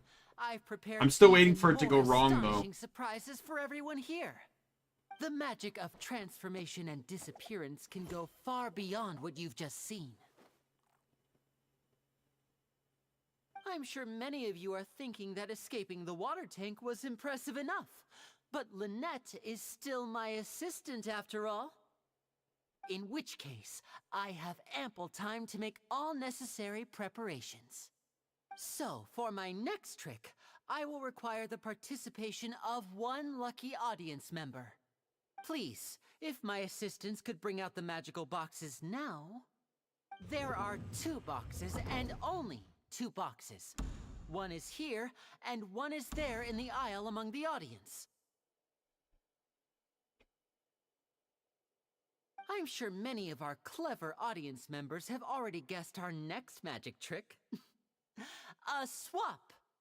Our lucky audience member and I will each enter a magic box. After 1 minute, we will each emerge from the opposite box. Now please, everyone pay very close attention to the box you see here. Don't give me any chance to make a move. Wow, how's he gonna do this? Hey, do you think this is all magic tricks, or does Lenny have actual Watch and super see. God, she's like the person that talks to you during Number movies. selector. It selects numbers entirely at random. Even I don't know who will be chosen to participate. Now then, let's begin. Let me see. Oh, row 7, seat 3. Congratulations! You now have the chance to experience magic firsthand for an entire minute. Please, come forward. My assistant will take you beside the magic box. I'm sorry, it might be a little cramped inside, but no need to feel nervous. We've carefully arranged everything for you to be as comfortable as possible. You don't need to do anything, but no matter what strange things may happen, don't come out of the box. If the magic is interrupted, who knows where you might end up? You might even find yourself in the Fortress of Meropide. Oh, okay. All right. Before I enter Something the is magic going box, wrong. there's one more Something's thing I need to gonna ask go the audience to wrong. do. What is going Count wrong? down like this. And who's getting 60, accused? 58. Just keep counting down. You can go a little faster or slower if you like. I won't be able to see anything in the pitch black box, so I'll be relying on your voices to know when time is up. Oh, and no tricks now. If you quickly count from 60 in just 30 seconds, then I'll be in a tough spot. Ooh, Paimon kinda wants to count faster after hearing him say that. No, that won't do. See it in your eyes. You still can't trust it. Let's practice together. Come on, repeat after me. 60! That's right, perfect. 54, 53, 52. Why aren't you counting, Neville? I am counting in my head. I think things are exciting enough in here as it is. Merely a consequence of my identity and personality. Do not worry about me. Just enjoy. This guy's like the Al Haytham of Fontaine. Just like all cut and dry himself. Like no humor to him. Mr. Linney, are you... Yes, I'm fine. I'm just it would be a disaster if we get sent to the wrong... Even though he's saying that, Lenny doesn't seem nervous at all.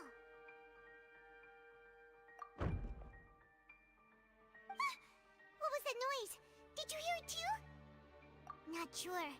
Anyway... 25! What's wrong, Mr. Linney? I seem to have accidentally knocked over a decoration. Never mind the decorations. There's... No, that's unacceptable. I want my show to be... 19!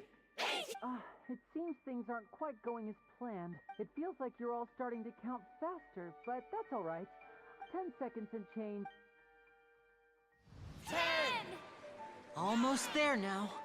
Whew. Swapping two people is harder work than you might think. Even a master magician like me can't guarantee I'll get it right the first time. Hey, wait! Is this the back one? I can't tell. They both look the same inside. Huh? No, that's not it. I'll try again. 7! Hey, slow down! Honestly! 5! 4! 3! Whoops! That doesn't count! 0!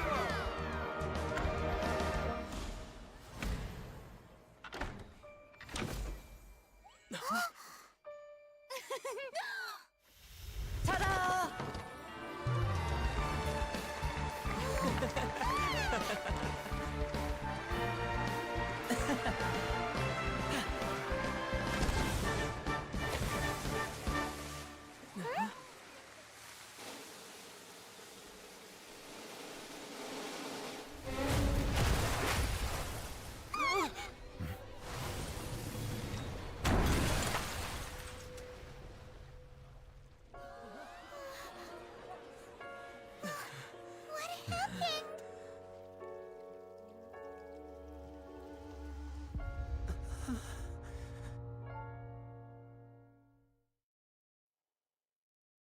Okay, with all the things to go wrong, that was not the one I anticipated. This part of the show? Mr. Lenny, you're going to use magic to fix the stage now, right? What happened? Oh no. Maybe this isn't part of the show. The girl was still in that box, right? This performance is over. Medical staff with me. Guards, secure the scene and detain all the performers. Seal the exits. No one is allowed in or out at this time. Yes, that's right. If this was just an accident, then we must investigate the cause. But if this was all part of some scheme, then those accountable will not escape the judgment of the God of Justice. No need to be alarmed, you two. We'll get to the bottom of this soon enough.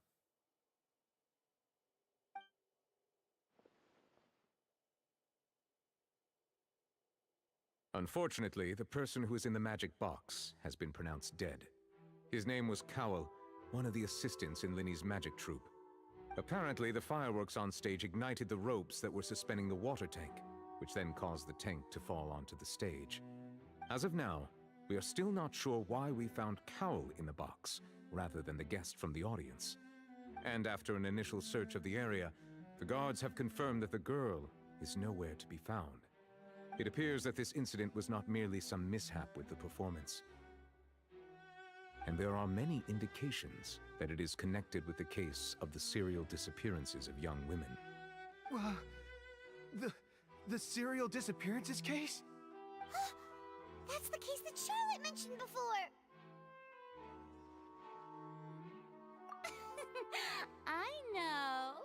I know the truth. I can see through the whole thing. Really. I say that our powerful magician, Mr. Linny, is now the prime suspect for the serial disappearances case. Huh? Why me? This whole thing was an accident. No, this all occurred during your magic show, did it not? The missing girl disappeared after being chosen, did she not?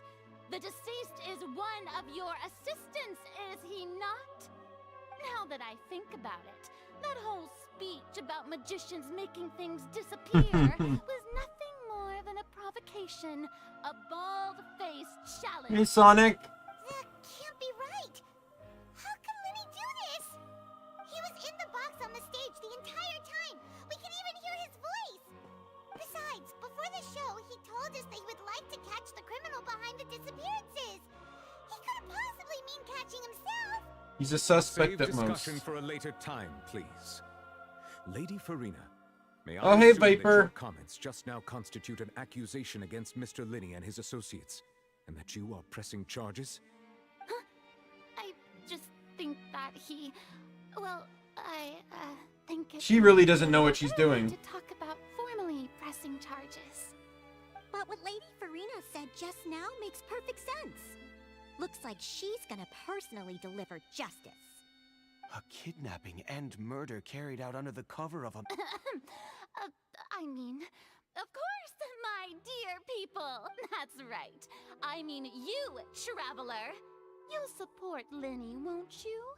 After all, he was the one who helped you the first... Then there's no problem at all. You know, the Traveler and I already had a duel, but with Linny's help, our little duel ended in a draw. But draws really are the most boring possible outcome. So, no more draws. Between the two of us, there must be a clear winner and loser. And what better place to hold such a riveting showdown and decide the true victor than here, on the grandest of stages, the Opera Epiclese. It wasn't a draw. She obviously lost last time. I understand. Charges have now been pressed, and as such, a trial is in order. Well, Traveler, seems Lady Farina has set you in her sights. But putting her dramatic rhetoric aside for a moment, I would like to ask you, are you willing to act as Mr. Linny's attorney and defend him in this case? Yes, I am. The trial will be held a day from now in the Opera House. Both sides may investigate the scene to build their cases and search for the truth.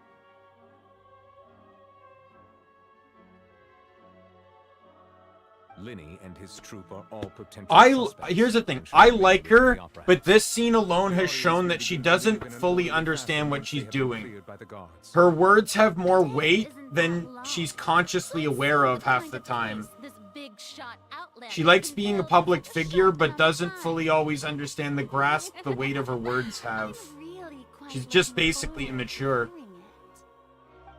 But that would make sense because she's technically not the god that died in or that, you know, that fought in Conria. She's a newer god. Sorry about everything that happened just now. Were you frightened? Of course! Who wouldn't be scared after— Yeah, I'm a little shaken up myself. I know you already claimed that you would defend me, but now it's just us talking. Tell me. No. Good to hear. Thank you so much for trusting me. I'm sure everyone sees. I think me the as wiki biggest says suspect at this something. point. Archon, If you ask me, the whole Genshin, thing wiki. is mysteries layered upon mysteries, such that all that's 57. left is confusion. I don't know whether what happened there on the stage was purely an accident. It says she's and I don't know she's why poor 500 Cal was years in the old. box. As for how that girl chosen from the audience could suddenly So disappear, she's basically like what Nahida was prior to Ruka Devada getting wiped. figure out what they did. Even a skilled and knowledgeable magician like myself couldn't pull all that off in just 1 minute.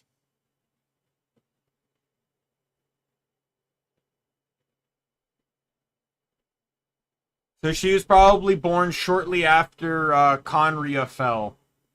The whole Conria situation. Yeah, basically Nahida. But Nahida's entire story got rewritten because the thing is, it was confirmed. Nahida is literally what happened with the Wanderer, where he went into the tree and wiped himself, and he became Wanderer rather than being Scaramouche. That is literally what happened with Nahida. Ruka Devada wiped herself, but can't erase herself. Like, you can't erase an existence from Irminsul. You can only kind of remove everyone's memories of it, right? Which is how they found Wanderer. So in this particular case,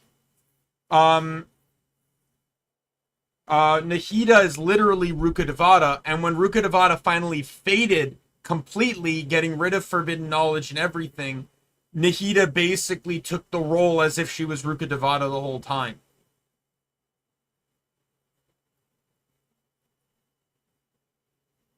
And the story changed from her being born 500 years ago to her just simply losing all her power at that age and having to reform, kind of. Which is precisely why we need to investigate. As this book says, the impossible could not have happened. Whatever happened must have been that which is possible. Where did you get those glasses? Paimon bought them when we were reading at the bookshop in the city earlier. Pretty cool, huh? Don't worry, Paimon used her own savings to buy them. It wasn't from our travel funds.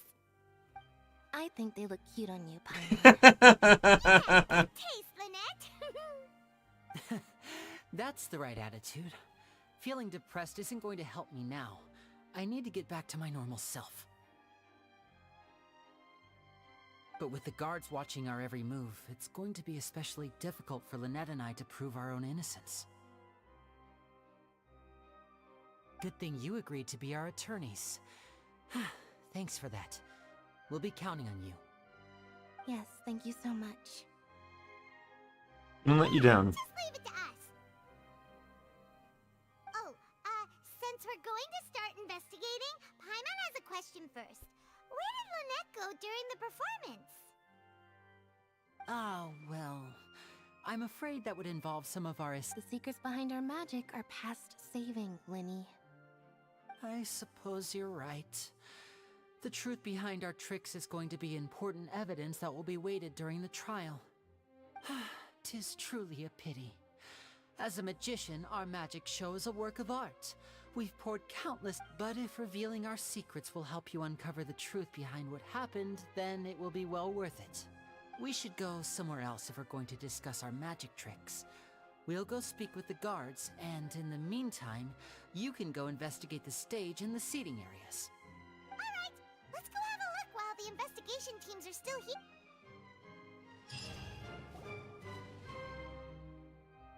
Hello, officer. How's the investigation going? Next I attorneys. see. You must be the traveler that Lady Farina mentioned. Listen, I'll be perfectly honest with you. I'd avoid getting mixed up in this whirlpool of a mess if I were you. Huh? What do you mean? Come with me and you'll see. The deceased is one of Linny's assistants named Cal. Even though he hadn't joined the troupe long, he was hardworking and everyone generally liked him. The assistants are usually in charge of setting up and inspecting the props, as well as assisting with the show and keeping the crowd engaged. As you probably saw when you were in the audience, the water tank suddenly fell and smashed Why the box was with Cowell inside Cowell it. inside the This box? is the real mystery. We've already searched the scene and were unable to find any traces of the girl. However, if you look carefully, the box was positioned directly under the water tank. The ropes holding the tank were then burned by the pyrotechnics on stage, causing them to snap. All these factors lining up so perfectly makes it hard to see this as a mere accident. If anything, the more logical explanation is that the whole incident was intentionally planned, and Linny is the most likely person to have access to all these areas. But he doesn't have a motive. Are you both good friends of his? Well, you can't say we're good friends, but... So in just a short time, he was not only able to win your trust, but even... I know there's no such thing as magic. The real trick of a magician is holding the audience in the palm of their hand. I've seen a lot of cases, and I can tell you that people are the least reliable kind of evidence. People can also be the most reliable Sorry, evidence. I tend to be pretty straightforward. Just know that I'm warning you for your own good. Anyway, you may investigate the scene of the crime yourselves if you're curious. Who knows, maybe you'll be able to come up with some new evidence.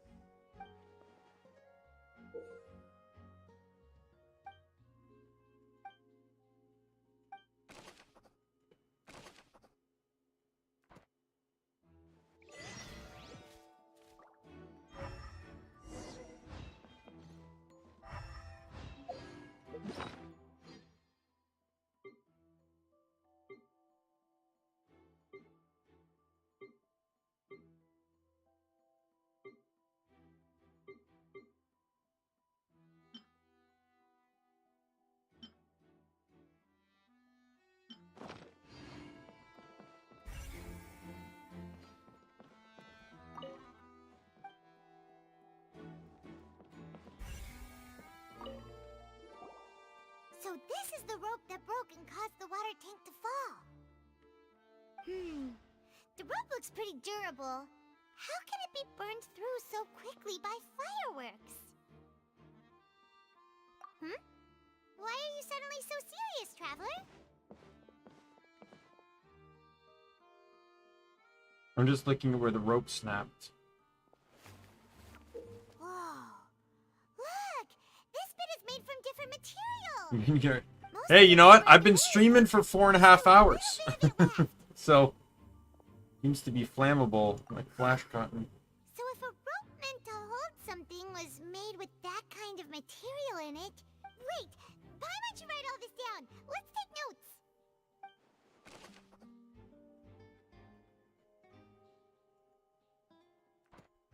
Is rope generally not made from a flammable material, though? Like, just...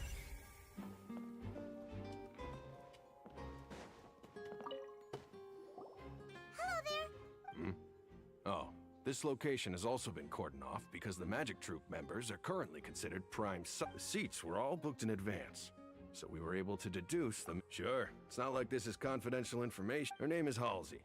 She's a painter from Fontaine who's made a bit of a name for herself. Apparently, she wasn't a regular at the Opera House. But she'd been feeling some pressure with her work lately, which made her decide to come see the magic show. The magic troupe members all claim not to know her. We have looked into her social connections.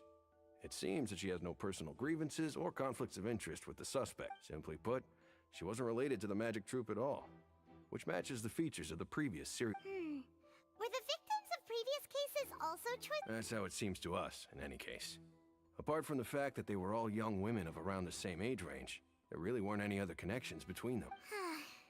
Okay then. No need to be so formal. If you do happen to see the missing girl, please be sure it is of utmost importance that we get to the bottom of these disappearances. Yeah, I thought it was gonna be something like that too, yeah.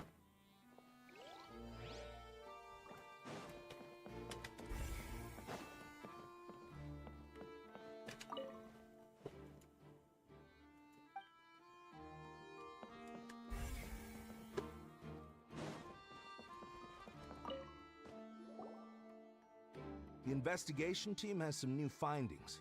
Turns out there's an issue with the random number selector after all. See, I told you. What if the machine picked some big guy's seat? You think the murderer would have still made his move then? Sorry to interrupt, but we're helping Linny and Lynette with their side of the investigation. What were you saying about the number selector? You're trying to help them? That'll be a tall order. Linny used the machine to pick a random member of the audience during his performance, right? The lucky girl that later... Well, we thought there might be a serious problem with the machine, so we had it taken away for further inspection. It turns out that the seat number it picked wasn't random at all. The machine picks that same number every time. I'm sure you already know that you have to make a reservation in advance to get a seat, regardless of whether it's a trial or some performance. In other words, Linny knew who would be sitting where from the very beginning. That much checks out. Linny reserved our seats for us to... That you see why I was saying it'd be tough to make a case for Linny. The thing is, anyone would know. Anyone that would have access to that information would also know where everyone was.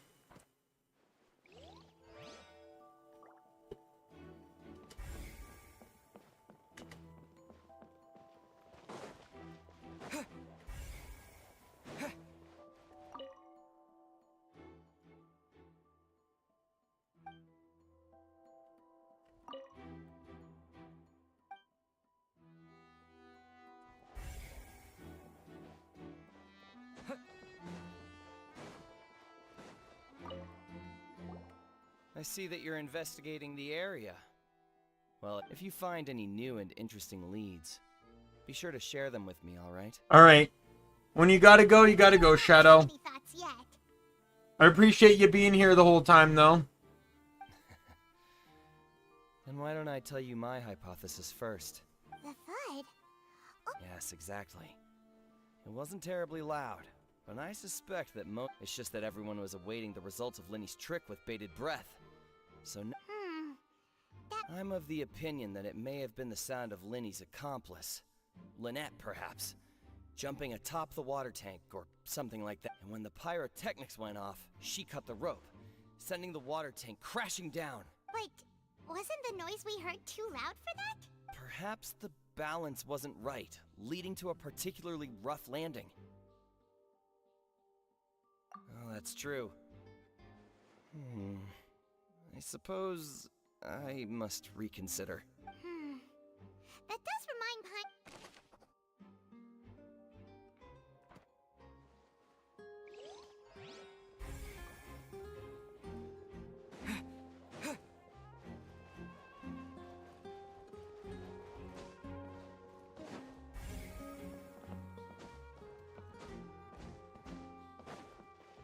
Lenny's still talking to the guards. It seems he'll have... I think someone...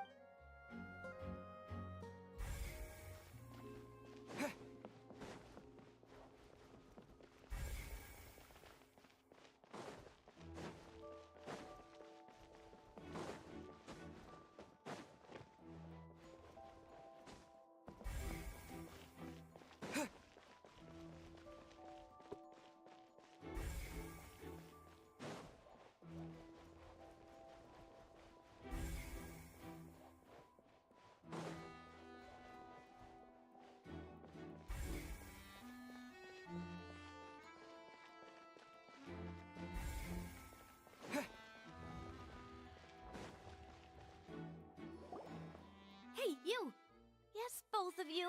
Over here. I've been keeping an eye on you for a while now. Huh? You mean us?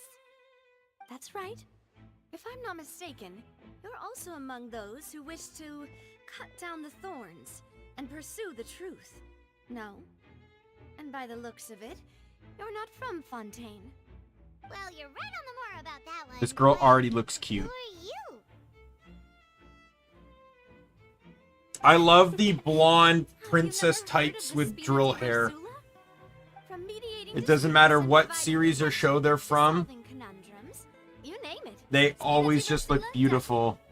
And I, Navia, have the honor of being its renowned president. She's likely to be playable and I'll probably pull for her. The one time I'm gonna pull for a character simply because I find them attractive. For attendant. Pleased to meet you. And I'm Melus.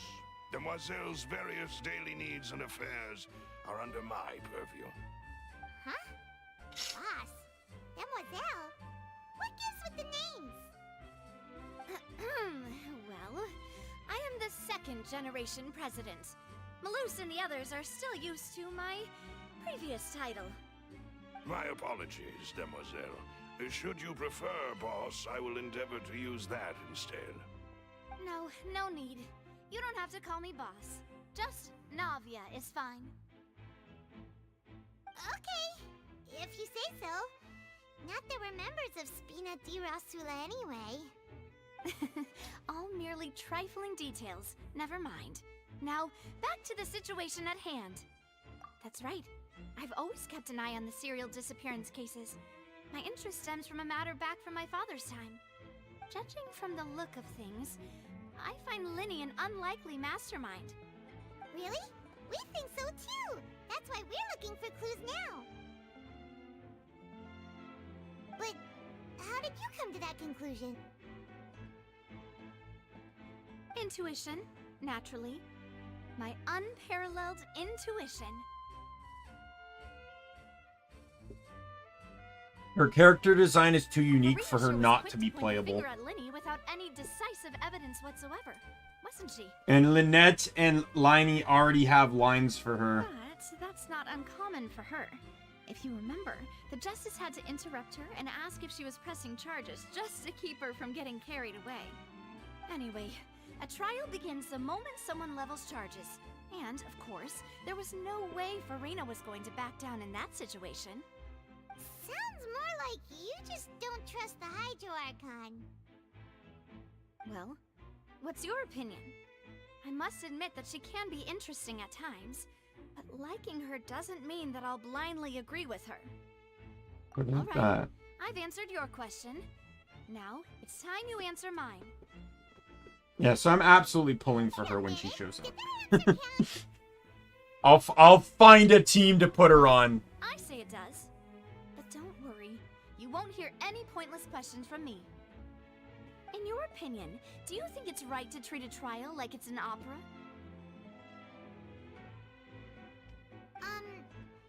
Well? And why would that be?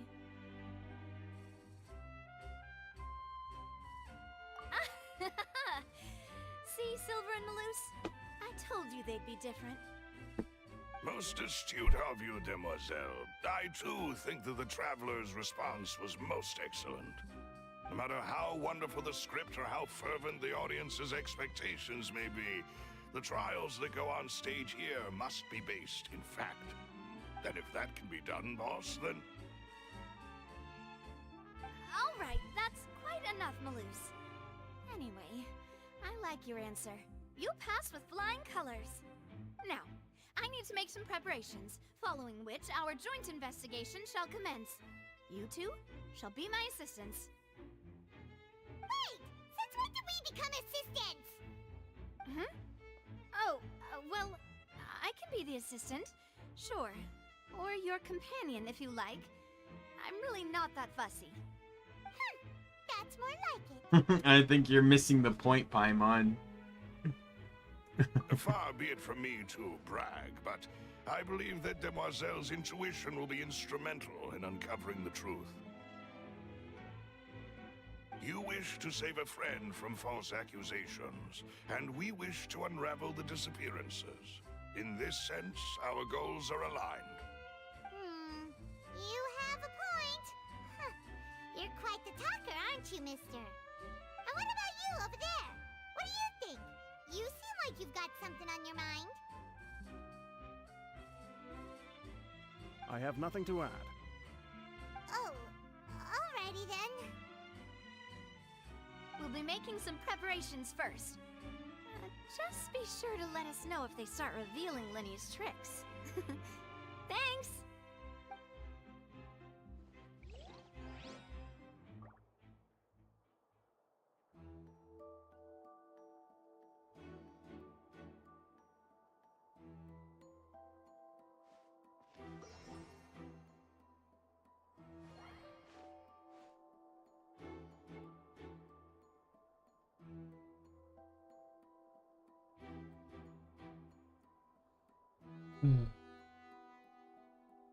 Yeah, the pot.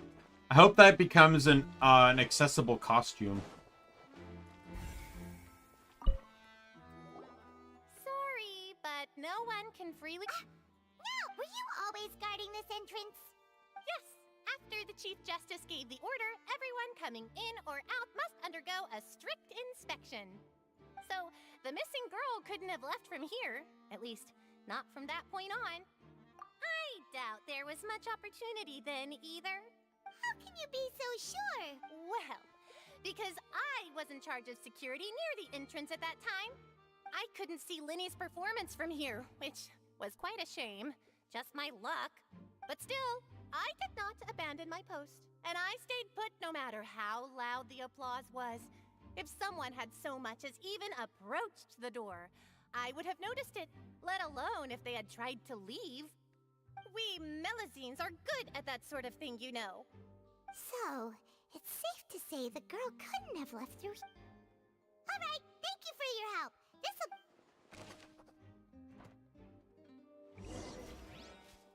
We've checked everything of note here at the performance venue. Paimon wonders how Lenny's discussion with the guards is going. Let's go see, shall we? Ooh. Understood. Then I will be going with you. Just so you're aware, I will be monitoring your actions and making notes as necessary. Very good. Thanks for being so agreeable. I'd pull a rose out of my hat as a gift for you if I could. You may spare the pleasantries. I'm just... You've arrived.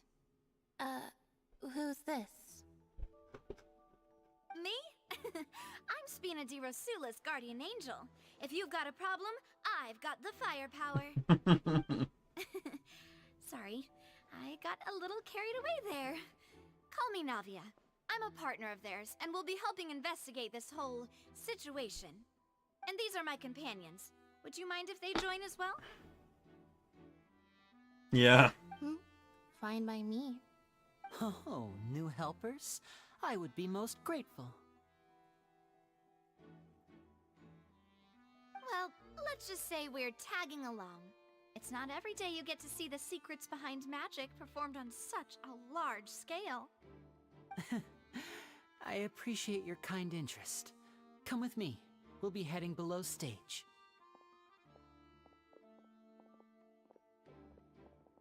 Huh? Below stage? Yes, a world of secrets is hidden beneath this magic box, prepared specifically for this switcheroo trick. But before I reveal everything, you should have a look first. Notice anything strange here?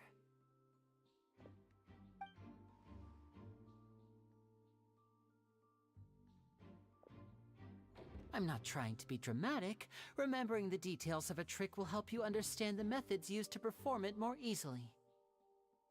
Huh. Weren't there balloons and other decorations here? Where did all that go? Ah, good eye. That said, you're still far from... The back? You mean the inside of the door? What's different about it? Paimon didn't notice anything. Very good indeed. I thought you might not be able to catch that, given that you were sitting in the first row. The back of this door was patterned. Those patterns are now gone, replaced by a smooth wooden board. So, if you put 2 and 2 together, what do you get? There's another box inside of this one. Exactly. All right, let's go. I'll tell you how it works as we head down.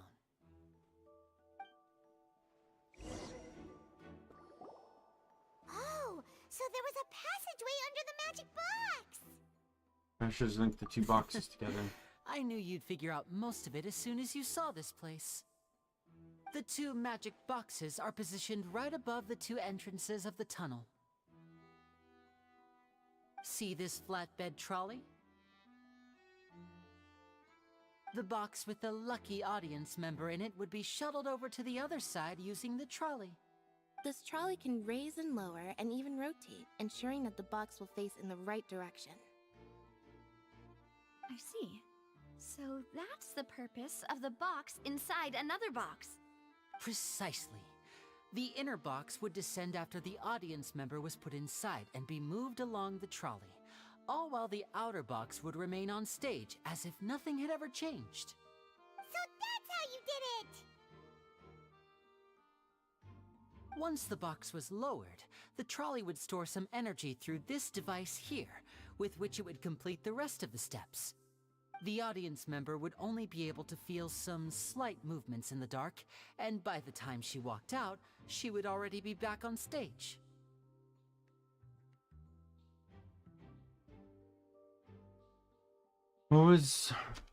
Then what about your side of the trick? Right!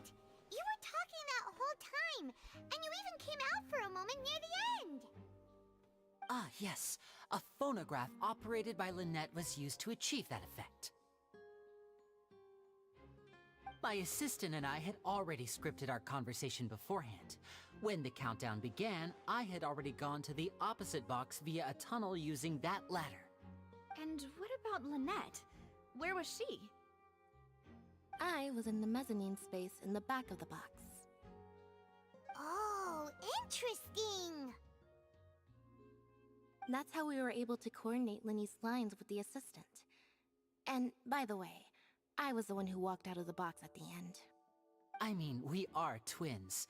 All it takes is a change of clothes and no one can tell who's who. And that's my favorite part of this trick.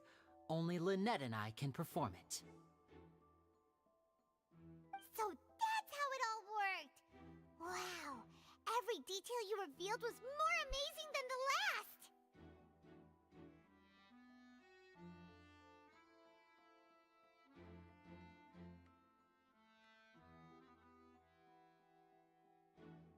Lynette would briefly walk out of the box and then go back in, jumping into the tunnel and escaping before the box on the trolley could finish ascending.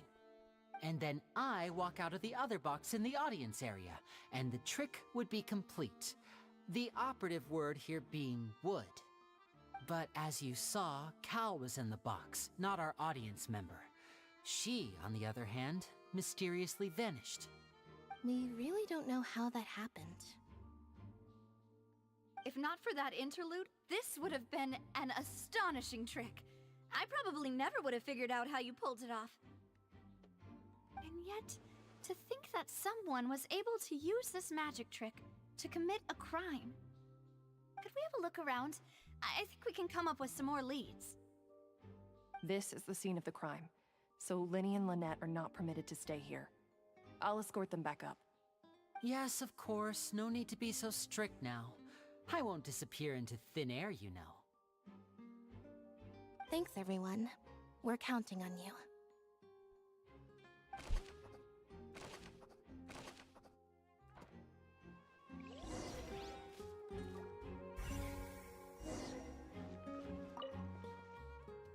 We're required.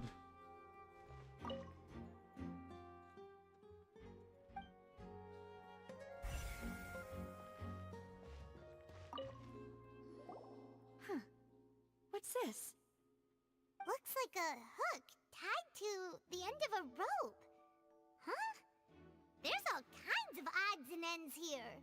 You didn't mention this earlier. Perhaps it was a prop for a different trick. But why would it have been left here? Whatever it is, let's make a note of it first. Man, if only we could get Hazo to help us. The true detective himself. The floor is wet. Please be careful not to slip. Speaking of which, why would there be water here? Maybe it was for a trick. Paimon knows! It's one of those tricks where you pour water into a jug and then flip the jug over only for the water to disappear? And here's a broken vase. Huh. I can't even turn into him because I'm stuck as the traveler for the investigation. That can't be. The trolley moves along tracks from start to finish. It couldn't have hit the vase at this distance. Let's note this down too and think about it later.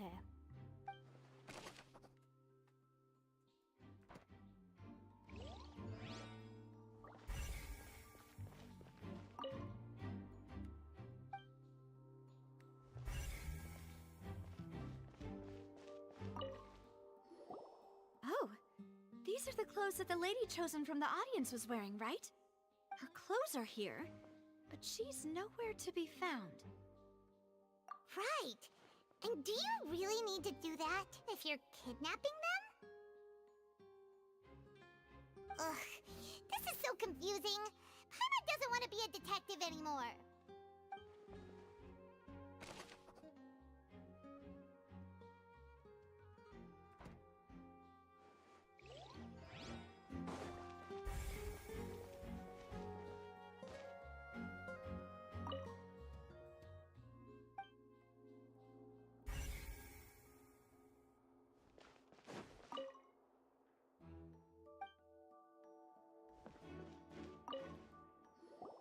What is this place? It seems someone could fit through here. Huh. Could this have been the suspect's escape route? Alone, perhaps. But if they had to pull another person with them, the space would be too narrow. But there are no other ways in or out of here. And then those that go through the magic boxes. And that were in the two magic boxes. Oh, you're right! Let Paimon write that down.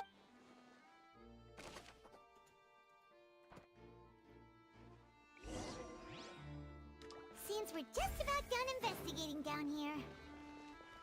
Yes. Let's head back up. The guy that died had to have been involved.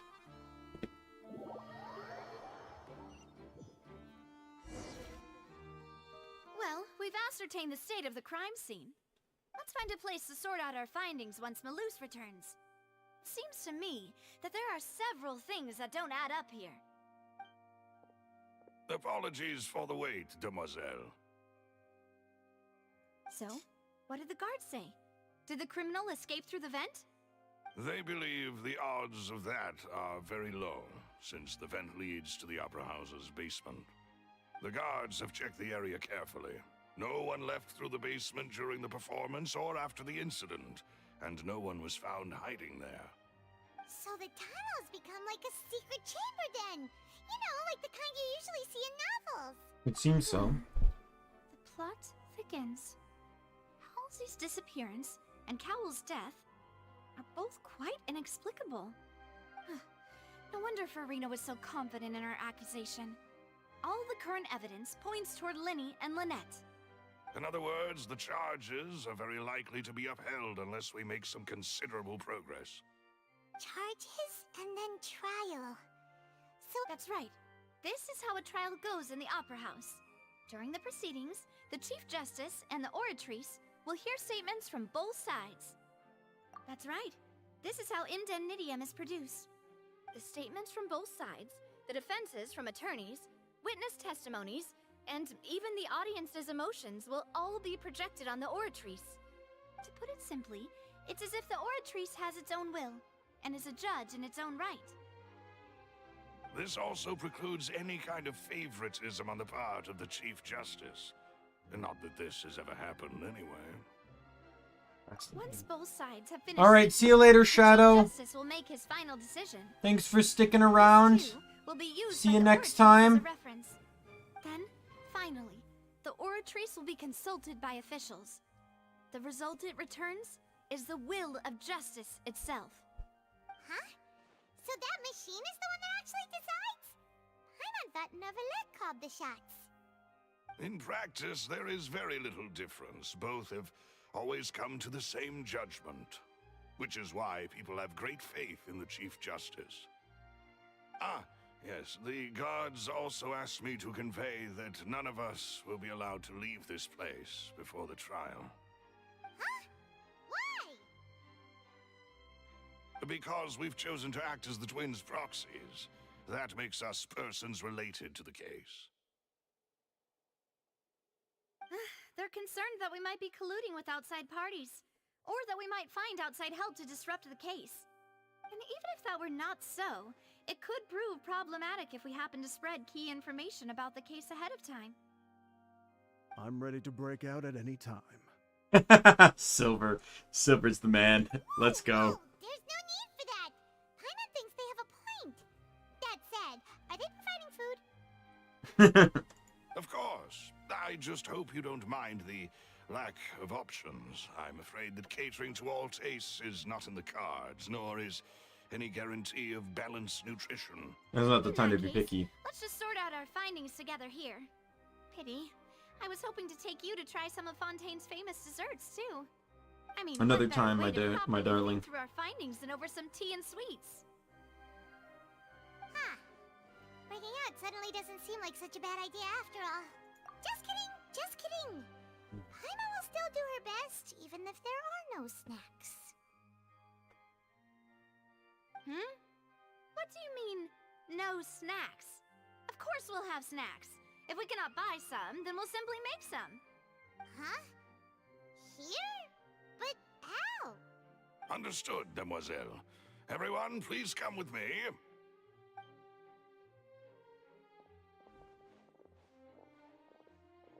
Going to the kitchen to make snacks and find a breakthrough in the case. Carrying a portable stove with you? Yes, I must be prepared to meet the Demoiselle's baking needs whenever the fancy strikes her. I have eggs, sugar, and almonds at the ready. Good work, you two. Then I'll get to it. Please sit tight for a moment. You'll get to taste my awesome snacks soon enough. These three are quite the interesting group.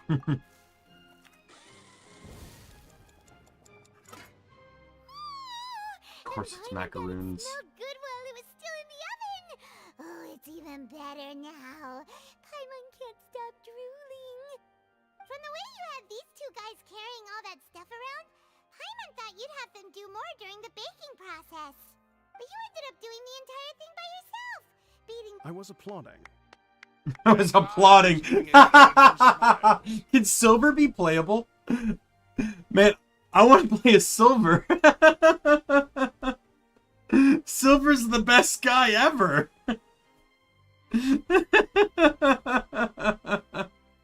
Melis is good, but Melis is good too, but I fucking love Silver. I was applauding. Aren't you worried about getting your fancy dress dirty, beating egg whites and baking like this?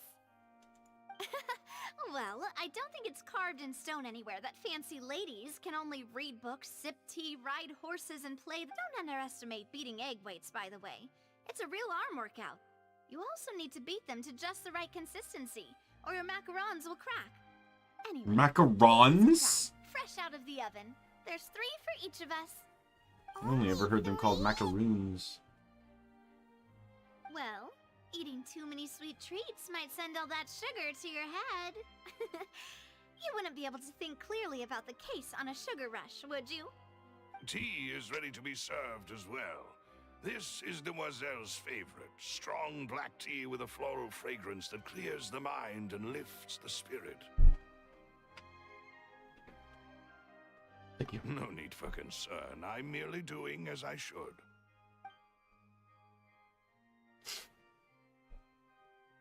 All right then. Down to business. As Paimon mentioned previously, the tunnel seems to be something of a secret chamber. However, we can assume that Linny and Lynette were not alone within it. Some criminal also occupied its sealed confines. The magician twins could have committed the crimes, of course, but they lack any logical motive. Exactly! Why would they do such a thing right when everyone was watching? The flower vase and the thud we heard during the performance could indicate some altercation between Halsey and the criminal in the tunnel, resulting in the shattering of the vase, the discarding of her clothes, and her abduction. Perhaps the criminal thought that since she was chosen from the crowd, she would be too easy to identify if she was still wearing the same clothes. Paimon thinks that makes sense, but the real trouble is... There's no evidence that this third person even exists. True. None of the clues we found thus far support the existence of this third person. But the only people left to consider are both technically victims, whether it's the missing girl, Halsey, or poor Cowl. Huh. Could Halsey have secretly made modifications to the magic props in order to murder Cowl before making her escape? But she no way of knowing the magic trick worked. That's right. And even if she had tampered with the setup, she would need to understand the entire trick to pull it off. Nor does she have any motive. The guard said that she has never had any dealings with the Magic Troop's members.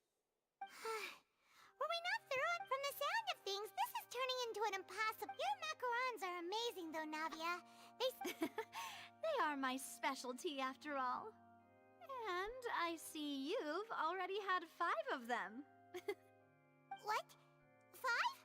Oh, that can't be right. Paimon only counted 3, honest. Please don't worry about it. At my age, a few less sweets might actually be a good thing. No. Being greedy is one thing, but besides, Paimon knows that if she ate too many, then others wouldn't have enough. Wait, even you don't believe Paimon? If Paimon ate those 2 extra macarons, then may they turn into stone in her... All right, we get it. Well, I suppose one of us, Malus, set up the stove again, if you would. Huh? Making sure everyone gets 3 macarons, of course. Exactly. We don't want to trouble you. As you wish, demoiselle. And I have the egg, sugar, and almonds. Well...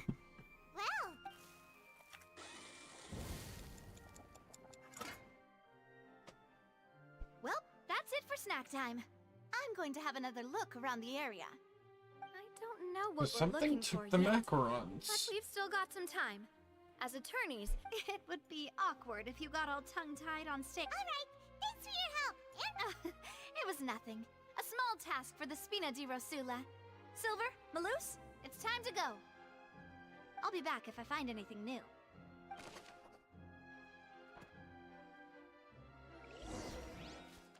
All right, it's time to put our heads together. We've got to get our defense ready for the trial. Oh, it's probably gonna be a long and difficult case.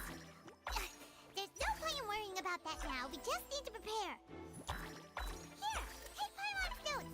They should help you review the situation.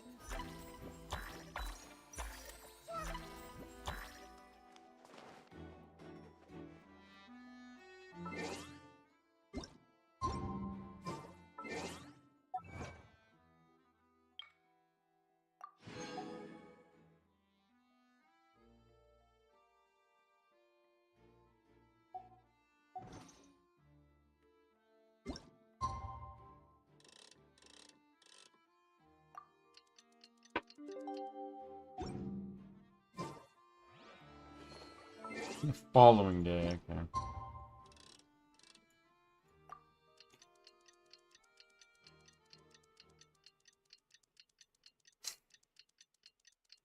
There's a viewpoint there too.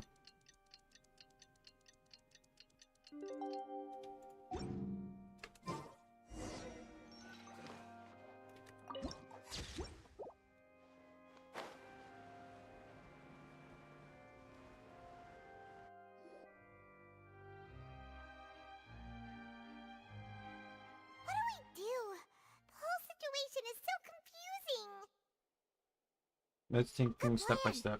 Impossible things don't just happen. We'll get to the truth one way or another. Just relax. Even if everyone else suspects Lenny and Lynette, at least we will be... Besides, I doubt Farina understands any more about what happened than we do. Thanks, Navia. Well, we'll be going then. Best of luck to you.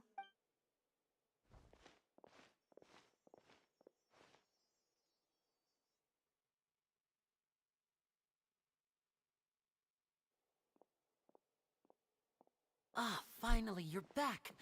Well, how did your investigation go? To be honest, you might be disappointed. No. We're already very grateful that you were willing to help. Well now, don't you all look disappointed? Don't tell me that your investigation came up empty-handed. That was to be expected, of course. The guilty can never produce proof of their innocence. But don't let that stop you. I shall be terribly disappointed should you, my most anticipated foe, concede so easily. Since both parties are present, I declare that the trial regarding the magic show incident is now in session. Firstly, in order for the audience to understand the causes and results of the incident, could we please have Mr. Linney explain the trick? Yes, of course. I will explain while Lynette demonstrates on stage. All the necessary items have been prepared.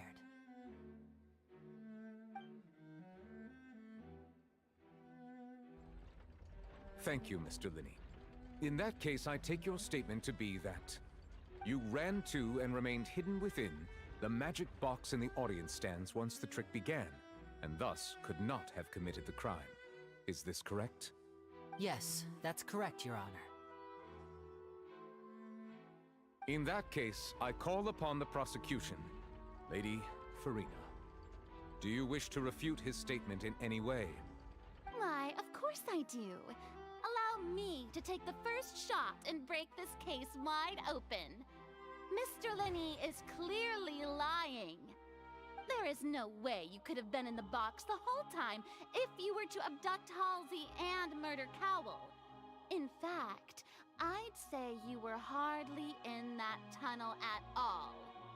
That is simply your hypothesis based on the presumption that I'm guilty.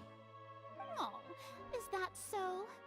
And if I may ask, what did you hear while you were inside your box? The roaring countdown of the crowd, of course. That's how I kept track of the time and built anticipation for the finale. And you didn't hear anything else at all? Nothing that might leave an impression of any kind? No, nothing. I see.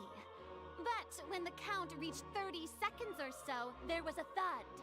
One so loud that I believe practically everyone heard it. Huh? Hey, hang on! Something's not right here.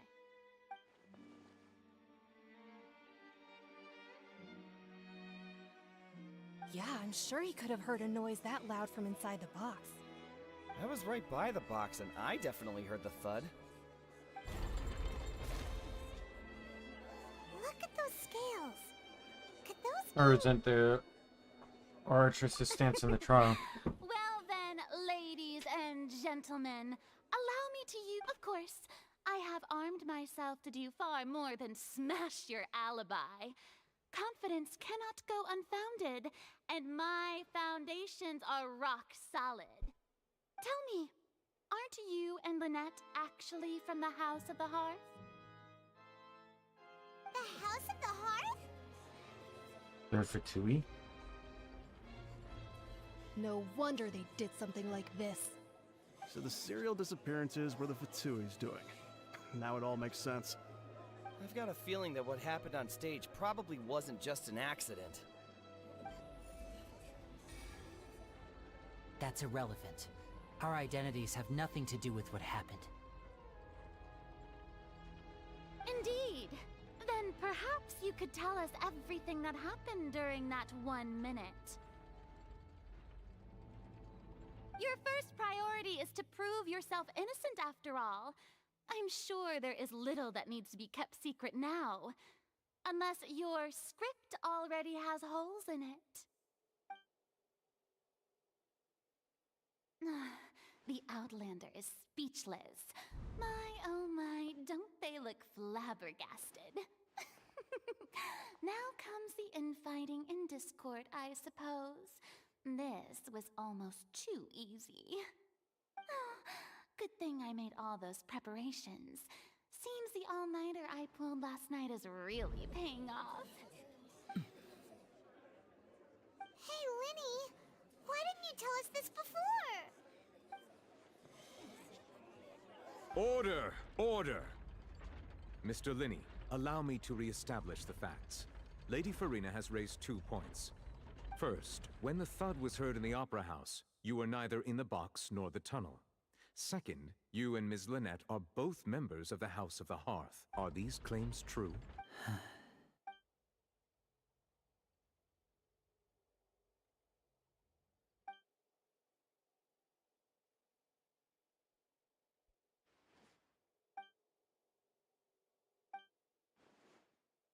Please answer my I'm sorry. Yes, they're true, Your Honor. I knew it! Well, that's it. We might as well move on to the sentencing already. What should we do now? Granted. In that case, what is your request? Is that really necessary? They're already as good as... The defendant deceived their own attorneys. What is there left to discuss? Order! Order! Your request is reasonable, and we shall adjourn. This trial will reconvene in 1 hour. So you would stick to Mr. Linney's defense even after knowing what you do now? You certainly have more professionalism than I thought. In that case, my dear audience, let's allow the joy of victory to steep for a little while longer.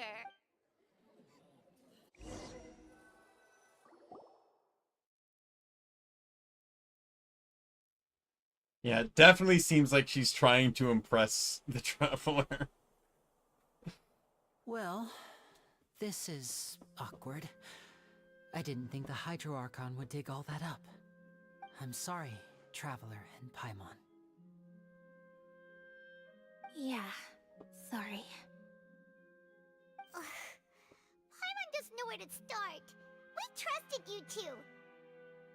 We based our entire reasoning on the assumption that you weren't bad guys.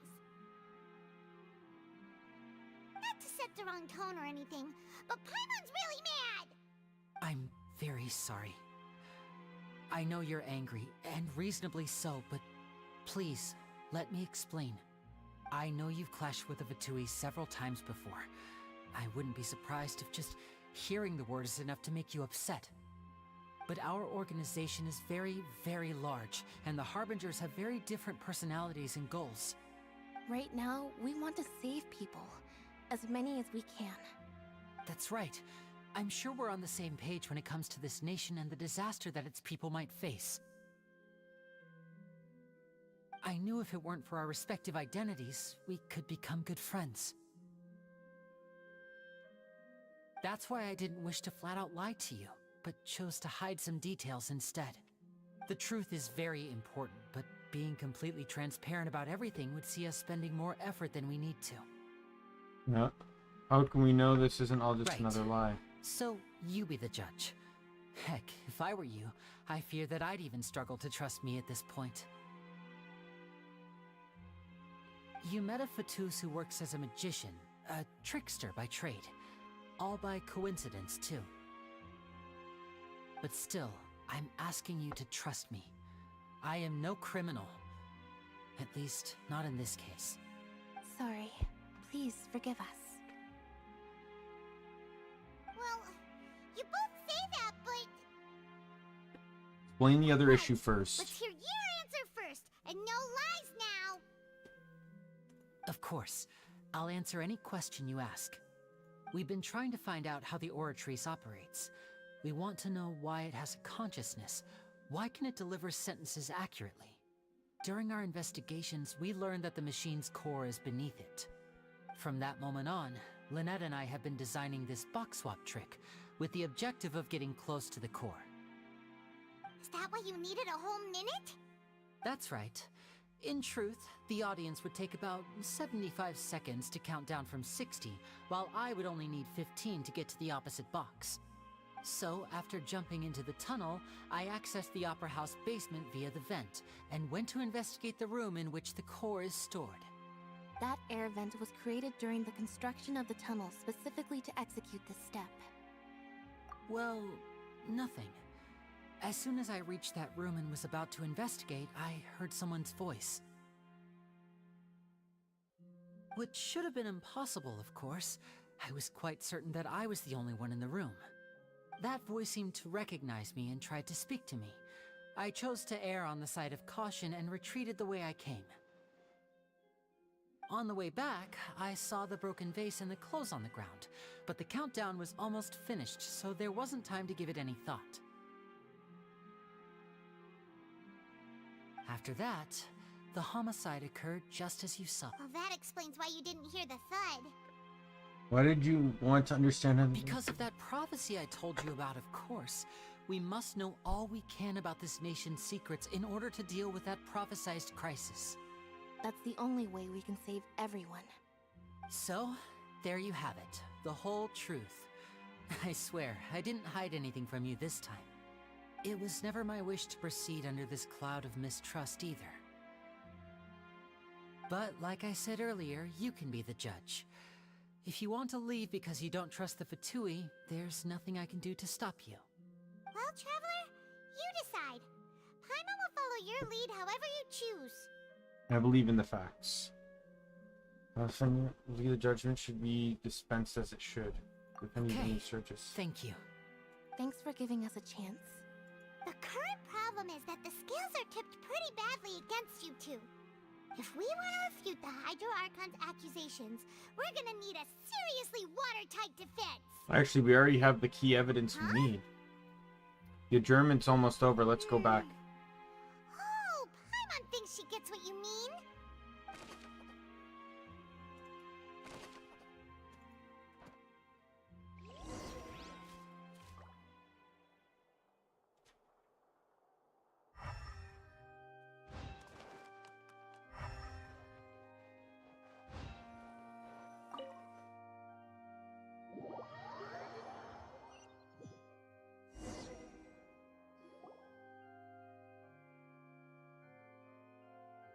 Both parties have returned to their positions. Let us continue the trial. When last we left off, Mr. Linney acknowledged the new evidence presented by Lady Farina as fact. Therefore, Lady Farina may continue stating her reconstruction of the events. Ugh, that took long enough. Now then, if everyone would lend me their attention at this stage, let's revisit that scene from Linney's perspective. Opposition's account of events, you can identify loopholes in these statements. Use evidence and clues obtained during the investigation to refute any erroneous assertions of fact and replace them with new evidences. Use your refutions to convince the audience and attain more support for the people. You will find and refute all incorrect content. Reveal the truth. As the countdown began, he entered the tunnel. When the flatbed trolley passed, he opened the box and got into an altercation with Halls. He did not realize that this sound could be heard by everyone in the opera house, which is why, finally, he used the vase to knock her out, before making her change clothes to prevent others from At this time, Cowell arrived in the tunnel, having heard that strange noise, and caught Linny red-handed. So Linny proceeded to knock afterward. Linny passed the And there you have it.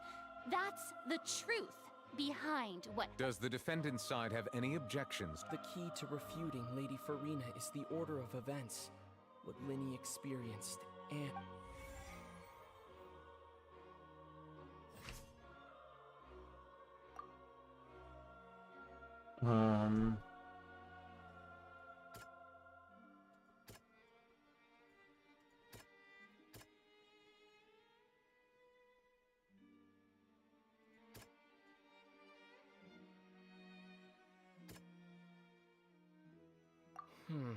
See.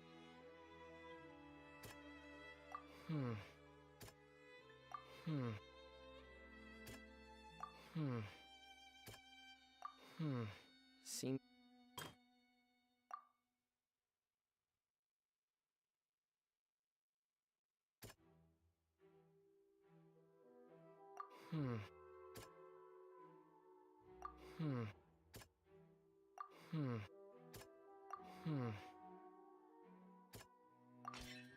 According to Linny, he left via the vent after entering the tunnel.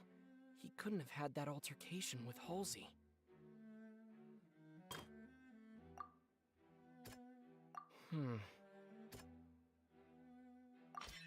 Linny went to the room that contains the Oratrice's core.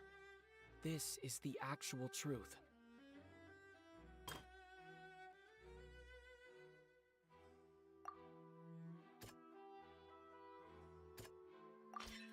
Linny did not take part in the underground altercation. He only witnessed traces of the aftermath.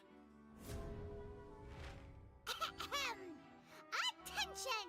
Aced it! When the countdown started, Linny did indeed go into the tunnel.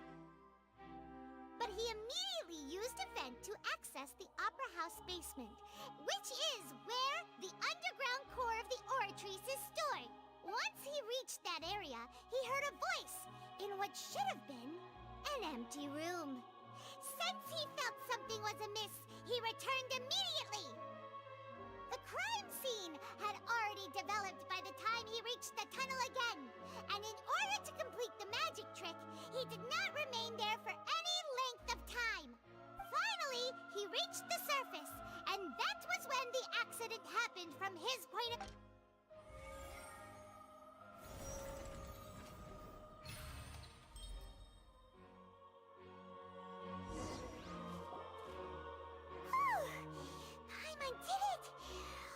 In other words, you believe that he knew nothing of the incident? That's right!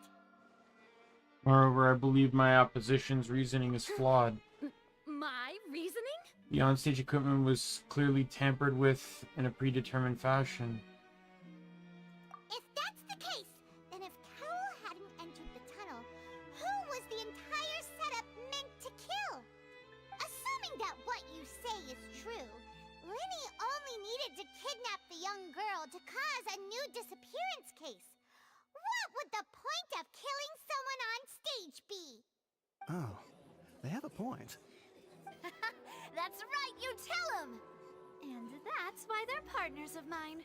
They've managed to turn Oh, things you're so around. cute. You're so... Well, your denial is very strident. I'll give you that.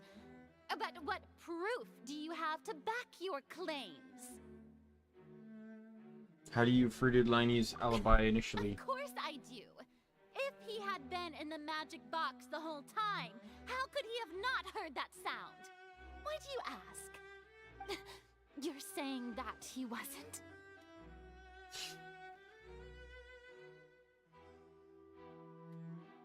Her claim has now become a critical clue.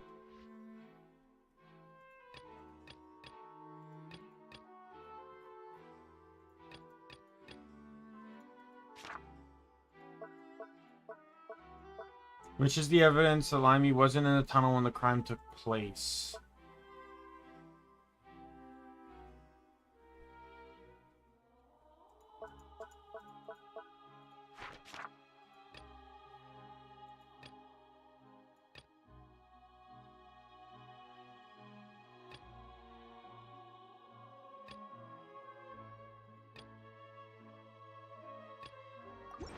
That's right! Linny wasn't in the box or in the tunnel. That's why he didn't hear anything strange during the performance. This means that when the crime happened, Linny had already entered the basement via the vent. The same clue you used to disprove his alibi has now become the best proof! How do you like that? Well played. To think you'd use such logic. Well then, if it wasn't Linny who committed the crimes, then who was it? The murder was... Select the gear icon in the interface to check the corresponding questions. Select answers and fill all the empty gears to verify the correctness of your deduction. If you made mistakes, you must make another selection from the remaining options. Once you have answered all the questions correctly, you can complete this logic chain. Guard's investigation report indicates that fireworks released near the end of the show ignited and burned through the rope suspension or rope suspending the water tank above the stage. This caused the water tank to fall and kill Caldwell in the box below. Liney is no longer under suspicion. The only other members of the troupe would have been able to tamper with the props. Liney gave the detailed account of how the tricks was supposed to work. By using a box inside a box, the idea was for the box containing the audience member to be transported across via a tunnel underneath, and Liney himself would use this tunnel to get to the other side. Having changed her outfit, Lynette and her assistant would take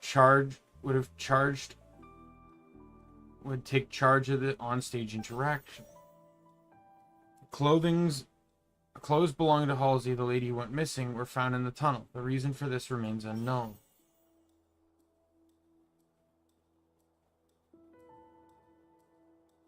Could there have been a third person involved? Halsey is the missing person and an ordinary audience member.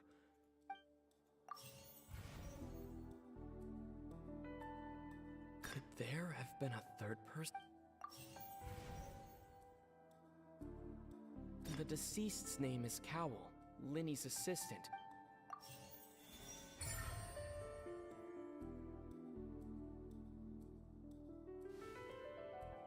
Huh? That can't be right. Are you serious? The killer was, in fact, Cowell, the deceased! Oh, is that so? How interesting! Let's hear your reasoning then. What I must do next is recreate the truth. What Cowell did, and how he went from would-be perpetrator to victim.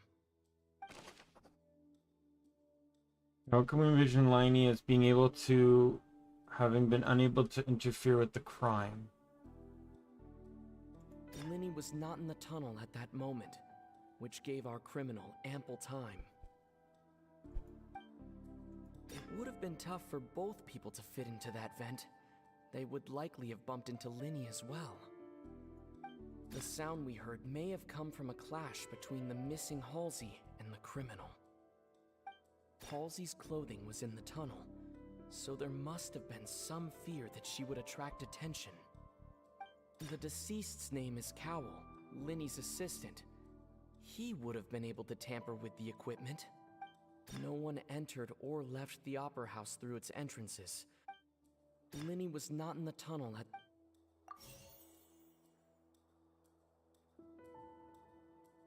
The sound we heard may have... Halsey's clothing was in the tunnel. The deceased's name is Cowell.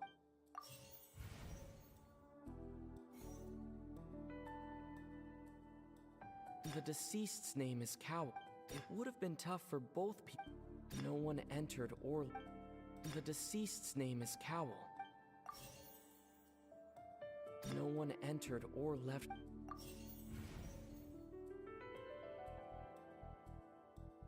Halsey's clothing was in...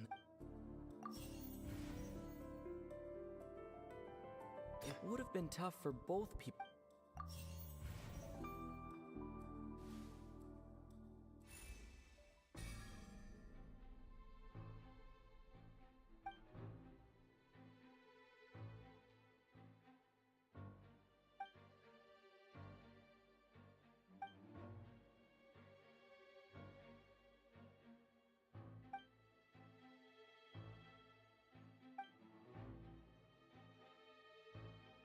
What's wrong, Traveler? Are you still having trouble? I see how it is. So Look, since we're at a dead end, just like the trick as it transpired, the end result must have been utterly different from the magician's initial design. If only we knew how Halsey disappeared. Well, that would be nice, but the tunnel only has 3 exits, and none of them seem very loud. It's not like this is a magic trick where you can just make a Could it have been the water? Excuse my interruption, dear opponents, but do you not see that the crowd is growing impatient? There is no greater sin in this opera house than an awkward delay in the performance.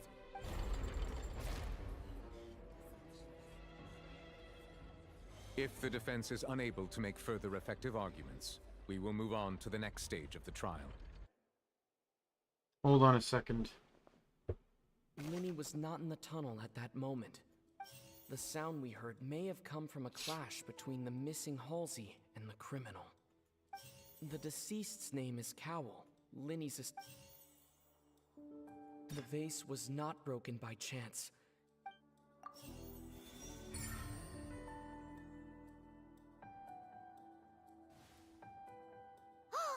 Paimon gets it! It all comes together if Halsey disappeared instead of being kidnapped. Lynette escaped from the water tank, vanishing gradually and leaving only clothes behind. If there's a similar method where a Oh, just a moment, please. How could a person ever be transformed into water? This is reality we're talking about. I request that we examine Cromwell's personal effects. You might find something there. So I'm really invested in this. I should think that of anyone. Your friend Linny already knows this truth very well.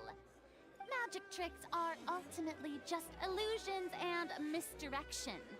But Halsey's disappearance is very real.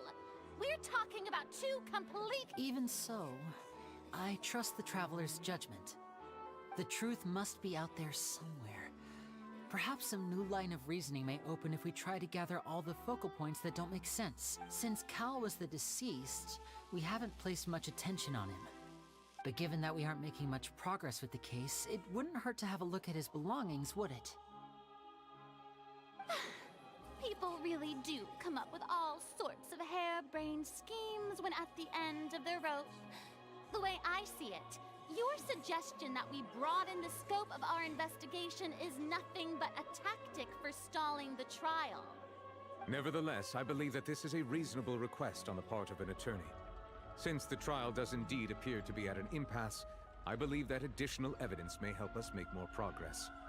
Guards, please step into the lounge and examine the personal effects of the deceased, Cowell. We are still examining the items, but we have already made critical progress that we feel must be shared with everyone post-haste. We discovered several test tubes of fluid within Cowell's baggage, each labeled separately. The notebook in his backpack claims that these fluids are... water from the primordial sea. The primordial sea? The note's contents also indicate that Cowell belonged to an organization that sells illegal drugs and that he had an accomplice. The notebook has many entries concerning safe usage of these fluids, in which the keyword dissolve appears many times. One of these tubes was labeled Opera Epiclese, along with yesterday's date. It is empty. The notes also state that these dissolution properties work exclusively on people from Fontaine. It's likely that Halsey was chosen as some sort of test subject. As such, we believe that the defense's hypothesis is, in fact, supported by sufficient evidence. You've got to be kidding! People dissolving into water? Could something so ridiculous actually be true? Wait a moment. This reminds me of a certain prophecy, but it's just a coincidence, isn't it? Huh. If people can become water, does that mean that the water tank's real use was as a means to hide water stains? And if Cowell was targeting that girl... Wait just a minute. Could that mean... You two, with me, quick! Demoiselle, wait! What about your partners? Let's go. Just trust me. Order! Order! It is undeniable that further examination of the deceased's personal effects has yielded some surprising results, but we cannot yet verify the veracity of these clues. Still, let us assume that these clues are indeed authentic, albeit with the understanding that Ms. Halsey has yet to be found. Guards, please continue examining the items along these lines. Mr. Linney, it appears your hypothesis is supported by the evidence, so please continue speaking. Of course. Thank you, Your Honor. If we uphold this hypothesis, I believe that many of this case's seemingly unrelated clues can be connected together. Right! Like the metal hook! That one didn't make sense at all. Let's think about this. Cowell's methods must have something to do with that water from the primordial sea.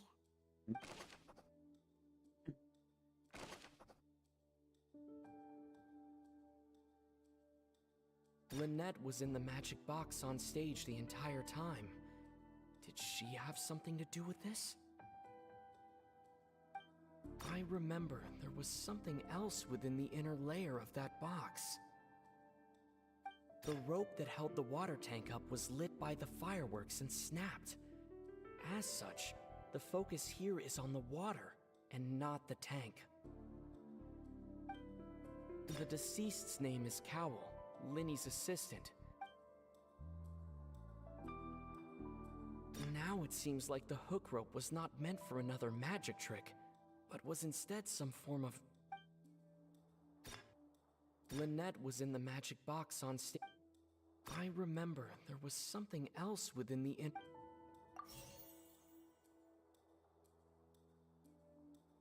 Now it seems like the hook rope was... The deceased's name is Cowell. The water from the primordial sea Okay, well I got the hook right. The rope that held the water The deceased's name is Cowell. Lynette was in the magic box on stage. I remember there was The deceased's name is Cowell. The rope that held the water tank.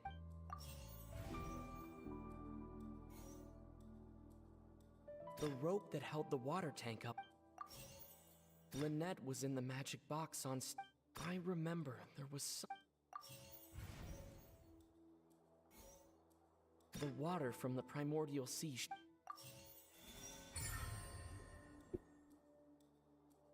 I knew Lynette would have nothing to do with it. That's how I knew she wouldn't be involved.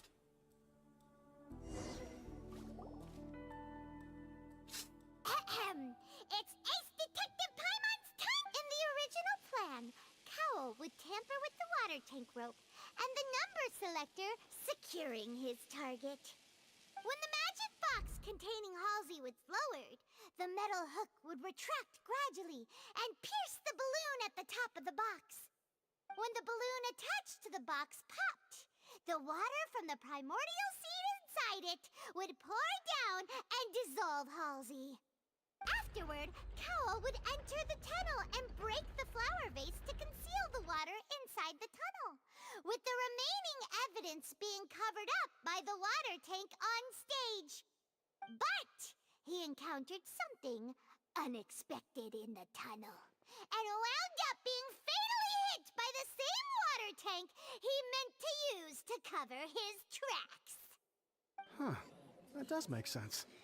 That actually links together a lot of the more confusing pieces of evidence.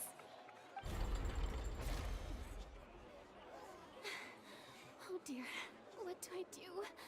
Even I think they sound convincing now. Have I falsely accused an innocent person? What a humiliation. Now, it seems like the only point of contention remaining is the exact circumstances that led to Cal's death. His notes mentioned he had an accomplice who could be related to the situation. On that note, the guards have just contacted me indicating that they uncovered new evidence. I shall now invite him on stage to share it with us. Thank you, Your Honor. We were just inspecting the luggage of the other people involved in this case. And we found an identical sample of the water from the primordial sea among Linny's personal effects. What? That can't be. Oh, I see. Well, how wonderfully comedic to have your own counterattack only to come back and wound you. Does this not clear all doubt? My dear citizens, my loyal audience, allow me to present my reasoning and bring this performance to a Linny did not need to take part in the dissolution of the young woman at all. Indeed, he did leave the scene via the vent.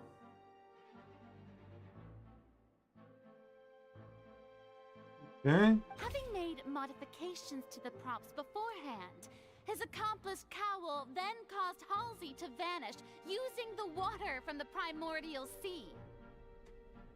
But upon his return, in cruel avarice, Linny desired sole credit and prepared to do away with his partner in crime. Ultimately, he knocked Cowell out, and the tool meant to cover the crime up also became a murder weapon. Now, as much as I regret... Am I right? We've used up all the evidence we collected. There's no way for us to make... Is this the end of the road? Oh no! Seems using the water as new evidence was too good a move. I think we've all seen enough. I believe this is indeed... Now then, my good, noble Chief Justice. Excuse me, everyone, but I must interject.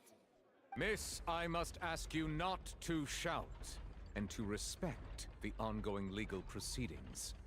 Oh, come on. Don't be hasty. I have a good reason for interrupting, you know. Now, would anyone here like to take a little break from all this to... I'll show you an amazing trick. One that can bring a young woman who has disappeared back in the flesh, right before your very eyes. What in the world is she saying? No offense, miss, but miracles like that are beyond my scope as a magician. Come on now, don't be silly. Magic is all about misdirection, isn't it? It often conceals the truth while presenting a fascinating illusion. But once everyone believes the illusion, can't magic reveal the truth to them once again? And wouldn't such a trick be the most marvelous finale to today's performance? Come on, Lenny and Lynette, give it another go. Don't, but as the magic makers and stars of the show, I understand.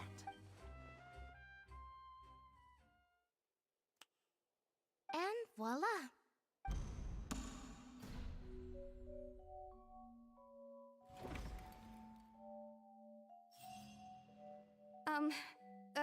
Sorry for the interruption. Wait, isn't that Halsey?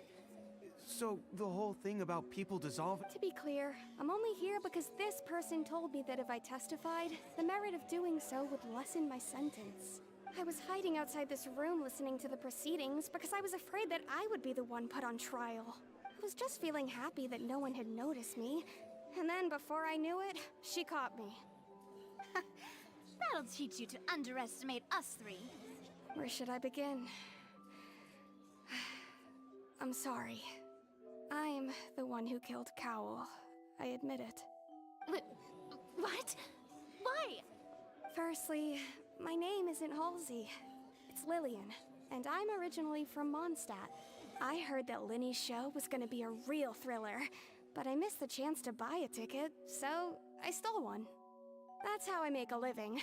I steal stuff here and there, and I'd never been caught before. But I was noticed at the harbor a few days ago, and I barely got away. Linny was the one who caught me in the act. Hey, no wonder you look familiar. Liddy even mentioned that you were pretty skilled. Well, and I thought that would have been the end of it, but then the number selector chose me. He even mentioned the Fortress of Meripede. That's a prison, isn't it? So you can imagine how shocked I was. I thought he was onto me for sure. So I played along with the show while looking for an opening to flee, but then I got water poured on me for no reason, and then someone jumped into the tunnel to nab me. I wasn't going to take that lying down, so I knocked him out and stuffed him into the box. There was nowhere to run from there, though, so I had to change my clothes and hide in a box containing performance costumes. I slipped out after the first guard arrived at the scene and continued hiding inside the opera house. Can a person even hide in there? They're a practice hand at concealment, probably. A professional thief could make it But work. I swear, I didn't know that the water tank would fall down. Really, I swear it. Had I known that, I wouldn't have put him in the magic box. I may be a thief, but I'm no killer. Well, that makes everything pretty clear now, doesn't it? Time to refute the Hydro Archon's previous reasoning. We need to tell the entire story from Lily-Ann's perspective.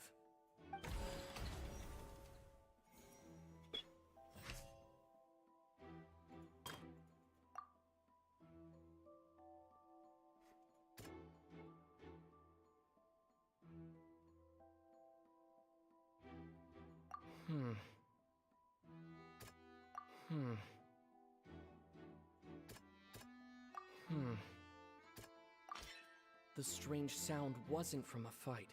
It was Lily-Ann's attempt to break out when she was frightened.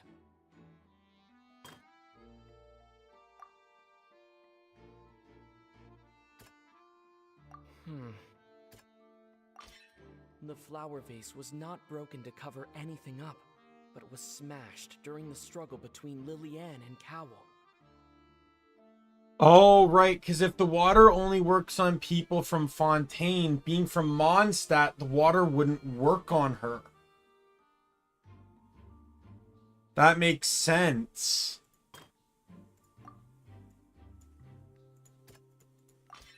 Lily-Ann was afraid that she would be recognized if she left, so she changed clothes and hid. And it's Ace Detective Paimon time! My headphones are dying, and I really don't want them to die.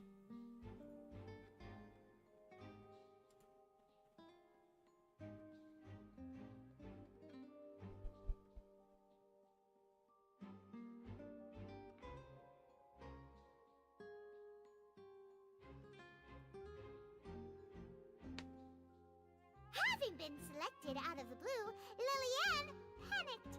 Her panic only intensified after she entered the tunnel, and hearing the commotion, Cowell leapt into the tunnel, only to discover that Lily-Ann had not dissolved. He did not know that Lily-Ann was not from Fontaine, but was a thief who made her way in by stealing a ticket.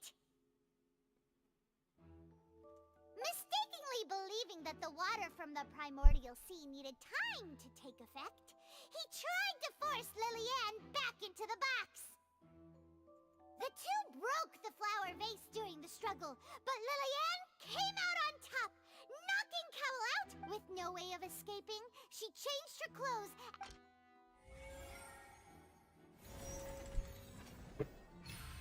What a case. So many ups and downs.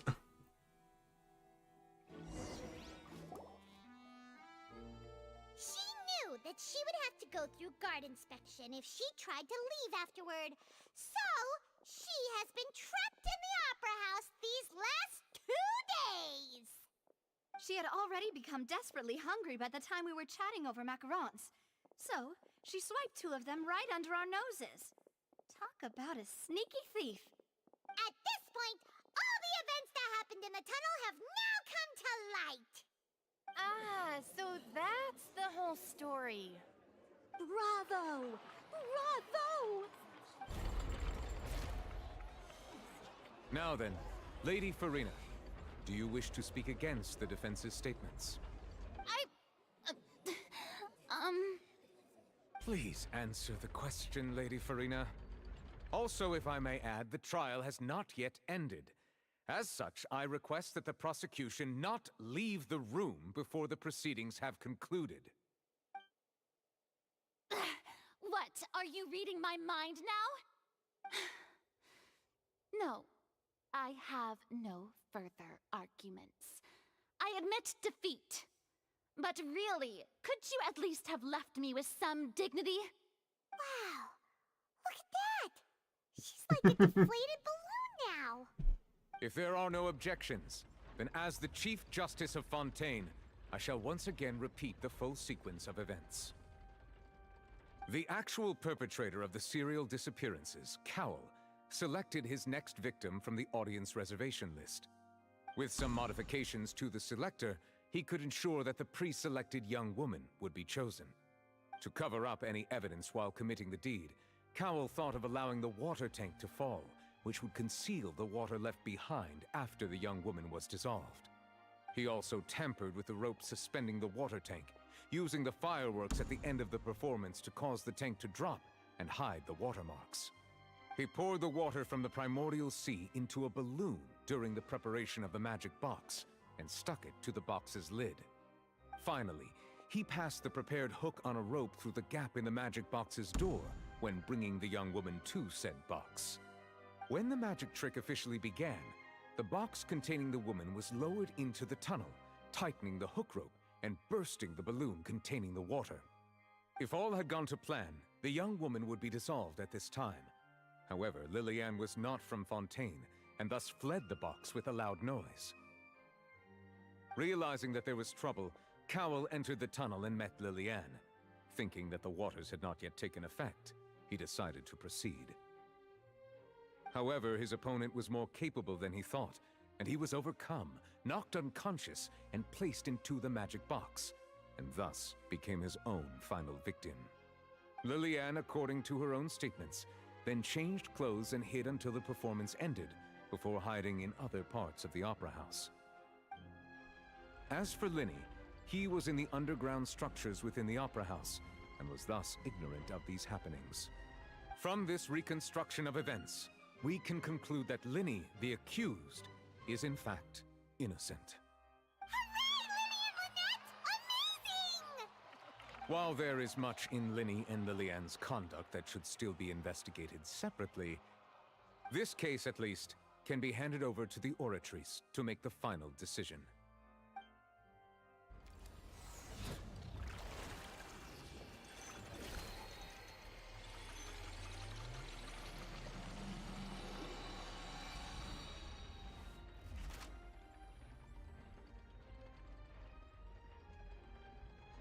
As such, Linny and Lynette are officially declared not guilty.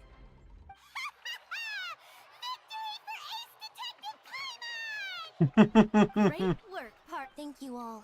Thank you so much. Next, I think we deserve an explanation, Guard Vaughn. How did you find the water from the primordial sea in Linny's baggage? Right! Your discovery caused me to make a serious mistake, you know. Or was that not a discovery? I suspect that the accomplice mentioned in Cowell's notes was not Linny, but you, yes? I'm sure you know what you must do to lessen your sentence. Speak quickly! Unless you want to earn yourself a one-way ticket to Coupon Town. What is I Coupon was just Town? following orders. We were supposed to place blame for the serial disappearances onto Linny, and thus cause suspicion to fall on the Fatui. The higher-ups said this was the best opportunity to do so. And now that your plan has fallen through, and the secrets of the water have been revealed, you have become a liability to said higher-ups, yes? Therefore, you would be wise to tell everything you know, and seek the protection of the guards. Yes, I'll tell you everything I know. Our boss discovered that the water can cause people to dissolve. It can also be made into a potion, which when extremely diluted, can cause people to experience unforgettable exhilaration. We've been in this business for a while now, and have made decent more off it. The disappearances were also the boss's idea. I mean, this is the boss we're talking about. The...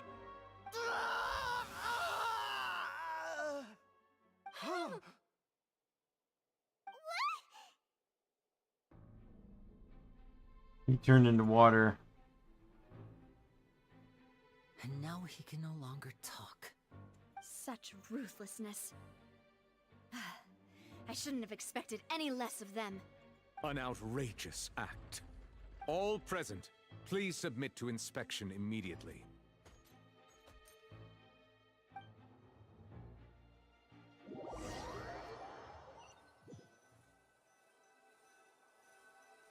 Bet you anything, it was probably someone in the rafters. So, we're just going back now?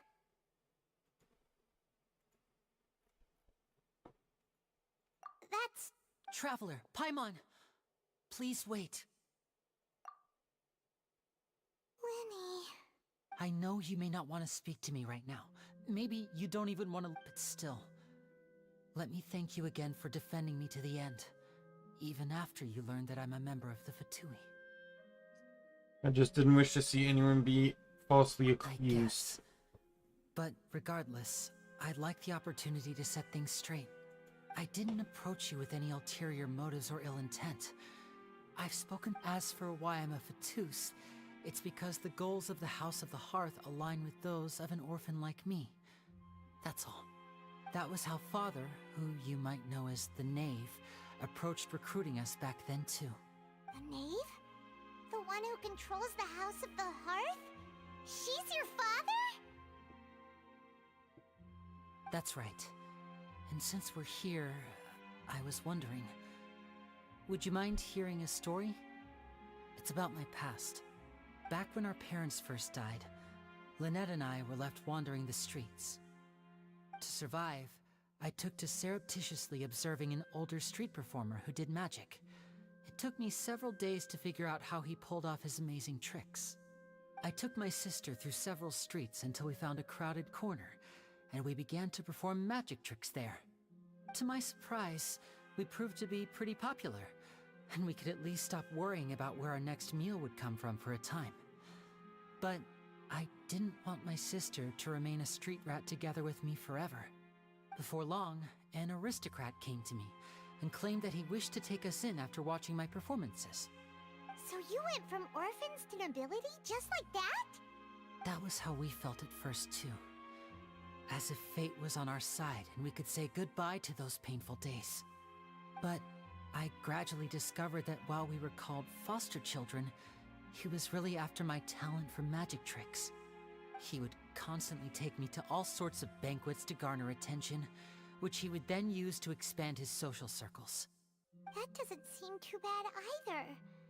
Better than roaming the streets at any rate. It took a while for me to realize just how dark his heart really was.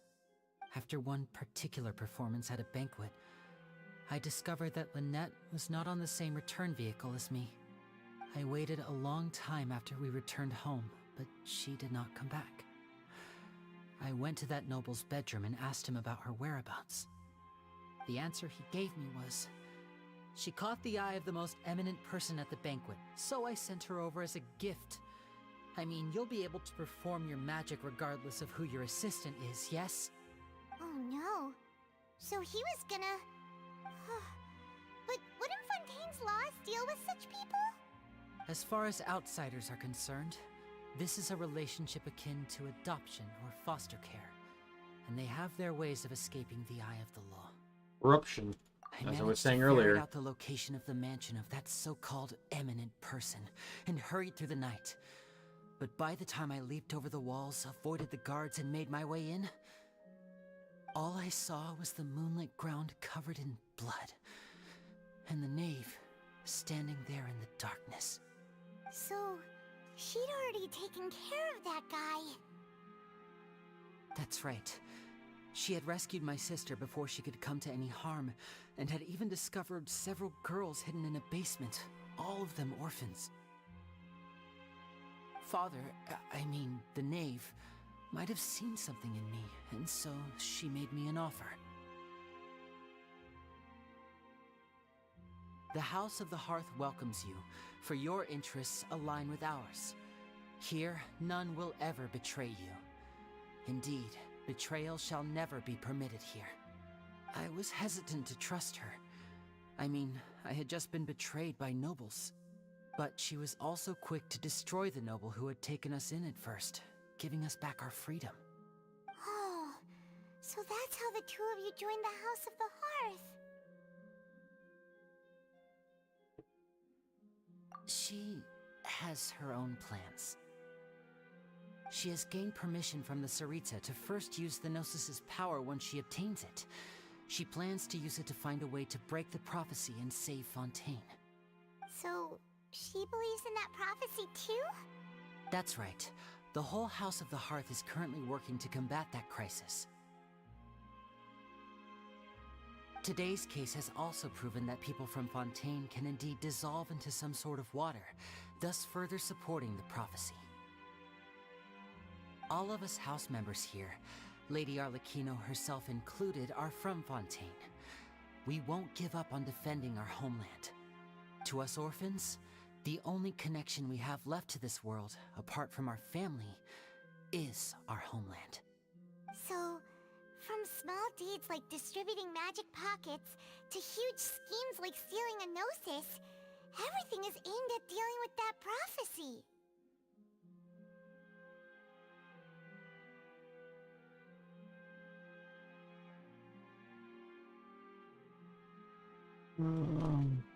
It's all right.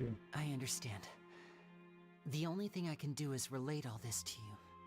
I just hope you can understand. Are we giving that Child even as his a member vision of the back house, this I have this never episode? Like, is stopped he gonna making my walk own in decisions, and that I believe what and then I'm ask doing for is it back, right. and they're gonna meet him? If you should need anything at all in the future, feel free to find me. I will do my best to help you, as plain Linny.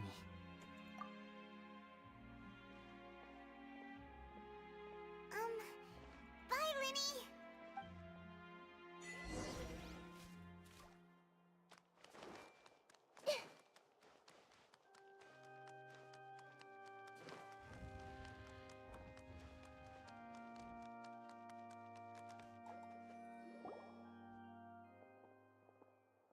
Yeah, you are beautiful. Hey there. What was with the disappearing act you pulled right as the trial ended? Were you looking for us, Navia? Well, this whole thing isn't exactly over, is it? I do feel that we're getting closer to solving the serial disappearances case, though. Don't you think so? Huh? What's wrong, my dear partner?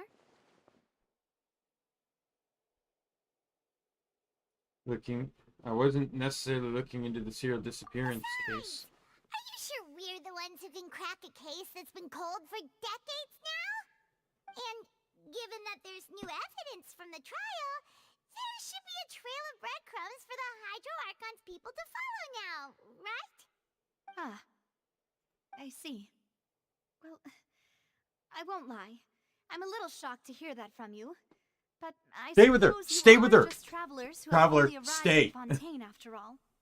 Sorry, I might have been too presumptuous. Don't say that, Navia. Ah, and we were having so much fun investigating with you, too. It was like having new waters flowing into a stagnant mire, causing new hope to spring forth, and the reflection of the murk to become clearer. Sorry about that. She's too beautiful to let go. Come on. Don't mind me. Wait, shall we have a farewell meal? You know, to commemorate our time as partners? Huh? Do we really need to get that formal? Well, I'd just like to have a proper ending to every important memory. That way there are no regrets later. Anyway, it would There won't just be a regrets, meal, because so when it you're shouldn't take up wishable, too I'm much going of your for you. time.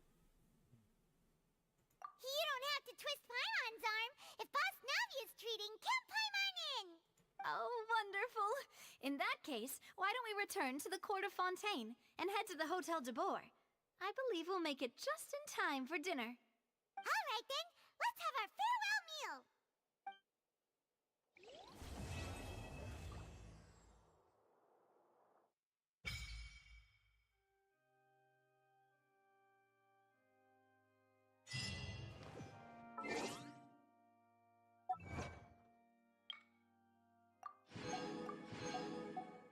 So does that mean I can do like dailies here now, or?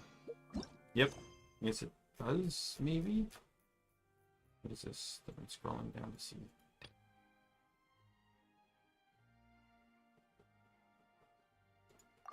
Something on your mind again?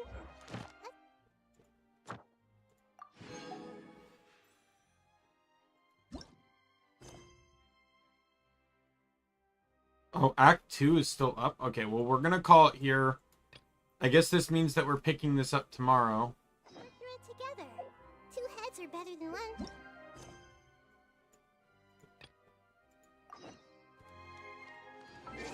Because that was a lot of time.